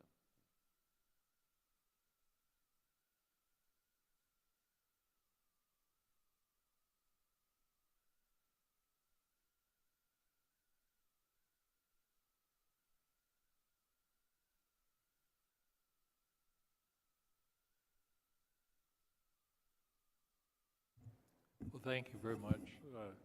I'm fascinated. I just had one question. If you restore another artist's work, do you need permission from the other artist to restore it, or just as a general, I'm sure there might be some contracts that don't let you do it or say they can, but just curiosity. Yeah, so it's a case-by-case basis, but typically when an artist is commissioned to do an artwork and they complete the work, it is then owned by the city or the university. And so at that point, it's usually with the artist's blessing. And so if the artist is no longer around, then we deal with if they have a foundation or a legacy. But there's usually stuff written in the contract that denotes this stuff. And so as we take these restoration projects on, we're careful to make sure that we document it and try and stay as true to the original vision as possible. Sometimes you'll find, like in the case of the sculpture we repaired for the Stanley Museum, you research the artist and it was built in the 70s and he just painted it with Rust-Oleum, which is not the highest quality paint. And so we may go and say, well, we're gonna match the colors, but we're gonna use a nicer quality of paint. And we try and, if there is an issue with the artwork, we certainly try and keep the artist involved, but try and make sure that it lasts even longer. So if the problem was that water gets trapped in it, how do we solve that problem, or if this material that they used just was somehow faulty, how do we replace that safely and make sure that it endures our ever-changing climate out here in Iowa. So. Okay, well, thank you very much. Great presentation.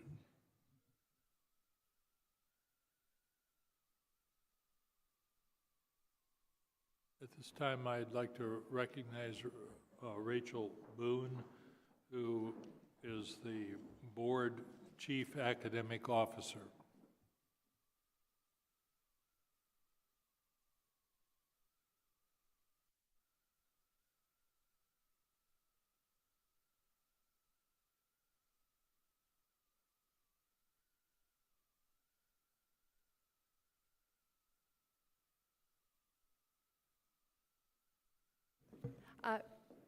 Regent Richards, I'm going to abandon the table here to my colleagues. They're going to give the strategic plan updates. As you know, the board passed a strategic plan, I believe, a little over a year ago.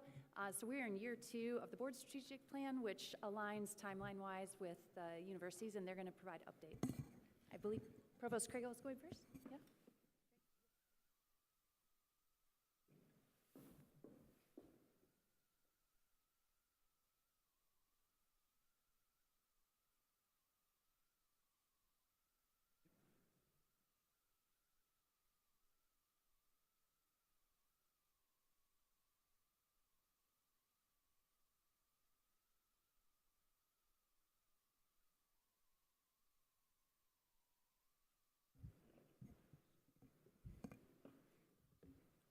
All right, thank you, Rachel. I will be brief on my comments.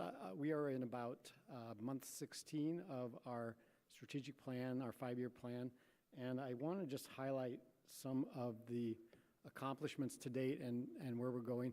So we have a strategic plan action and resource committee that oversees on a daily basis what we're doing in terms of our strategic plan, and you can see the different tactics we have in the upper right-hand side. Those are the 5 areas that we're emphasizing in the strategic plan, and this is really, the way we view it is not necessarily a plan, but it's a planning process. We are ongoing in terms of how we address matters. The execution of these different priority areas are down in the lower right-hand side. You see we have 10 different work groups. We have our leadership teams on campus who are the implementers of the plan, and they are all functioning on a daily basis in terms of implementing the plan. The activities are listed there on the right. On the left, we've got subject matter experts and professionals who are responsible for all of these different areas in terms of how they execute the different tactics within the plan.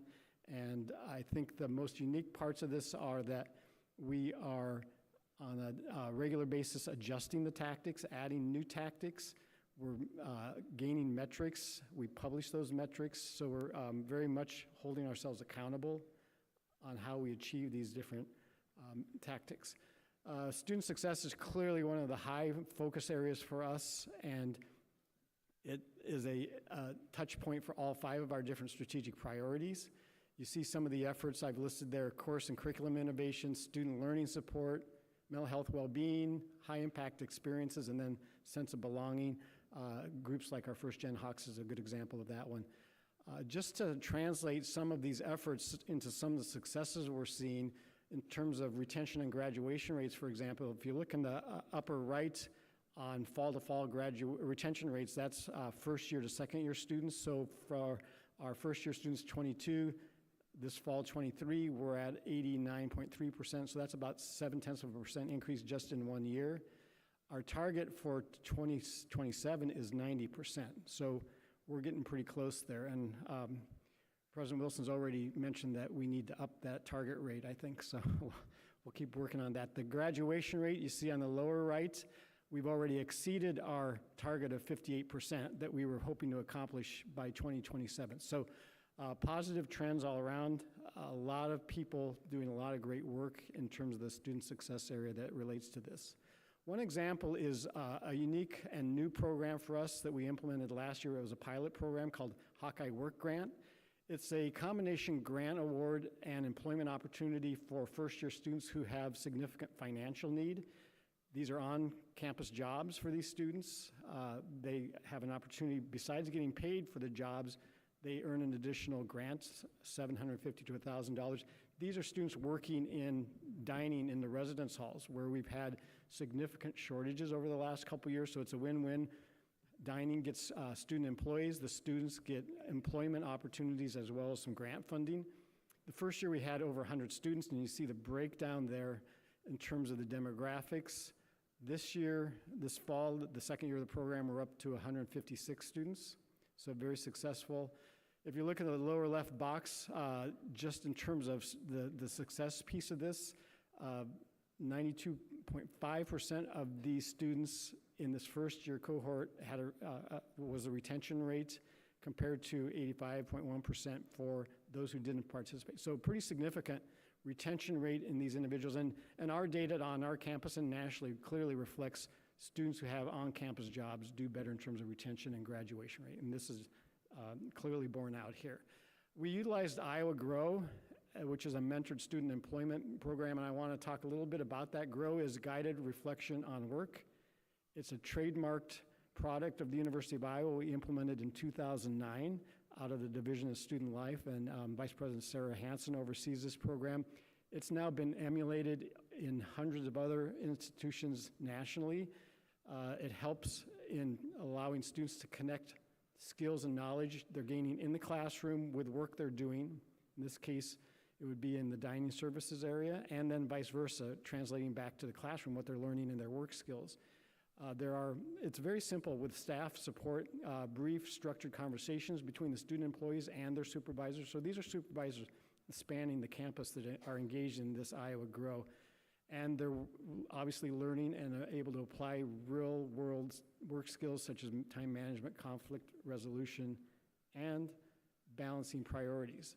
And just in the last couple of months, this featured in Inside Higher Ed. We're sometimes wary of being in Inside Higher Ed, but this is a positive for us. It really laid out what went on with this program because, as I said, we were the first to develop, and now it's being implemented across the country.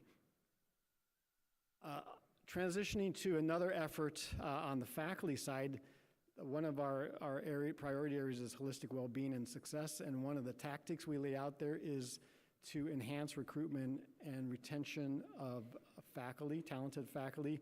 One of the most important programs we have to utilize in this area is our High Impact Hiring Initiative, which is P3 funded, our public-private partnership funding that we're able to access. You see the numbers there on the left-hand side of the funds. We've been able to commit just over the last fiscal year and this current fiscal year, 23 recruitments of faculty, 14 retentions, successful retentions in addition to that, and it's spanning 11 of our colleges. So this is widely used by all of our deans. It's had huge impact, huge benefits. We had to tap into additional P3 funds for fiscal '24 because of the popularity of this program. And how this translates, a couple of really interesting examples. There are two faculty we recruited. Professor Cortez came from University of North Carolina, Chapel Hill. Professor Madlock Brown came from University of Tennessee Health Science Center, and she's actually a Cedar Rapids native. Both of these individuals started in the College of Nursing as associate professors with tenure, so able to hire mid-career faculty members who come in with established research projects. And you see on the boxes on the right-hand side, they were soon after they started as faculty members awarded NIH grant funding. So our support with our high funding provided quite a nice return on investment. And obviously the tie-in with the College of Nursing, the need for additional faculty to support the increases in numbers of students we're trying to train and populate the state of Iowa in relation to the funding we've received from the state of Iowa. Another project that just got started, we had a groundbreaking, or actually a dirt turning, I think is what it was called, because it was the coldest day we've had the last couple of months, and Regent Dunkel and Regent Crow were there to help us. This is the new Health Science Academic Building. It's on the west side of campus. It is going to be collaborative in terms of 3 different departments across 2 colleges. Communication Science and Disorders is one of the top-rated, two top-rated programs nationally. Speech pathology and the audiology programs. Health and Human Physiology is in class, as is CSD. These are, the HHP program has the largest number of undergraduate majors on campus, about 2,200, as well as 100 additional graduate students and a really robust research program. And then Physical Therapy and Rehab Sciences, which is always a top 5 program nationally, producing doctoral students in the physical therapy area, 150 in the program right now. So the ability to collaborate on teaching, research, clinical aspects of this program will be huge for us going forward. And quite a remarkable editorial came, I find it remarkable, Saturday evening in the Minneapolis Star-Tribune, talking about the University of Iowa, which I might be a little bit wary about what would be coming out of Minneapolis Star-Tribune, but this was focused on efforts around health science education programs and medical centers. I'll read the quote. An October 31 groundbreaking ceremony in Iowa signals that other universities are already putting into reality ambitious plans to modernize and strengthen their medical centers and health education programs. The University of Iowa's path forward is an interesting regional model. The new health sciences academic building will foster collaboration between top-ranked programs and help attract world-class faculty, a goal worthy of emulation. So, and these editorial writers encapsulated what we're trying to do here. It's allow the collaboration effectively of 3 outstanding programs, help attract and recruit more faculty, and certainly more students to these programs. So a really nice reflection of what we're trying to do. Mental health is a significant effort on our campus, as it is with the other 2 Regents institutions. Certainly on the left, I've focused on a P3 funded project, Higher Education Mental Health Initiative. That's trained across Iowa over 4,300 participants, several community colleges, as well as the Iowa Best Summit that was held last month. Again, the Chronicle of Higher Education had an article focusing specifically on this undertaking with us at Scanlon Center for School Mental Health. That was on October 24th. Then on the right, an article just last week in Inside Higher Ed highlighted a new position we put in place. Chuck Zander, who is our mental health counselor, newly hired to serve military-connected students, the first in the Big Ten. So again, leading the way in this area, supporting a diverse group of students on our campus, and I think he's going to have a huge impact for us. The last thing I want to talk about is office that's fairly nascent. It's about 18 months old now. The Office of Performing Arts and Engagement, our executive director is Andre Perry, and this is allowing us to meld what goes on at Hancher Auditorium with our outstanding performing arts units, dance, music, and theater arts, and allows us to align the work of the students and faculty, get classroom experience, allow them access to Hancher Auditorium, which was limited in the past. Just to highlight how this works, just in the last month we had a 10-day festival. A range of artists came in. One of them, Sphinx Virtuosi, is one that got into the school systems in the Iowa City area, went to 8 different schools, K through 12, and engaged in over 500 students. So this is about engaging students on campus, faculty on campus, but also the community. And so it's been a huge success even as we go into the second year of this marriage between the academic side of the house and the performance side of the house for us. And that, I'm done. That was quick.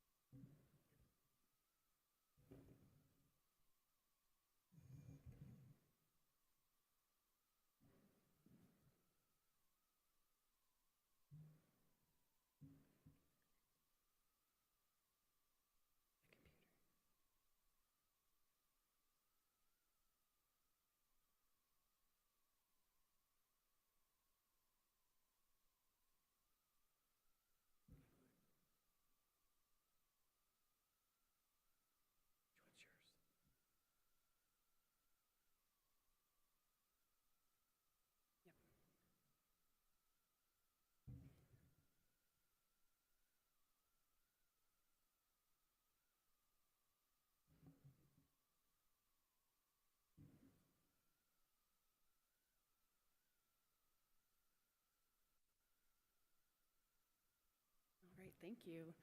Good afternoon, well, almost good evening, I suppose. My name is Kristen Moser. I am the Assistant to the President for Institutional Effectiveness and Planning here at the University of Northern Iowa. Myself, along with my colleague, who will introduce herself in a moment, are the co-chairs for our University Strategic Plan Coordinating Committee, and it's in that capacity that I'm here to visit with you all today. So, as you know, we have adopted a new 2023 to 2028 plan, which Oksana will talk about in a minute. But as we do that, I think it's always good to go back and reflect on the last plan and kind of take a look at what we did well and some of those lessons learned. So what I wanted to do is really just kind of briefly cover a few highlights from our 2017 to 2022 plan. As we set this plan back in 2017, we looked at the metrics and we knew that many of the goals were going to be stretch goals for us. We were going to have to work hard and at a high level to achieve some of these goals. And I'm happy to say that we exceeded many of the goals we set for ourselves 5 years ago. So looking specifically at graduation rates, we exceeded all of those graduation rate goals. Our 4-year grad rate is almost 10 percentage points higher than the goal we set for ourselves back in 2017, sitting now at a record high of 51%.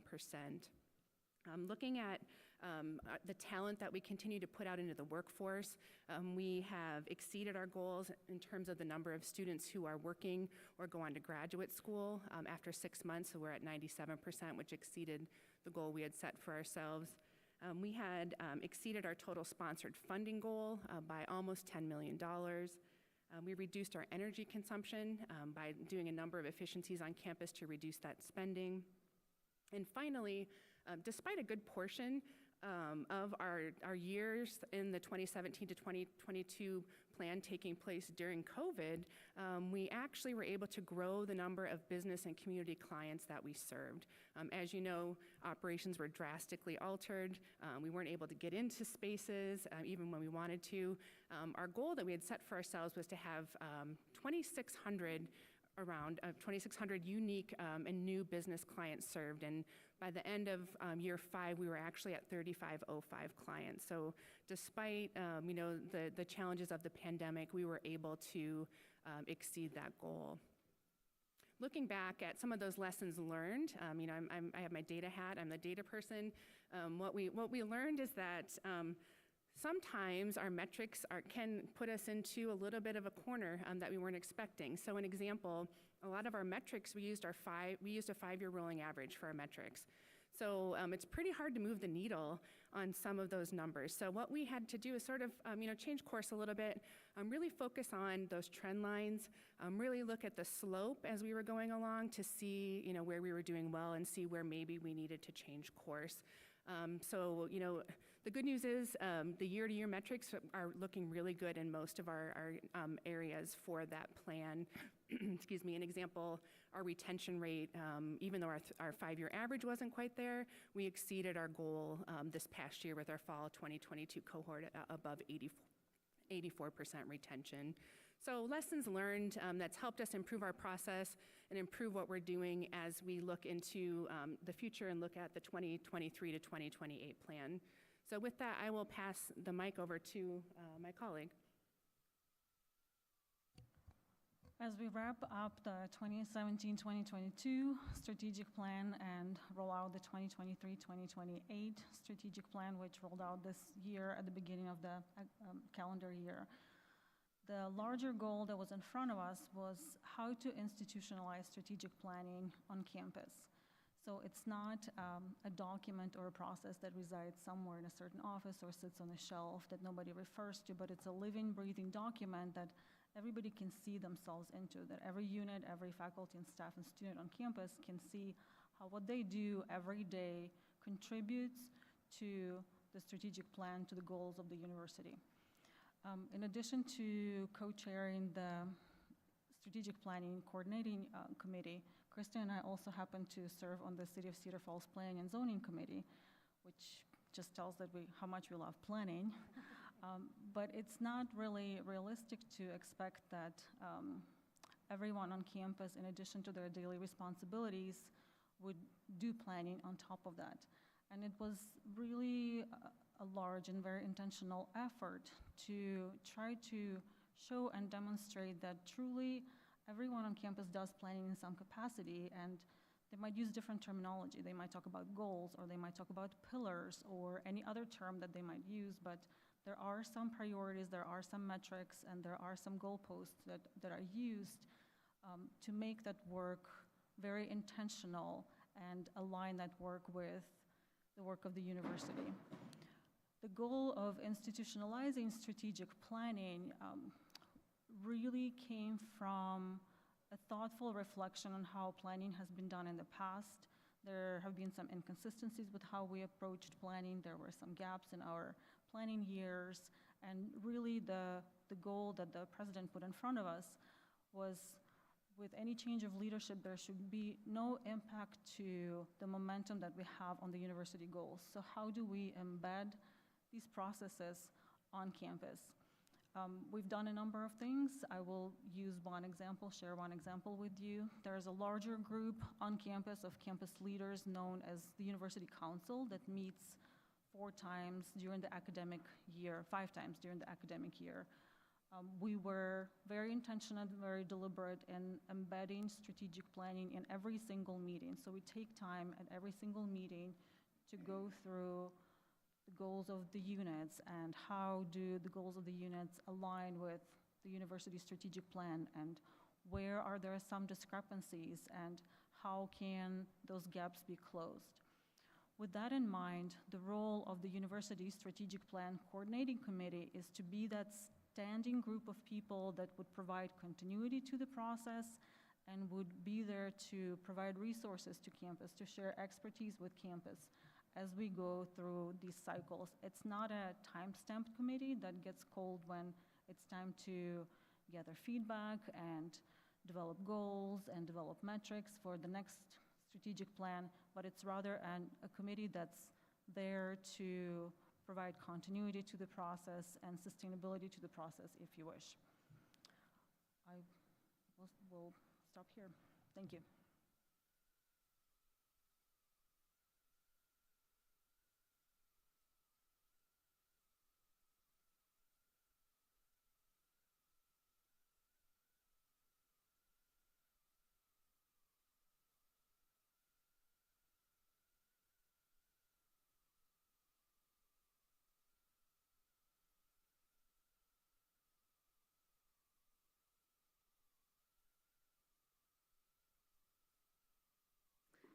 I'm going to say good afternoon. I see a little bit of light still out there. So I'm Sophia McGill, Senior Advisor to the President at Iowa State University. Thank you so much for this opportunity to share how at Iowa State University we are truly living our strategic plan every day to achieve what we aspire to be. As we innovate at Iowa State, our dynamic approach to the plan engages the campus community by gathering ideas to implement our aspirational statements. Our initiatives are making positive progress toward successful impact. Our statement of aspirations are really the guiding principles of our strategic plan of how what we aspire to be and how we'll position ourselves for the future. For each statement, we track our progress through metrics and key performance indicators that align with the Iowa Board of Regents 2022-2027 strategic plan. Today, I'll share updates in each of our aspirational areas. Student-centric leading research university. We are making education more affordable by saving more than $550,000 through university course reserves and open educational resources, $2 million in low-cost, immediate access content. To illustrate these efforts, let me tell you about a faculty member in the Department of Psychology who has adopted no-cost open textbooks in 3 fall courses. The decision to use open textbooks has saved Iowa State University students approximately $64,000 in just this semester alone. We are increasing our 4-year graduation rates with 3% increase for our 2019 cohort, which graduated just this last spring in 2023. We are committed to helping our students succeed. 71% of Iowa State University seniors participate in 2 or more high-impact practices, such as undergraduate research, internships, study abroad, and learning communities. and more than 93% of first-year students at Iowa State University participate in learning communities.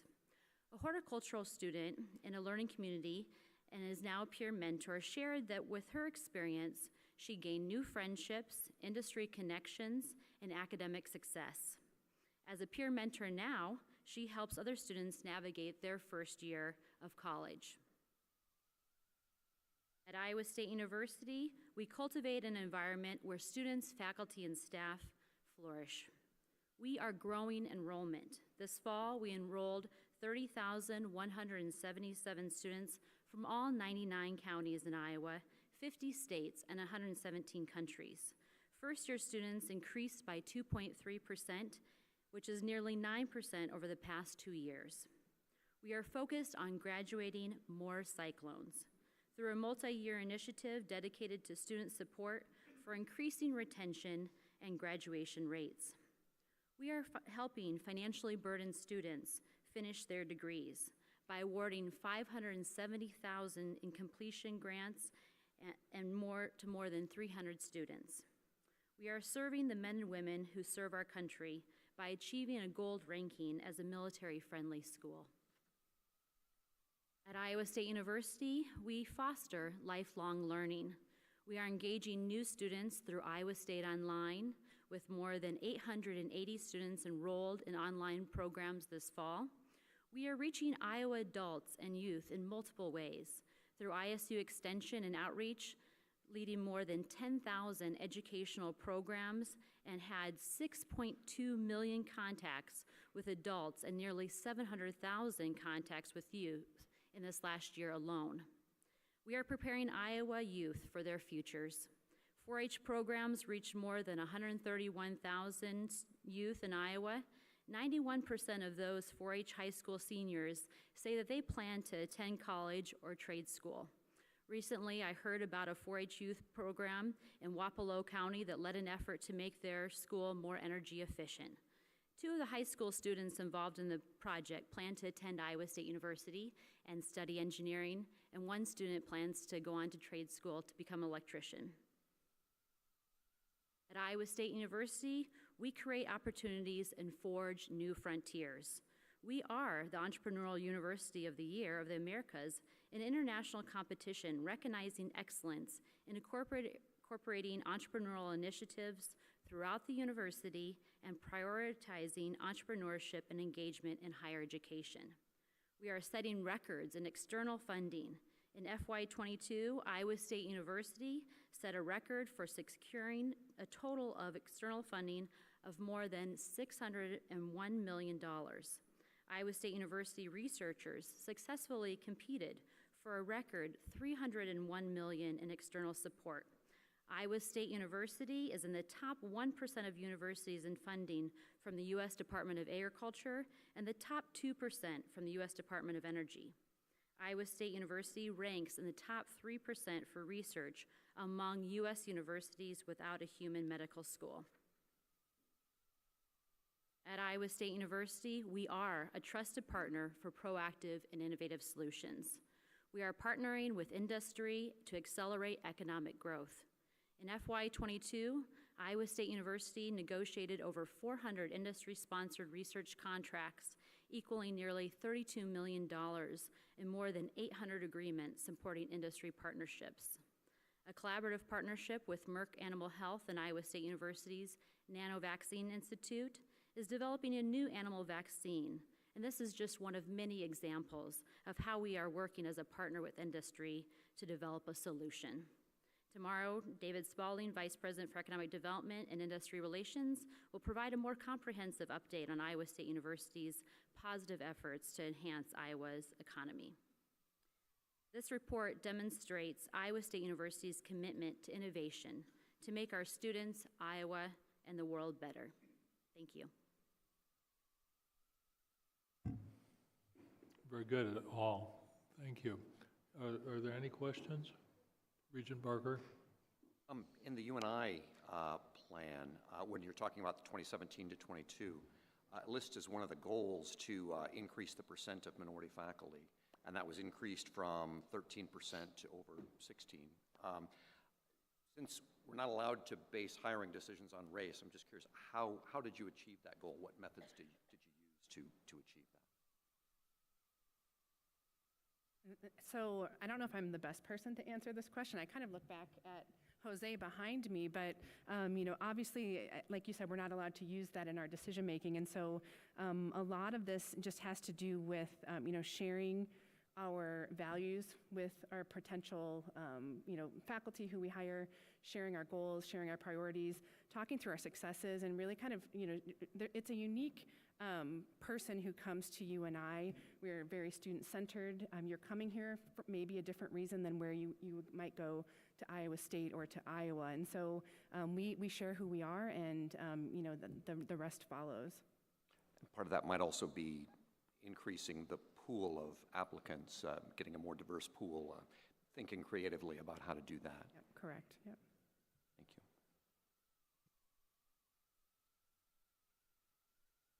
you. Other questions? Thank you all very much.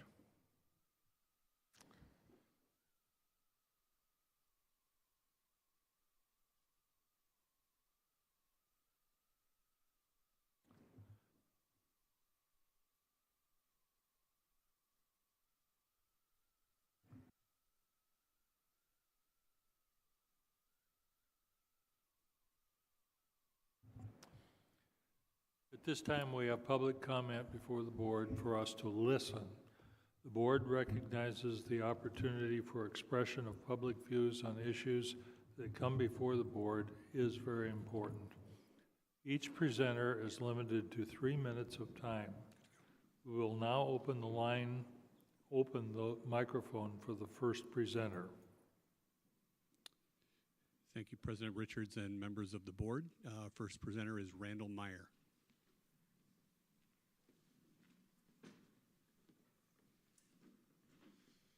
From this morning, Property and Facilities Committee, number 5, Register of University of Northern Iowa Capital Improvements Business Transactions, i.e. proposed new UNI wrestling training facility. Conceptual renderings do not incorporate elements of the West Gym. The ask and request is the Iowa Board of Regents only approve the new wrestling training facility if it includes parts of the east wall of the West Gym, such as the 8 seals, symbols, 5 above the doors, 3 at the top of the wall, cornerstone, etc.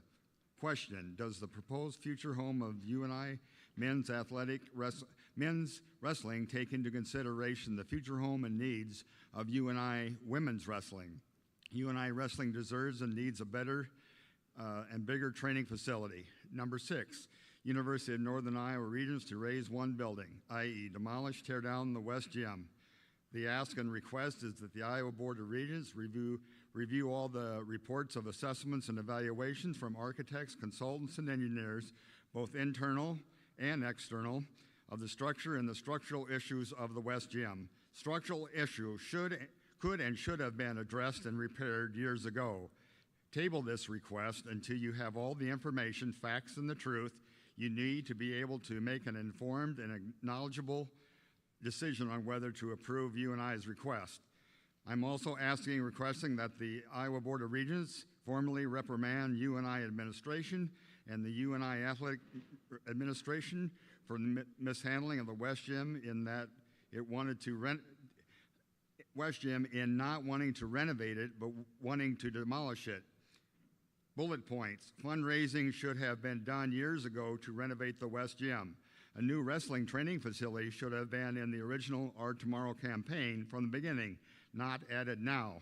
UNI administration forced the UNI wrestling team in an off-campus old building for the next 2 or 3 years. This should have never happened. The new wrestling training facility should have been open before the West Gym was closed. UNI facilities management has said that there has been a lot of misinformation about the West Gym. That is because there has not been any information from the university. Without information, there will be misinformation. They have not kept the public informed. I have tried to speak with UNI for the last 1.5 years about the West Gym. I have only been met with silence. Their silence speaks volumes to me. Thank you for your time and consideration regarding these public comments on UNI's proposed new wrestling training facility in the West Gym. Respectively submitted, Randall Meyer, Josh Lehman has a handout for you, and I will be available after adjournment. Thank you.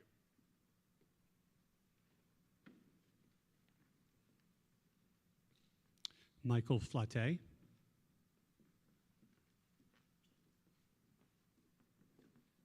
Yeah, thank you. I'm Professor Michael Flatte of the Department of Physics and Astronomy at the University of Iowa. I'm presenting my own opinion, not speaking on behalf of any unit at the university, in the hopes of improving the operations and efficiency at University of Iowa. I came here to speak against the movement proposed to you of the Department of Computer Science into the Iowa Advanced Technology Labs, known as the IATL. My research group has been located in the IATL for over 25 years. The IATL building is unique for its exceptional laboratories for physical sciences, research in plasmonics, microelectronics, quantum science, and other active areas in the IATL is supported by millions of dollars of external funding and trains many students for high-tech jobs. When the IATL was built, the office areas were not completed. Faculty, staff, and student research offices need to be closely co-located with the labs for efficient activity. Because the office area of the IATL was not completed, we've had space problems since construction. Preliminary plans, which were a surprise to us in physics, appear to move these IATL researchers further from the labs. This would make our research and student training more difficult. Computer science does not need these labs, but they do need space. I encourage you to support finding them another solution that will not limit the development of laboratory physical science research on campus. Perhaps at a future time, it will be possible to expand the office space in the IATL for its best use, to support the lab research and laboratory student training in the building. Thank you for your time.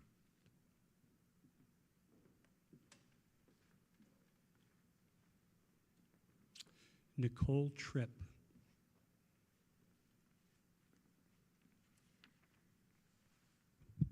Hi, my name is Nicole Tripp. I'm a first-generation college student here at the University of Northern Iowa. I also did not know I was pulled to stance. Okay.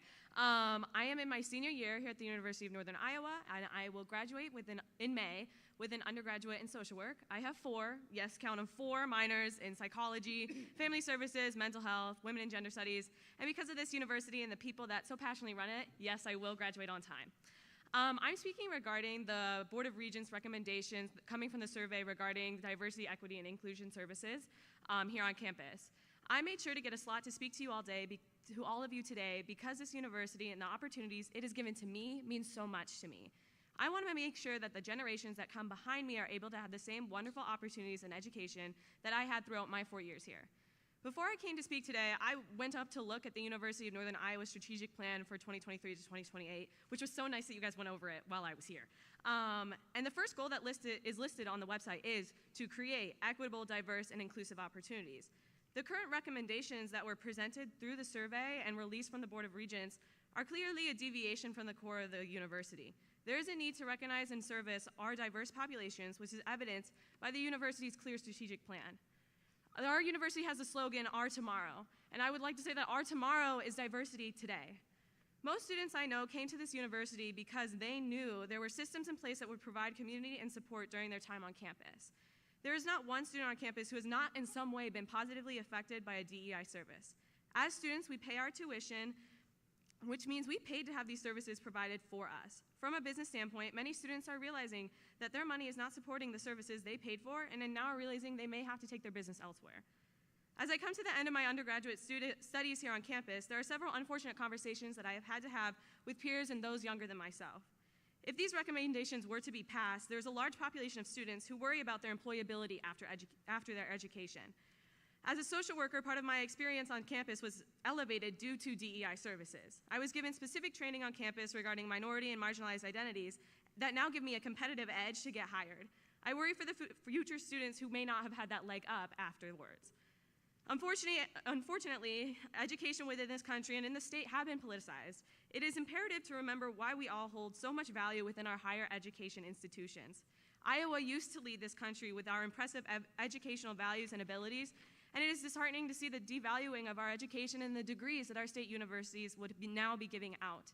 With past and recent legislator, funding cuts, and these recommendations from the Board of Regents, I am convinced that our state will see a mass social, economical, and political exit from our fellow citizens. We all care about protecting the integrity and our institution and ensuring the economic future of our state as a whole. Defunding diversity, equity, and inclusion services will only continue the brain drain of our region, and specifically the heart of the Midwest, our home Iowa. Thank you for your time.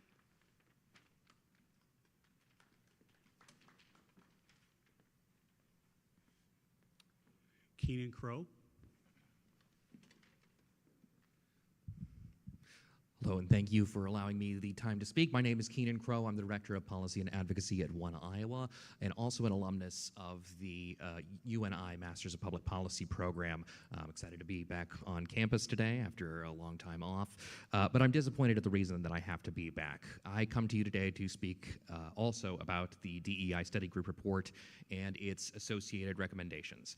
I've read this report in full at least 5 times, and it becomes more baffling to me each time. What is amassed in the report is a set of data of current activities and feedback from the campus community, followed by a set of recommendations that either ignore or do the polar opposite of what is indicated by the data and the feedback.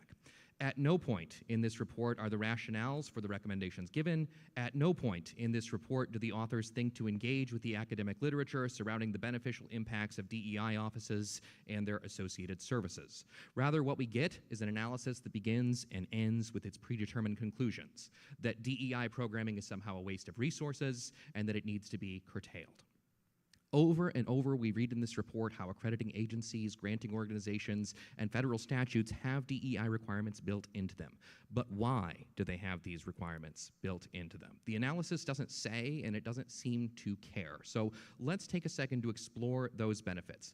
What the literature tells us is that DEI initiatives benefit the entire campus and community. On campuses with more robust diversity programming, students from marginalized identity groups report better academic performance, and they have higher graduation rates. They report feeling more included on campus. Faculty become more diverse, and the job satisfaction among all faculty members increases. They create more engaged scholarship, which ultimately leads to higher quality publications and better curriculum. Most importantly, students are prepared to be leaders. As a result of this programming, students are more engaged in their local communities, more likely to participate in local government and politics, and are ultimately more prepared for diverse workplace settings, which are increasingly the case after graduation. The recommendations in this report could have been, and in fact may have been, written before the data was collected. Among the things that you'll find in the appendices, but not in the analysis, are the fact that 85% of the solicited comments were positive and believe that DEI initiatives were either doing well or needed more support, the fact that we already have fewer DEI positions at our universities than at similar-sized institutions, and the fact that the vast majority of students and faculty and staff characterize DEI trainings as, quote, critically important. I think that's a shame. The Regents should be held to a standard of honesty and integrity in their reporting that is higher than a student at this university, and yet the authors have submitted a report that is entirely political theater, and they expect myself and the campus community to take it seriously. Well, I see it for what it is, and so do the students and faculty that these decisions will impact. I ask you to reject this report and its associated recommendations and insist on engaging this topic in a serious, thoughtful way that treats the data, the scholarship, and the campus community with the respect that they deserve. Thank you.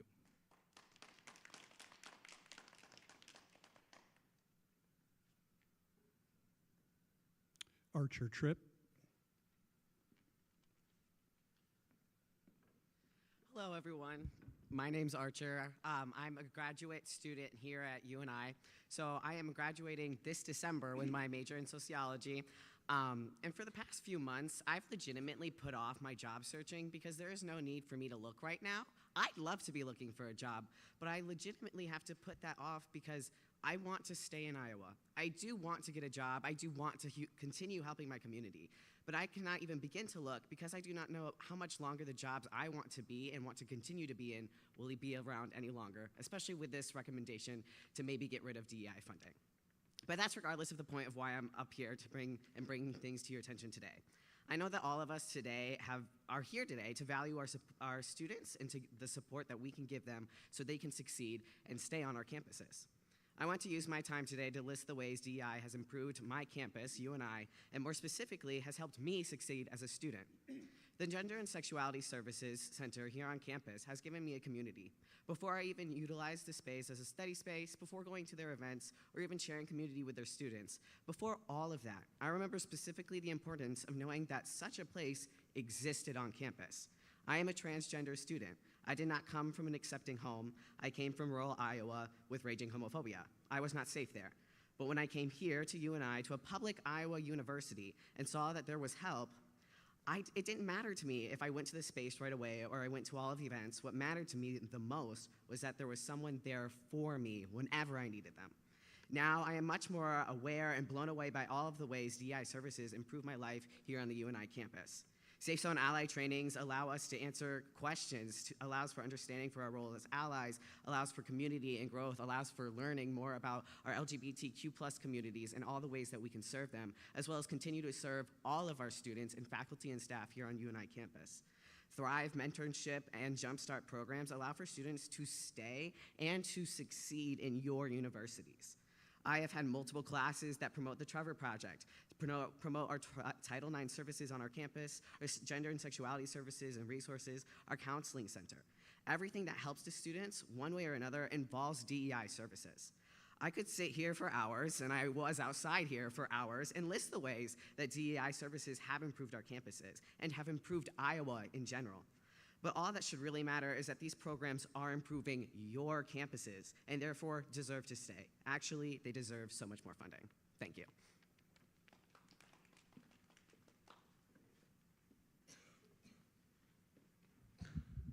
Sam Zimmerman.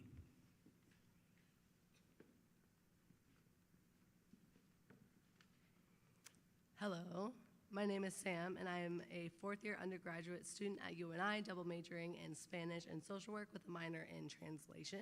Today, I'm here to express how diversity, equity, and inclusion services have saved my life. As a freshman in college amidst the pandemic, I felt very lost, hopeless, and confused.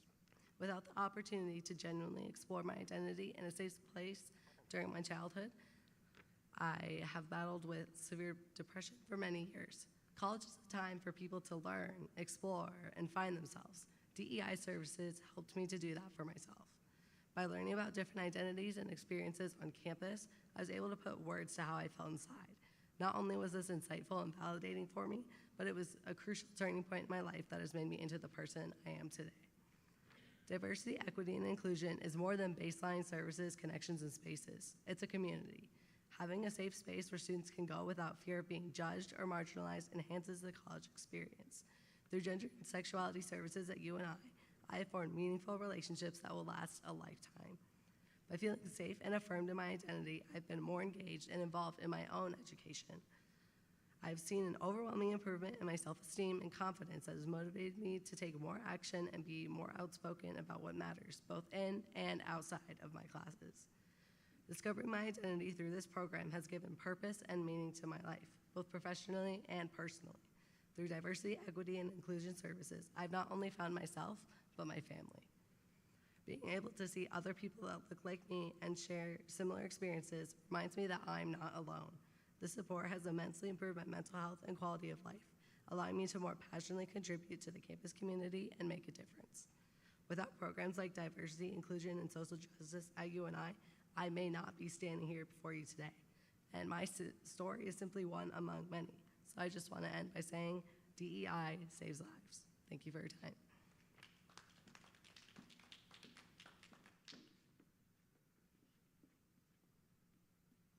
Angela Davidson.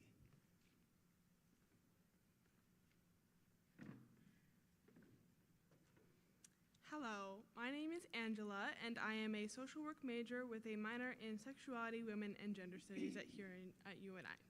I transferred here last fall from my community college in Illinois because I felt like I could belong at UNI. In fact, one of the first things that I asked when thinking about transferring here was, are there services for LGBTQ students like me? And when I found out that there was, I felt so much more confident about transferring here. As transfer students, it's really difficult to make friends and find your community on campus because everyone else your age has already settled in, and I was really worried about this as I started last fall, but then I found Gender and Sexuality Services. When I first walked in the door of GSS my first week of classes, I instantly knew that I had found my people and my place. The atmosphere was cozy and the people were friendly, and before long I had made some real close friends. We all have met those people that have changed us and that we know will be lifelong friends. That's how I feel about all of the people I've met through Gender and Sexuality Services. Without Gender and Sexuality Services, I never would have felt so at home here at UNI and probably wouldn't have transferred here at all. The impacts of community cannot be overstated. I know from personal experience that whenever I'm having a bad day or feeling stressed, I can go into GSS and I'll feel better after talking with my friends. Being a college student is stressful, especially as a transfer student, and being a lesbian in a state that seeks to erase the existence of me and my community is even more stressful. I think it's a universal human experience to worry about finding your place and your people. And for members of the LGBTQ+ community, it's an even greater concern because of how invisible we often are or are made to be. Diversity, equity, and inclusion services aren't just a place for people to hang out or go to events. These services are necessary sources of community and visibility for people that struggle to find those things. And I believe we all deserve to be seen and heard and to have a place where we all belong. So please continue funding DEI services. Thank you so much.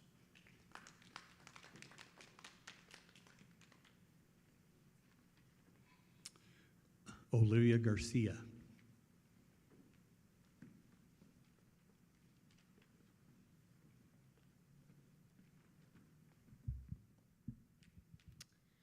My name is Olivia Garcia, and I'm a senior at Iowa State University. I'm a first-generation college student and a proud Mexican American.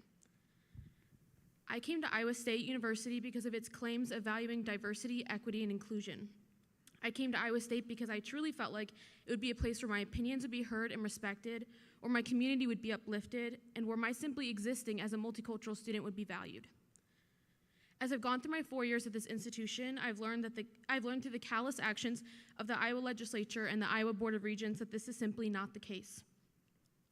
Not only does the Board of Regents have a history of not advocating for their marginalized students, but the DEI study group report and recommendations makes it clear that you also want to take away the semblance of support you have provided to your students. Only providing DEI initiatives to maintain accreditation and compliance is not advocating for your students.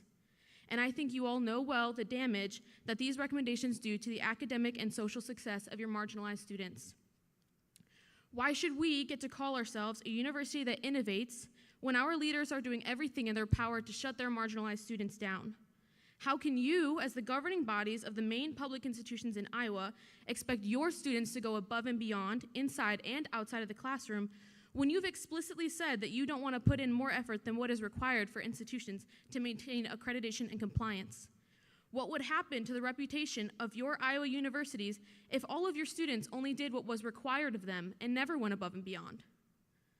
As the student bodies of Iowa institutions and the state of Iowa continues to grow, the population of both these groups is transitioning away from being predominantly white and will soon be a state whose majority is people of color.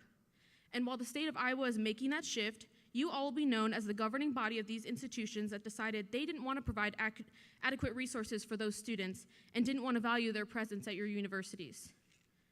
And if you're not going to care about how these recommendations are going to impact marginalized students who already experience the pressures of being a part of the low percentage of students of color at these predominantly white institutions, at Iowa State less than 20%, if not because you actually care about your students, understand that this is even a poor economic decision for the universities.